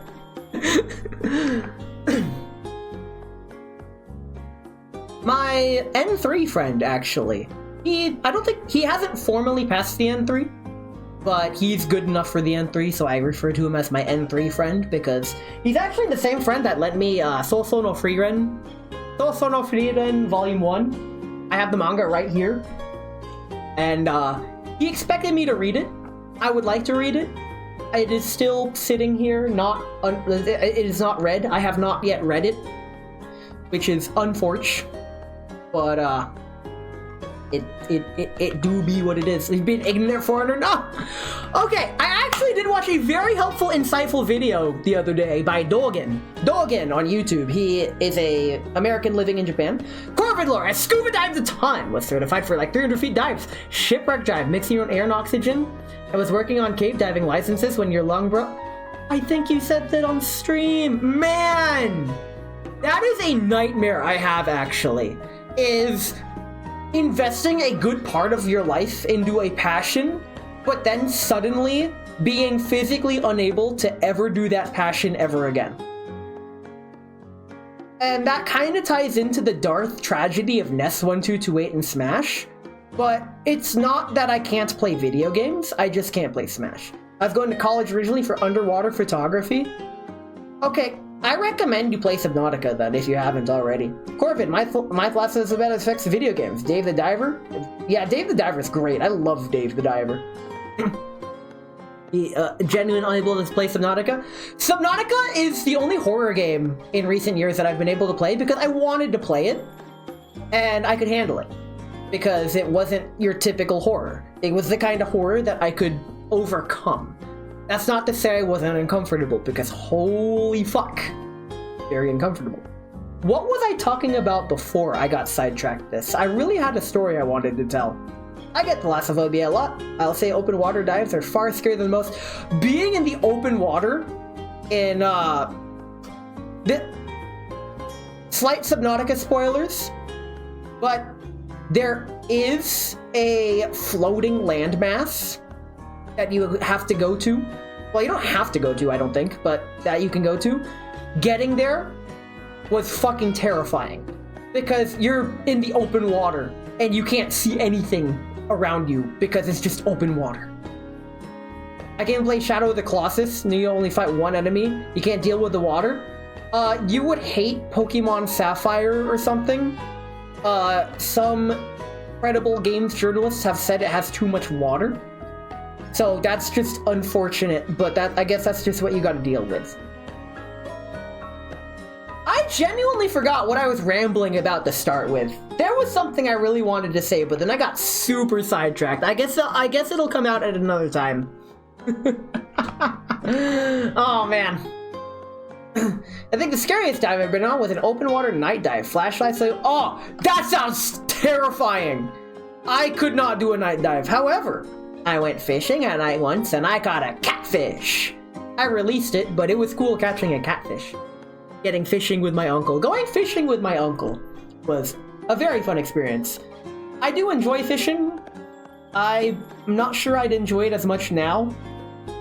But like when I was younger, when I like really wanted to try fishing, I did. We all tied to the guideline so we didn't get lost. Oh, good that there was a guideline there. Cause like, yikes. Oh man. I didn't realize it's almost 7:30. My red filter is gonna kick in and I'm gonna need to get ready for bed very soon actually. I do wake up at 5 for work. So I've been pretty bad about going to bed on time lately. So I mean, hey, I'm way past my normal stream time, and I wish you sweet snoozers thanks. Corvid introduced me to a phrase called sweet snoozers, sweet snoozums, etc. And it is like the most adorable goodnight send-off I've heard in like almost ever. He hates us? Yes. Now. You love doing it as a yo. Don't caffeine via noodling, red deck style, and super skip. Yikes. It's okay, we'll be talking more about that kind of stuff tomorrow when I get tipsy on stream and yap about Valentine's Day. Don't stick your arm in a snapping turtle hole. Why would anyone ever do that? I mean, I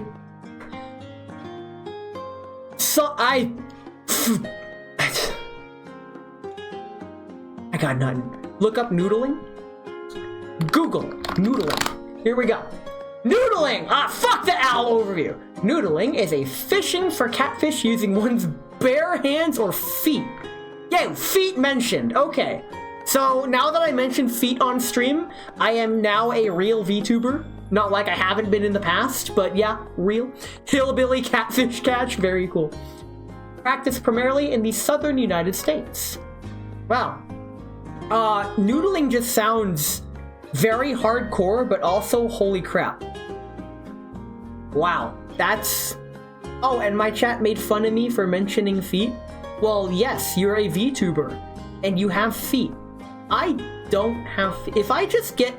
You're about to see something cursed. If I get rid of everything, I have nothing. There is nothing there.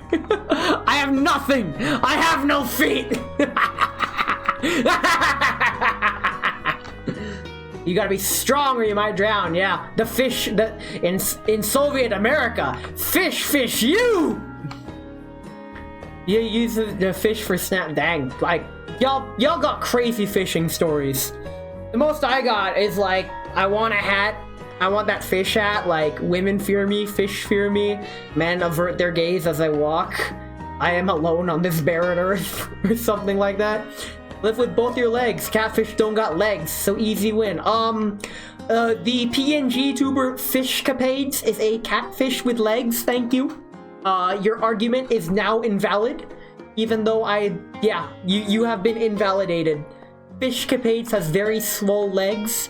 I've never rated them because they have followers-only chat. By the way, Twitch lets you know if you're about to raid someone with a followers-only chat. And, just so you know, followers-only chat is like the #1 way to get people to like not follow you, because if you are going to have a barrier to chat, then like, oh, okay, I'm going to follow you in chat. Oh, turns out I don't like you. Unfollow you. Bye-bye. And that takes a lot more conscious effort than people want to give. I might be the only person who feels that way. There's also pre-roll ads. Yo, raiding and a pre-roll ads suck. And I feel bad for Sato's raid because she raided into pre-rolls because we passed the Bezos break. I wasn't expecting to stream this long. I'm normally really good about that, but this is bonus time. This is yapping time anyways. There's no stream content. I'm just yapping. That's the content. You're not missing it. Now, what's worse? What's worse is when the streamer has the mid-roll ads automatically scheduled and they are actively participating with you in chat, then you get slammed with an ad that could easily be preventable by manually doing your ads. And then they're all like, oh, I guess the conversation's dead. You have Twitch Turbo because ad make you mad. I am just really particular about who I follow. The VTuber sphere has gotten so saturated that I can afford to be absurdly picky. So that means if I follow you and interact with you, then congratulations. You're like one of 10 VTubers that I consider worthy. Yes, I'm talking about you, Corbin. Yes, I'm talking about you, Meech. I actually interact with very few VTubers. Like, normally if I do watch them, I might say hi or something in chat, or I might just exclusively lurk. But my standards are just stupidly high now, because I can afford to have them as stupidly high with how crazy the market's gotten. Are you saying Talon isn't a VTuber? Talon? I do it in Talon's too, he's one of them! I'm not gonna name all of them, that would be telling. But I will say that any streamer that I would like to collab with and have collabed or am going to collab with, then yes, I look up to them enough to trust them enough to deal with me on stream, which is a lot to deal with, as I could imagine. It's okay, I wouldn't deal with me either, trust me. Before I started streaming, I didn't ever use Twitch. Now I try to keep it on a second monitor to keep up with cool people like Meech. Meech is very cool. So, second monitor content, I view myself as second monitor content. Easily. Like, I don't see myself as first monitor content. In fact, I think I could make it a third monitor content, but not everyone has 3 monitors. You put me on second monitor, I'm happy. You put me on second monitor, mute the tab, give me the viewer metrics, fuck it, do what you want. A lot to deal with, Ness, buddy. Need I remind you of your Discord This man, Core, in Discord, he set my volume to 200%. He's gonna go deaf. Main monitor is a game, second is entertainment, third is Discord. For me, my monitors are always changing what they have, but third monitor is always like extra stuff. I have used third monitor almost exclusively now for multi-stream drifting. So, in my case, if I never have a stream on second monitor. You need a fourth for chat? Cell phone. Use your phone to just have the Twitch app open. You can have just chat on your phone. That's what another streamer I used to follow, she streams with one monitor. She's a single monitor user. I don't know how she does it. In fact, she barely does it. She used her mobile for chat for a lot. Yeah, it's horrifying. Gonna go deaf. Ness, you're a mechanic. Air and power tools are a daily noise. I really hope you're using the proper OSHA certified hearing protection. I actually did submit a justified OSHA complaint to my workplace because for a evacuation drill, they used an air horn in the office, but that air horn, when I inspected it, exceeded the safe hearing, the safe decibel level for human hearing. And I submitted a formal complaint to the Department of Safety at where I work, and thank God, because it physically hurt my head to hear it go off. Topped with my, I like to call it autism hearing, but since I was never diagnosed, I just call it sensitive hearing. Well, I got 2 monitors, but I want to find something to hold your drawing tablet to use as a third. That's fair. Also, sweet you got a drawing tablet. I, unfortunately, use a mouse to draw. I don't have a tablet.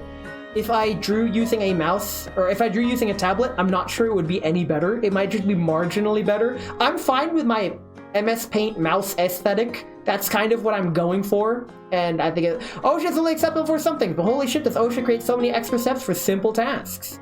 I mean, I view OSHA as a meme, except for the one time I did file a formal complaint, in which it worked. It worked. And I win! Terrible with stylus, good with mouse. I'm terrible with everything, so don't worry about it. But yeah, we are yikes, We're yapping long time. I might as well just keep going. You know what? Fuck it. You guys are yapping with me till bedtime. I have decided I'm taking you guys with me all the way to bedtime. I'm gonna brew some tea, Basil's break. I'll see you guys in 3 minutes. We're yapping tonight, unless you all leave, in which I'll be taking this Basil's break for nothing. In which you'll make me sad. But it's fine. I don't know how late y'all stay up. Everyone's got different schedules. But I'm comfortable with just chatting. But if I'm gonna do this, I will need to get my sleep time tea. And I will explain after the break.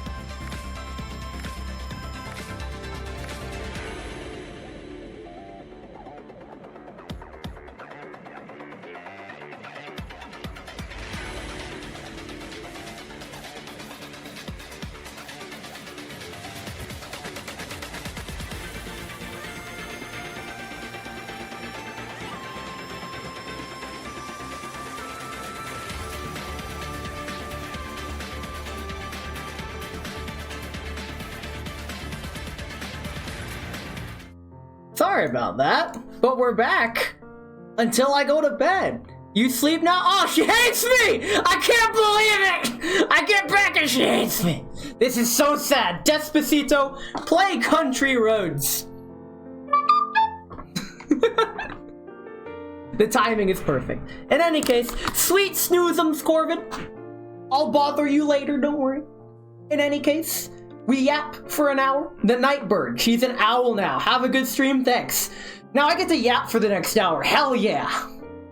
Get to expend all of whatever social energy I have left that I should probably save for tomorrow to yap about Valentine's Day. So the pre-Valentine's Day yap session, as I let my tea cool down because I just heated it, but not too hot, but it still has to brew and all that good stuff. It's it's funny. I took that break thinking, yeah, I just come back to find something to yap about, and then I come back and I have nothing to yap about. This is where improv comes in. You get as a streamer, Dr. Han, yapping is a skill. And as somebody who spends most of his life indoors in his own room doing his own damn thing by himself, yapping doesn't come naturally to me, even though I've been told it does.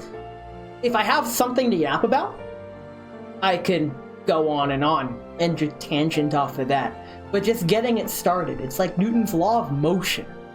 Like how an object in motion tends to stay in motion. Object at rest tends to stay in rest. I'm in rest. I'm going to bed. Good night. I'm just kidding. Not yet. It's still a little too early for that. But the thing is, some people have called me a professional yapper. Y'all think I'm a professional yapper, and I'm like, what? The other day, I turned into freaking Kirsha, however you want to pronounce it. She is a professional yapper. I was impressed. I was like, holy crap. This is the power of a true professional yapper. Like, yikes. It's not even close. I don't even compare. Like, what the hell? But if y'all want to compare me to that, then sweet. Who am I to deny? But in any case, this is fine, actually. I kind of want to boot up Girls Frontline 2 again, but at the same time, I'm done with the game. I've done everything I need to do today. It's done. It's good. It is what it is. I keep a spreadsheet of how much I'm spending in Girls Frontline 2. Every time I make an expense, I document the date and how much it was. And in another column is the grand total of how much I've spent. Like, I just take the sum of the whole expenditures column. And that keeps me from spending too much, honestly. Knowing that like, unmicros the microtransaction. Because to know that I've spent that much over 2 months is like, well, that's a bit much. I'm toning it back. I keep myself in check, but at the same time, it's like, yeah, I want a V1 Elite, but do I really need it? And in Suomi's case, I feel like the V1 Suomi would be worth it, simply because her V1 is so good compared to her base. Because her base is already cracked. Being broke helps you keep you in check. Have you considered just having money? Have you considered just like, I guess, not being broke? Easy, just have money, bro. Fuck. I cannot say that with a straight face, goddamn. But Suomi's V2 is really good because it adds like a max HP based healing effect to her ultimate, which is really useful since, because of the buffs that I have on her, those little keys, I don't have the Confectants one on because I have the other ones on. So she would use her ultimate on turn 2 and not turn 1. What this means is that my dolls are gonna take damage, and they usually do take freaking catastrophic levels of damage. We're talking like losing 90% of their health in one turn. And I'm like, well, that's a skill issue on my part. Could have done better. But that's the way the Girls Frontline 2 is what they say. And they do say that, yes. Probably. Maybe. Don't quote me on that. Having an extra heal with her ult will just get them back up to speed quicker. It's not a full heal, but it's like a lot better than her freaking passive, 10% heal. At the end of her turn, she does like a passive AoE heal for like 10% HP or something. Which isn't much, but it's honest work. And it's good. It's her base, and that does give her a good role as a healer. But Suomi's freaking cracked. Like, if you didn't get Suomi, and you're not gonna get her on on the other banner, like, bruh. I feel like to not use Suomi is to be in challenge mode, which there are now several modes that require multiple echelons to clear. And like one of the previous events that I didn't clear because I wasn't high enough level, and I'm like, I don't feel like putting in all the effort for this because I am okay with missing these rewards. I miss those rewards, and you know what? It's fine, because they were all rewards that I could have gotten with enough time anyways. There was nothing permanently missable in the rewards, and that's why I was okay with not grinding the event. And I'm enjoying the game more because I'm making that decision of knowing what not to do, or rather, being okay with not doing everything. And that's a psychological trap that I fall into a lot, is because I like to do everything. If there's something, I like to experience all of it. I am trying to get every doll in the game, and fortunately the only dolls I don't have come from the standard banner, and they hand out polls for the standard banner like very frequently. So you get standard banner polls like a lot. So there's still a lot you could get. Like QJ's in the freaking standard banner. The freaking highest DPS character is in standard banner. Like, and you're guaranteed her eventually. Like, that's just how it works, should you choose to accept her. And I played through her cutscene dialogues, and I really like her. Like, while yes, she is a freaking workaholic, it does suit her kit. And while I'm not sure how I would deal with someone like that in real life, the way the game presents itself, because you're already on good terms, it's like, well, dang. All work and no play makes QJ a good girl, I guess. Not Jack, don't worry. I call her QJ, everyone calls her QJ. I think it's just because no one bothers to try to pronounce her name as it is. I'm not even gonna try. It's not Japanese, so I'm all like, no, I'm good. I can't do Chinese names, I don't know, like, there's nothing. There's nothing in it for me. I'm like, nope, not even gonna try it. QJ it is. It's easier that way. I like the nickname. I find the nickname endearing. Like calling Wawa as Wawa to the point where in my mind that's her default name, just like with QJ. That's the default name. I've sometimes slipped up and called her Wa2K. Even rarely do I slip up and call her by her current name, Macchiato. Spelled differently because I don't know why. Just to be cool, I guess. But it's what it is.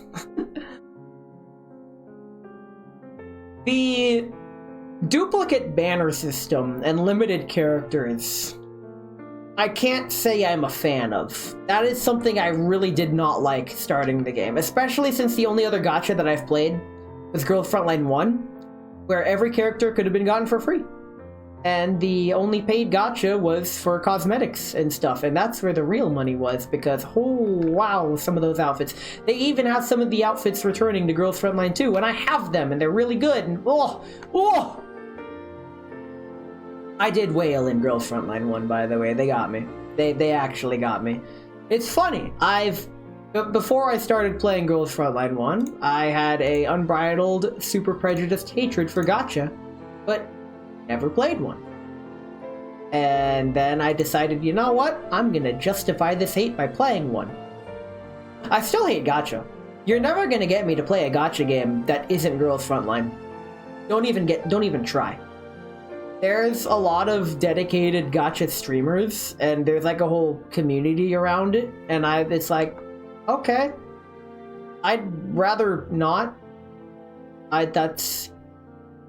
The reason I'm into Girls Frontline, despite hating gacha, is it all started with that mistake that I just explained of trying a gacha, even though I hate gacha.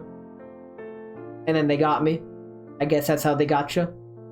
Pun intended. That's the joke. I try. But I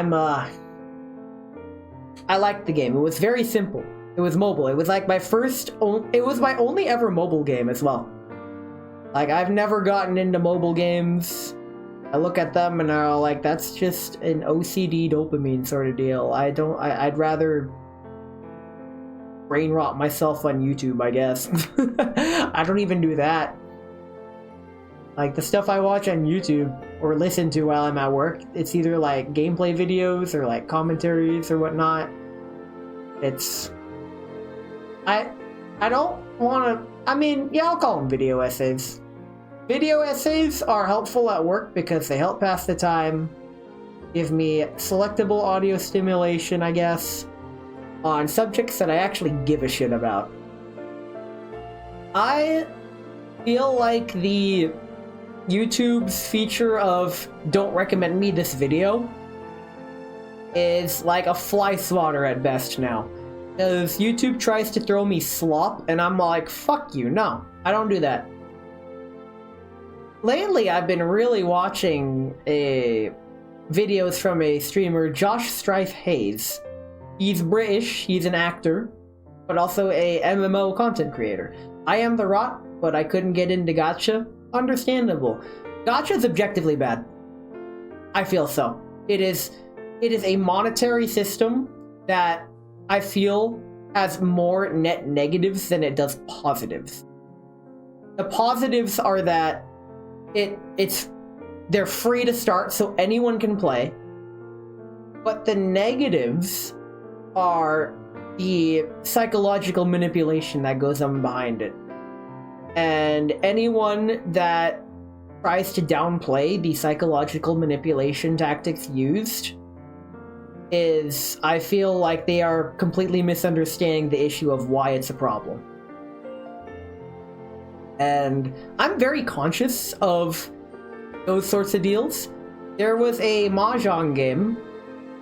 I will not say the title because I am contractually obligated not to speak bad of this game, so I will not say the title. Instead, I will say qualities that I did not like that were in the game. Those qualities included extremely, egregiously, just crazy pushes of all the limited time stuff, all the FOMO, all the daily, weekly activities. There were 3 events going on at one point, with 3 different daily quests for each, and I'm like, it's too much. Stop it. You're pushing way too fucking hard. And that's actually one of the main reasons I put down the game. Was because it was trying way too hard to take up my time. And that's my bottom line. If a game does not respect my time, I will not play it. And I've extended this sentiment to many other things in life, including but not limited to VTubers, or communities, or people even. Especially people, actually. There's another VTuber, I'm not gonna say their name. I was really good friends with them back in college, but then we drifted apart through no fault of any of us. We just kind of drifted apart. And we somehow reconvened in another streamer's chat. They recognized me, like, there is only one Ness1228 in the world, and I never thought I'd see you again. And they were really excited to see me, and I'm like, holy crap, do we get to rekindle a lost friendship? The answer is fucking no. Because I don't know if I am in the wrong for feeling betrayed, or just getting, like, maybe my expectations were too high, but if you are going to come at me very excited that you get to see me after all these years again, and want to chat, and, like, talk and catch up, and become friends again,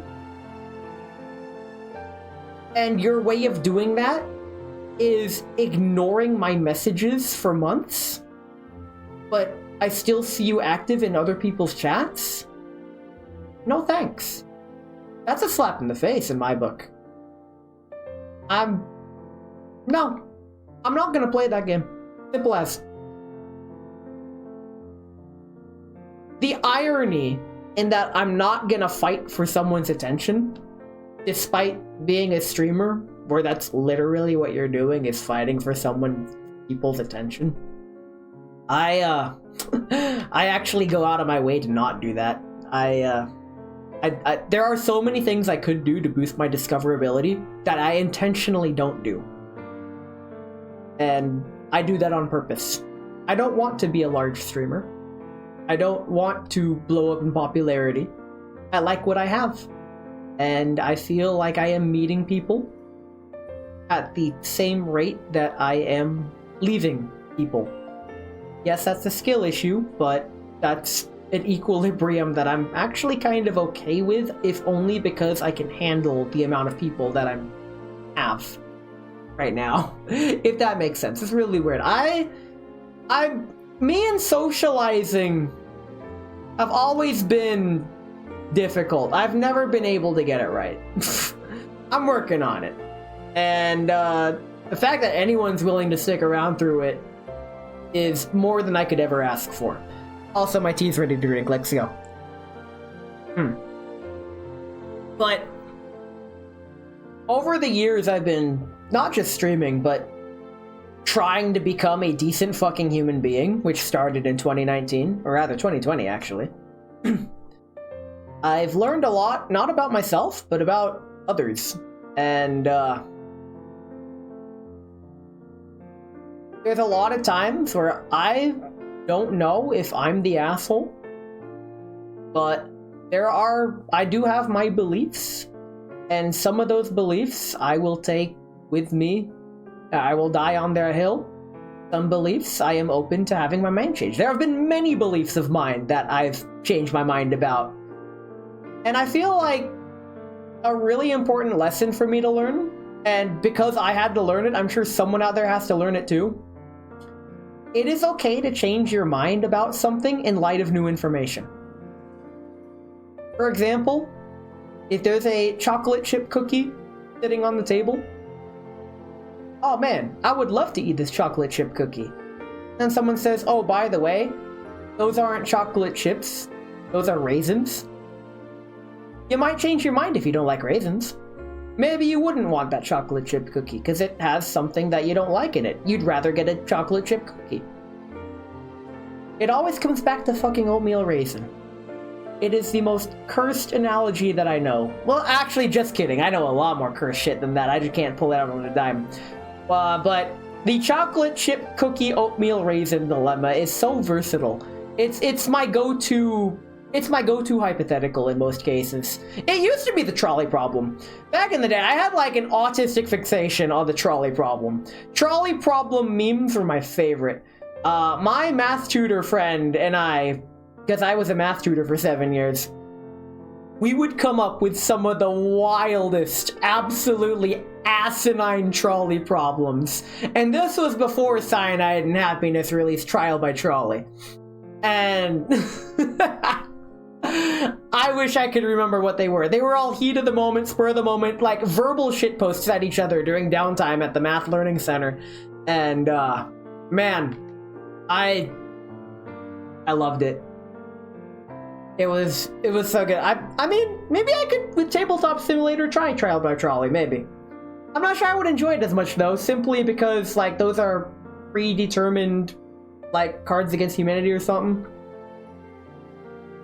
Speaking of which, I actually don't like Cards Against Humanity. I will not play Cards Against Humanity at a party if offered.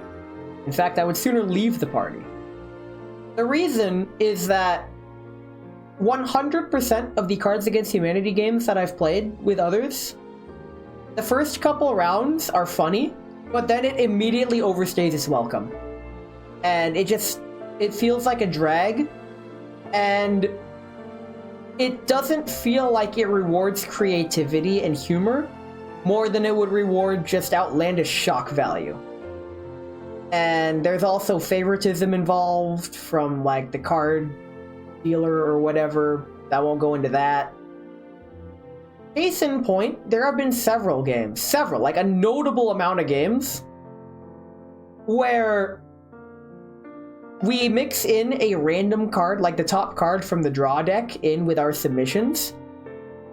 And we called it rando. And if nobody won the round, and the cards are, the guy that picks the card from the deck, then rando won, or the deck won. And many times the deck has actually won the whole game. And what that evidenced to me is that Cards Against Humanity is... It makes it lose a lot of its meaning as, like, a social bonding game. I feel. Well, I mean social bonding, as in like we're here to have a good time and play a game. I'd much rather play a game where I can straight up lose or whatever, rather than a open party game like that that's like verbally shitposting, but this gets tiring after the first 2 rounds. I don't like it. I won't play it, and I will never host it. There is a better game from Cyanide and Happiness, Joking Hazard, much better. Handles the like putting cards together to make a 3 or 4 panel comic. That I feel has a lot more creativity behind it and a lot less shock value that you can rely on. Like you actually have to like kind of think.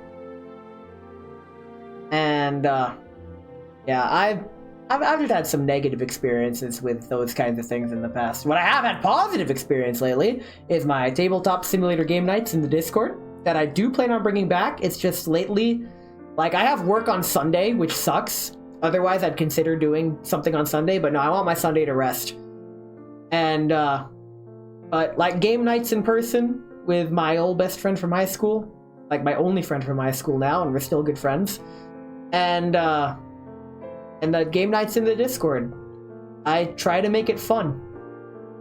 And despite having that part of me that tries really hard in games, I could still make it fun. Like, you guys saw that, well, you might not have seen, but me and Talon, one of our first collabs was Tabletop Simulator. And I had the time of my life. That was one of my most fun collabs ever.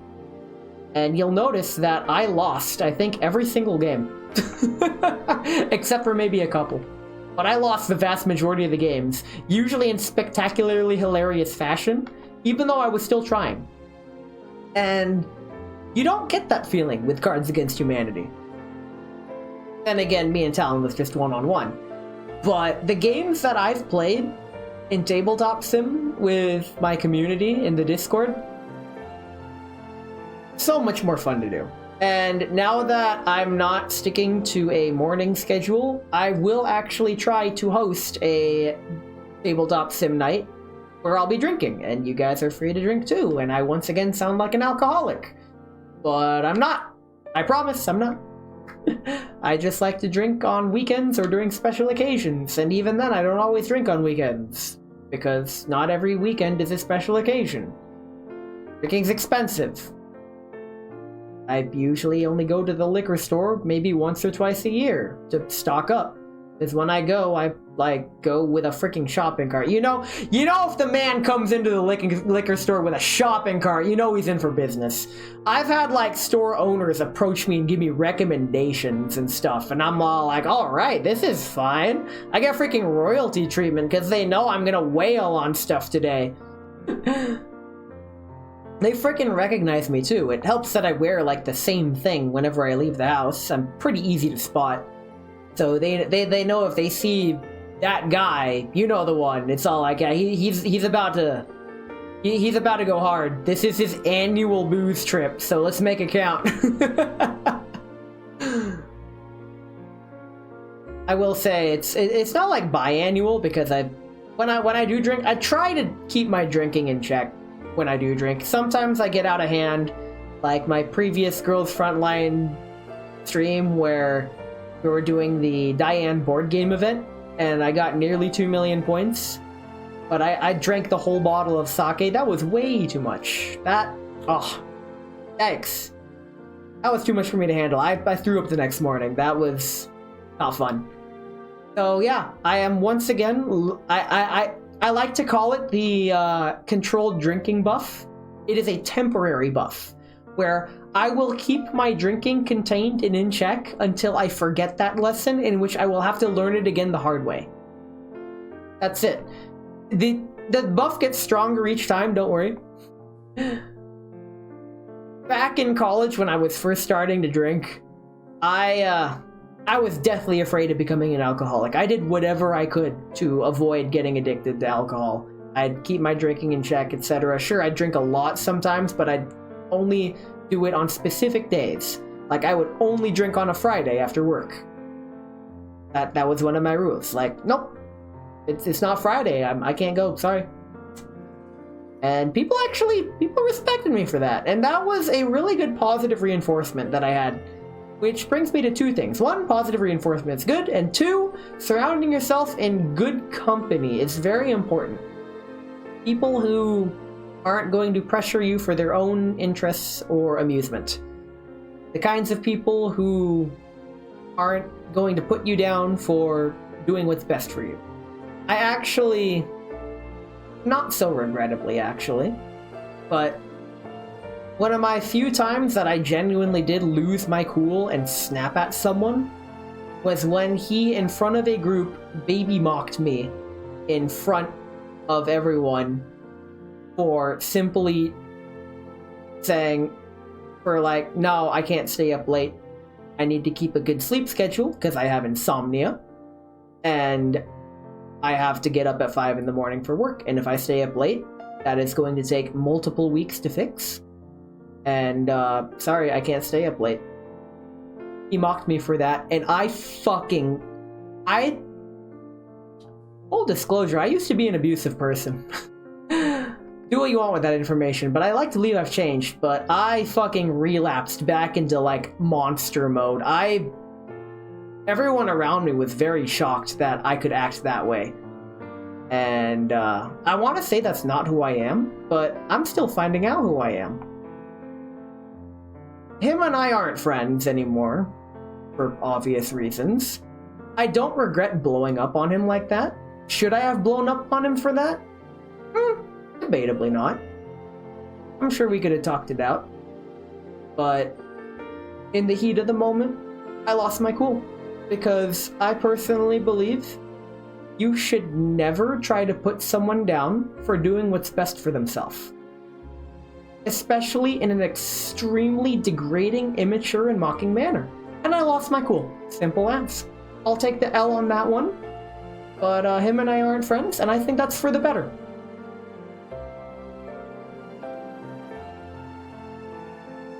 That's another thing about me that I've come to realize, and I say it all the time.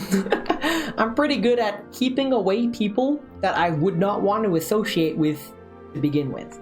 Which brings me back to how surrounding yourself in good company is difficult, but helpful. Finding the right people to hang around with is hard, especially when, you don't know what kind of people they are. And it's just many years, decades even, of trial and error, getting hurt, and just fucking, ugh. And I'd like to say now I've kinda got it. Recently, however, I've been second-guessing myself because I left, so many Discord servers I was in because I didn't feel appreciated or otherwise. I have my reasons for leaving, and I stand by them. And so far, in most of them, no one's noticed I was gone. So, hey, no harm, no foul. It's hard to find places you belong, or at least in my case. That's how I feel. I think Linkin Park even have a song about it, Somewhere I Belong. That's literally the song title. One of my favorite songs by them, actually. Yeah, we're getting into the edgy emo time now, clearly. I guess this is my late night yapping now. We got after hours trauma dumping on stream. Let's fucking go. Ugh. But it's a journey, is what it is. Not to be confused with the band of the same name. But I'm having fun. It's a crazy journey, and one that I never thought I would be on, honestly. If I went back many years and said, hey, you're gonna make it, and you're also gonna be more social than before, and be surrounded by people who actually give a shit and don't put you down for whatever, I'd say I was the biggest. I would not believe it at all. But here I am, and yeah, I feel like I've come a long way, and I'd like to share that, I guess. I'm getting really sappy. It's not even Valentine's Day yet. That's freaking tomorrow.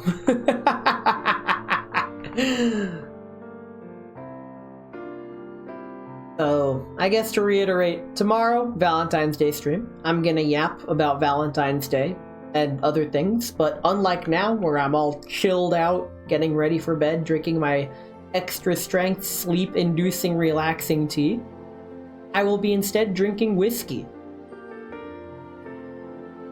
Yeah, the kind of drunk I am, for better or for worse, is the egregiously loud, obnoxious, yappy type, which makes for great stream content. And honestly, if there's any RNG character trait that I'm thankful for, it's that one. It's not the blessed at math, although that kind of helps too, but that's like a passive tool that's like... people can live without math. I've noticed this. While yes, it comes in handy, I feel like understanding mathematics is a tool that is nice to have but not required. So the most common question I got as a math tutor is, when am I ever going to need math in life? And unfortunately, I did not have that answer prepared. Instead, I'd come up with a joke answer. And it's usually unsatisfying. If I could go back and change one thing about my math tutoring, it would be that. Like, whenever someone asks me, when am I going to use math in life? It's like, well, you see, math is a tool.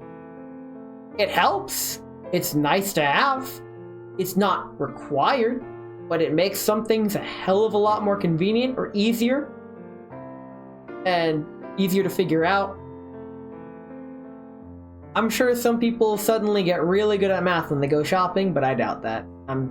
I wouldn't know. I don't know how other people think. I only know how I think, and that's kind of fucked up. So, one of my biggest hurdles in life was overcoming the fact that I only knew how I thought and no one else. Because growing up, it felt like I was expected to magically know how people felt. And I'm sure I'm not the only one that felt this way. But this ties into the whole undiagnosed but pretty sure. I still don't know how to tell. I can really only go off of what little I know. What I go off of the most, actually, is repeat attendance. I know y'all don't hate me because y'all show up multiple times on multiple streams. I'm like, oh my god. I guess they don't actually hate me. Psych! Hates me. But other than hard evidence, it's really hard for me to tell. And I'm getting decent at discerning. It took me many years, but discerning what's playful banter and what's actually toxic behavior. And to the point where I'm even employing it myself. I'm bantering all the fucking time. Like, bruh, that's like literally all of my Discord. It's just banter. I set it up that way on purpose because I find that to be enjoyable. I like letting people just yap about whatever and being free to do so, not limiting them unless I absolutely have to. You know who you are. I don't want to talk negatively of other people's Discords, but I will say a very common thing. Okay, I've been in many other VTuber servers, and I didn't last very long in them, either by choice or by leaving. I've never actually been banned from a server, mainly because I usually leave before the mods have a chance. Yes, I could be considered a troublemaker, depending on some rule sets. But one common thing that I've noticed is that there is a correlation of, I don't want to call them dead servers, but there's a lot of red flags in servers that I notice. And it's gotten to the point where if I join a server and there's a lot of these red flags in place, I just don't even bother and I leave immediately. And some of these red flags include, but are not limited to, well, the biggest one is, for me personally, is if there are a ton of channels, but most of them go unused. That shows, to me, disorganization and hyper-specific focus on too many channels. That also delegates to me that if you want to talk about something, you have to talk about that in that specific channel. Meaning conversations aren't allowed to drift. I've had many server experiences, all of them negative, where if the conversation topic drifted away from what's in the channel, a mod would come and threaten to enforce disciplinary action unless we either got back on topic or moved the conversation elsewhere. And honestly, that behavior pisses me the fuck off, and I feel like that sort of thing should not be happening in servers. Now, I may be fucking wrong. That might just be normal Discord stuff, and I might be in the minority of feeling that. But I genuinely feel like if a mod's gonna do that, they can... I'm not gonna finish that statement, but I want no part of it. I almost said something really bad there. Woo! It's no secret that I haven't freaking very, to put it lightly, overwhelmingly negative view on Discord mods. Oh hey Mayhem, welcome back. How much of that did you hear? I'm talking, I guess I'm ranting now. Yapping, ranting, whatever. About Discord horror stories. About, I guess, red flags that I see in other servers. Server inactivity, I don't want to say is a red flag, but it does make it a lot harder to interact if people don't normally interact. If the server isn't very active, it becomes harder to make active. And I did jumpstart a server once, and that worked for several years. Then it died again, and honestly, I wouldn't know how it's doing now because I left, but I hope that it's doing as satisfactory as the server owner wants it to be. That's all I can say. That's another thing. I try to take all of my opinions with a grain of salt as well, keeping myself in check. And I keep this policy because I believe not every server needs to be run the same way. I understand that some very high-profile servers for high-profile VTubers, the very popular ones, would need to be heavily moderated. Like, that comes with the territory. But a very small community does not need that level of moderation. You're just... like, that's using a fucking fire hose to put out a freaking match. It's way too much. What I mean by that is, if... Oh, hey, 2K, welcome in. I'm still streaming for some reason. How was your stream? I noticed you went live as well. You're Frist, yes. I'm actually going to be streaming for, like, another 20 minutes. I decided I'd stream till bedtime, because I got everything I needed to do done today. And I can afford to just stream till bedtime. So that's what I'm doing. The Girls Frontline 2 event that I wanted to do today, only the first level was available, and they time-locked the rest of the challenges, and I found that pretty frustrating and disappointing. I really wanted to complete all the challenges today. I'm surprised that you're still live. Might actually stream longer than I will be up. I'm going to bed very soon. I didn't stream tonight regardless of what Twitch says. Did you accidentally hit go live when you were messing with OBS? I am so paranoid of that, actually. Like, if I have OBS open or something, like, even if I don't have OBS open, I'm like, am I streaming? I hope I'm not. Hit the live button when trying to record something? Yikes! Well, dang. Yeah, I was surprised to see it was the third take. Understandable. But yeah, I'm just yapping about whatever. Discord horror stories. They're not even horror stories. I should call them horror stories as hyperbole. I've seen it happen so many times now that I've expanded out to other streamers. This man's watching other streamers. I'm gonna get all yandere and jealous and ooh.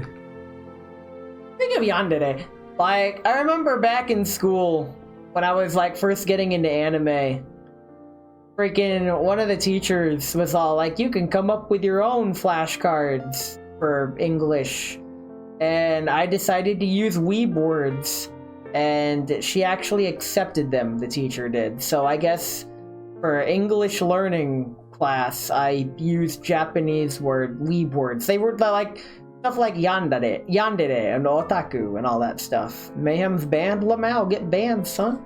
You just got banned. How does it feel to be banned? Just say it in chat. Oh wait, you can't because you're banned.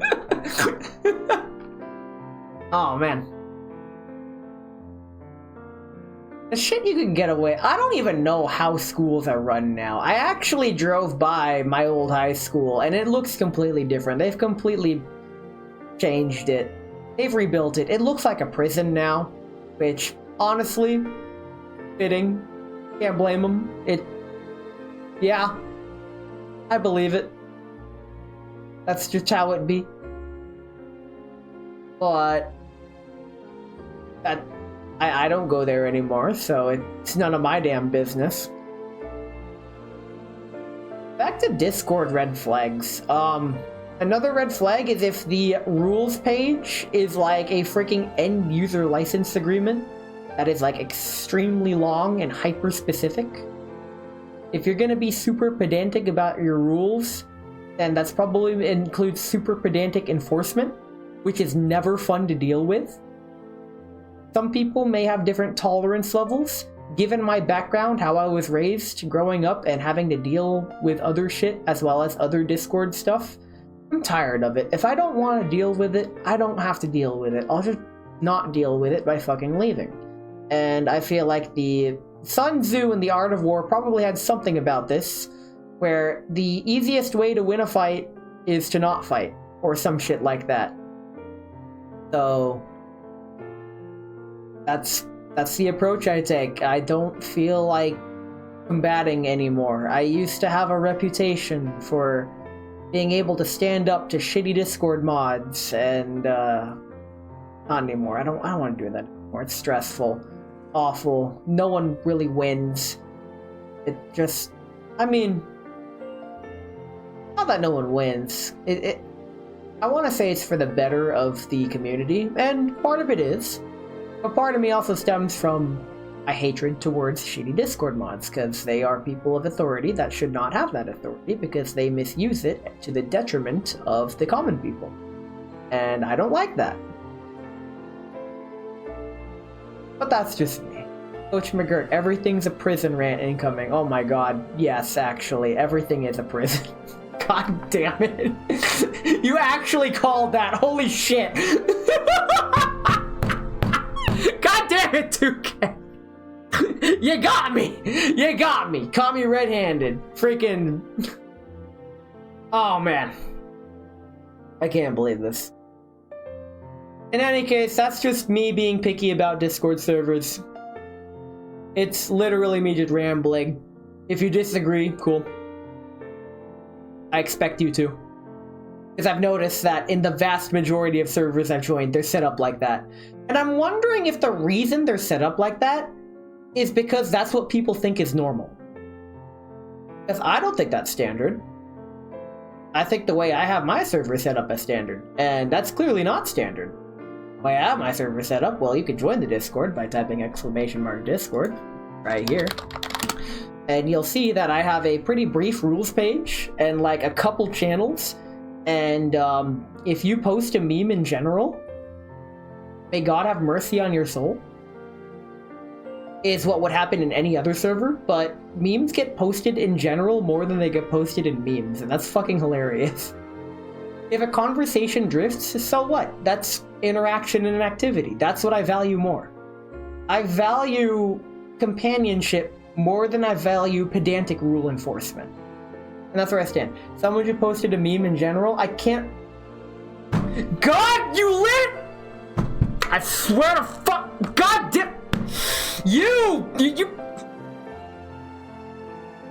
That's what I have to deal with. Shit, what I have to deal with. God damn it. Fucking hell. Oh, hey, Runaway from Gulag. Welcome in. I can't actually read your name. Like, it just, like, hovered on screen for a second and caught it. I have my blue light filter on my screen, so blue on a black background is literally illegible.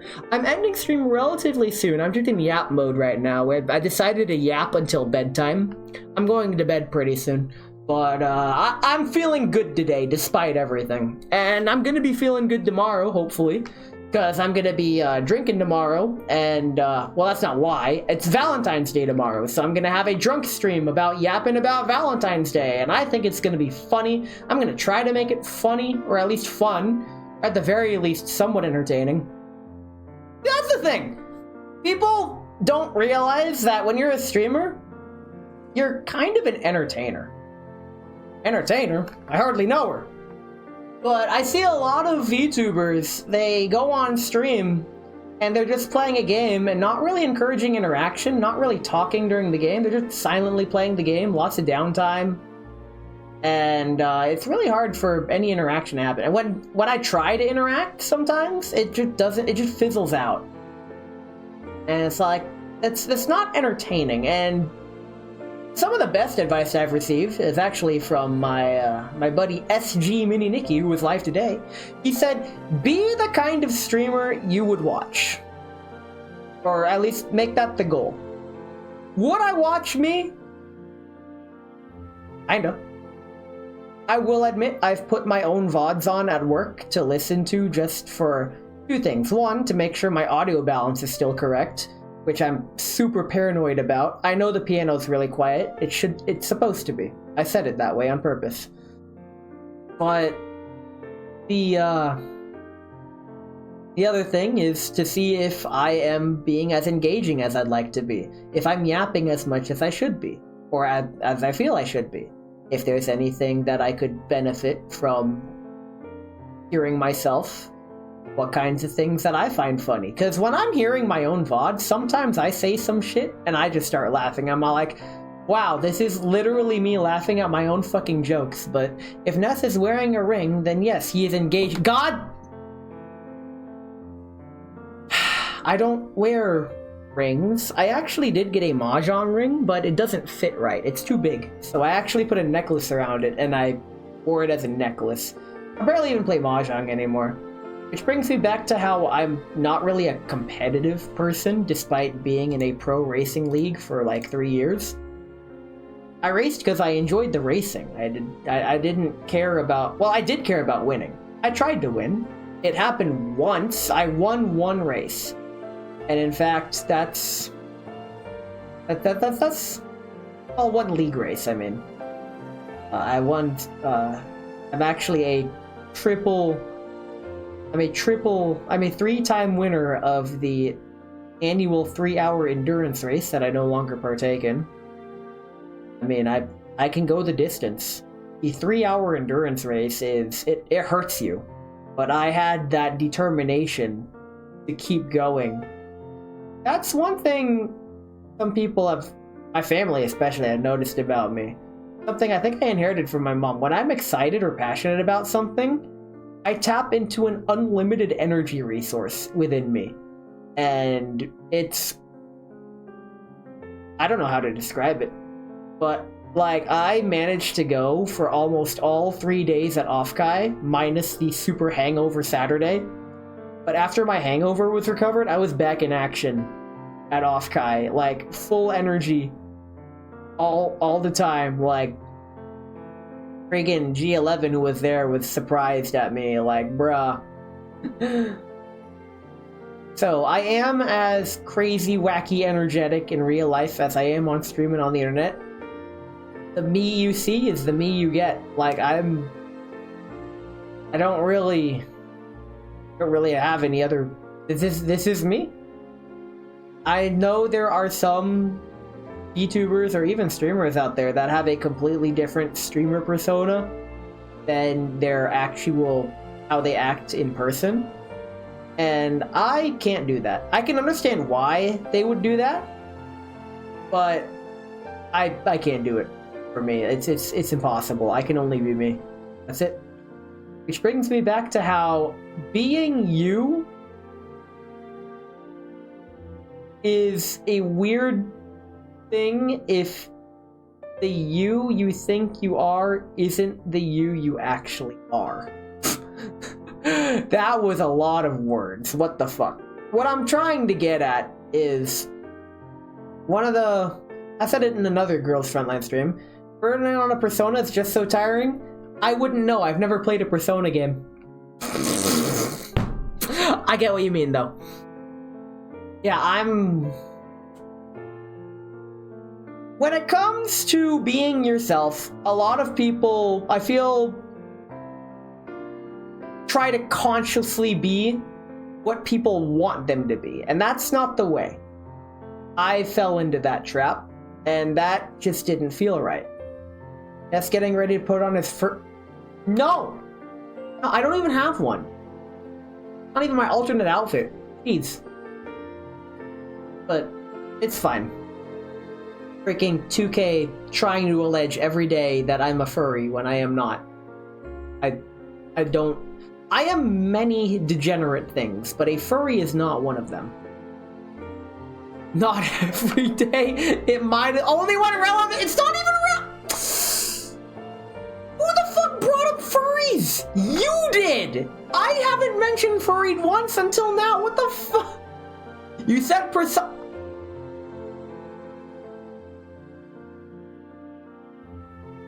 I hate this. I hate this. This sucks. Why do I subject myself to this? I can't believe it. I can't believe you've done this. This is like we've been doing this for like over 10 years and it still doesn't get old, god damn it. Monopy. Okay, handler, careful how you word that. Jeez. What part of me are you handling? I handle myself, thank you very much. Jeez. I mean, yes, you have given me very many good life advices that I have taken to heart and improved my life with. But handler? I hardly know her. Fuck. I probably should be. I just made that joke. It's fine. Not again. This is... Okay. I guess this is what I get for streaming late. Hey, I want the right to be handled by knowing random trivia about you more so than other people. Yes? Yes, you did! And the best part? You can still participate in the trivia next anniversary stream. Just know that it's gonna be oops, all impossible questions. And if you are a last year's winner, you don't get a separate reward. You will still be the winner, but you won't get the rewards for it. The rewards will just trickle down to the top 3 eligible candidates, because I want to share the love. And like before, the participation reward will also be the exact same. Yes, I'm thinking this far into the future. I used to not think this far into the future before. I used to not think about the future at all, because it'd make me depressed, but nowadays, like, actually planning ahead of streams, I have freaking collabs scheduled all the way through March 7th. Like, collabs terrify me, but we're getting cheese. Instead, I'll imagine bow out on the next one. You don't have to. That's the thing. You don't have to. You can participate. It's fine. Like, you can even silent participate if you want. But, like, I encourage interaction and participation. You want the most important... You're right about that, damn it. You'd be there probably, yeah. It'll probably be on a... It can't be on a weekday. Well, it might be able to. It depends. Depends on my schedule. We'll get there. I can... Because Twitch is pretty lenient about the anniversary date, it has to be within like 2 weeks of the date, or 1 week or so, which is plenty of leeway. In any case, I really should start wrapping it up. It is getting really close to my bedtime.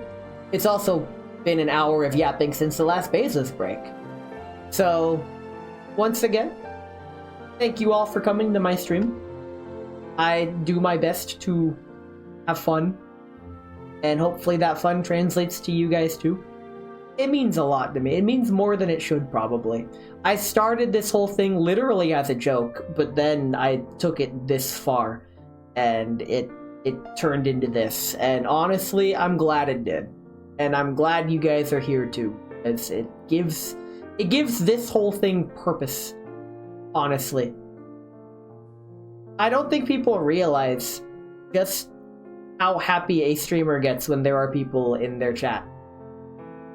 And it goes unsaid quite a bit because it's a pretty cheesy and can be misconstrued as narcissistic thing to say. But I genuinely do appreciate it, like having fun and hanging out like this. And it's actually encouraged me to be more active in other people's chats as well. It's just I'm really shy. People don't believe me when I say I'm really shy. Oh yeah, I've gotten happy to see people in your chats, right? There are so many things people don't know about streaming until they try it. And I could get on another rant about this, but I'm gonna force myself to stop here. That I almost opened another Pandora's box. Whew. Maybe another time. Until then, who can I raid? Who's on? There's plenty of people on right now, actually. Ooh, CJ is on. I'm actually going to be collabing with CJ on the 21st. So let's go ahead and raid CJ80AA. This guy here, he's playing Elden Ring. And he doesn't stream often, but when he does, he streams. And it's a stream.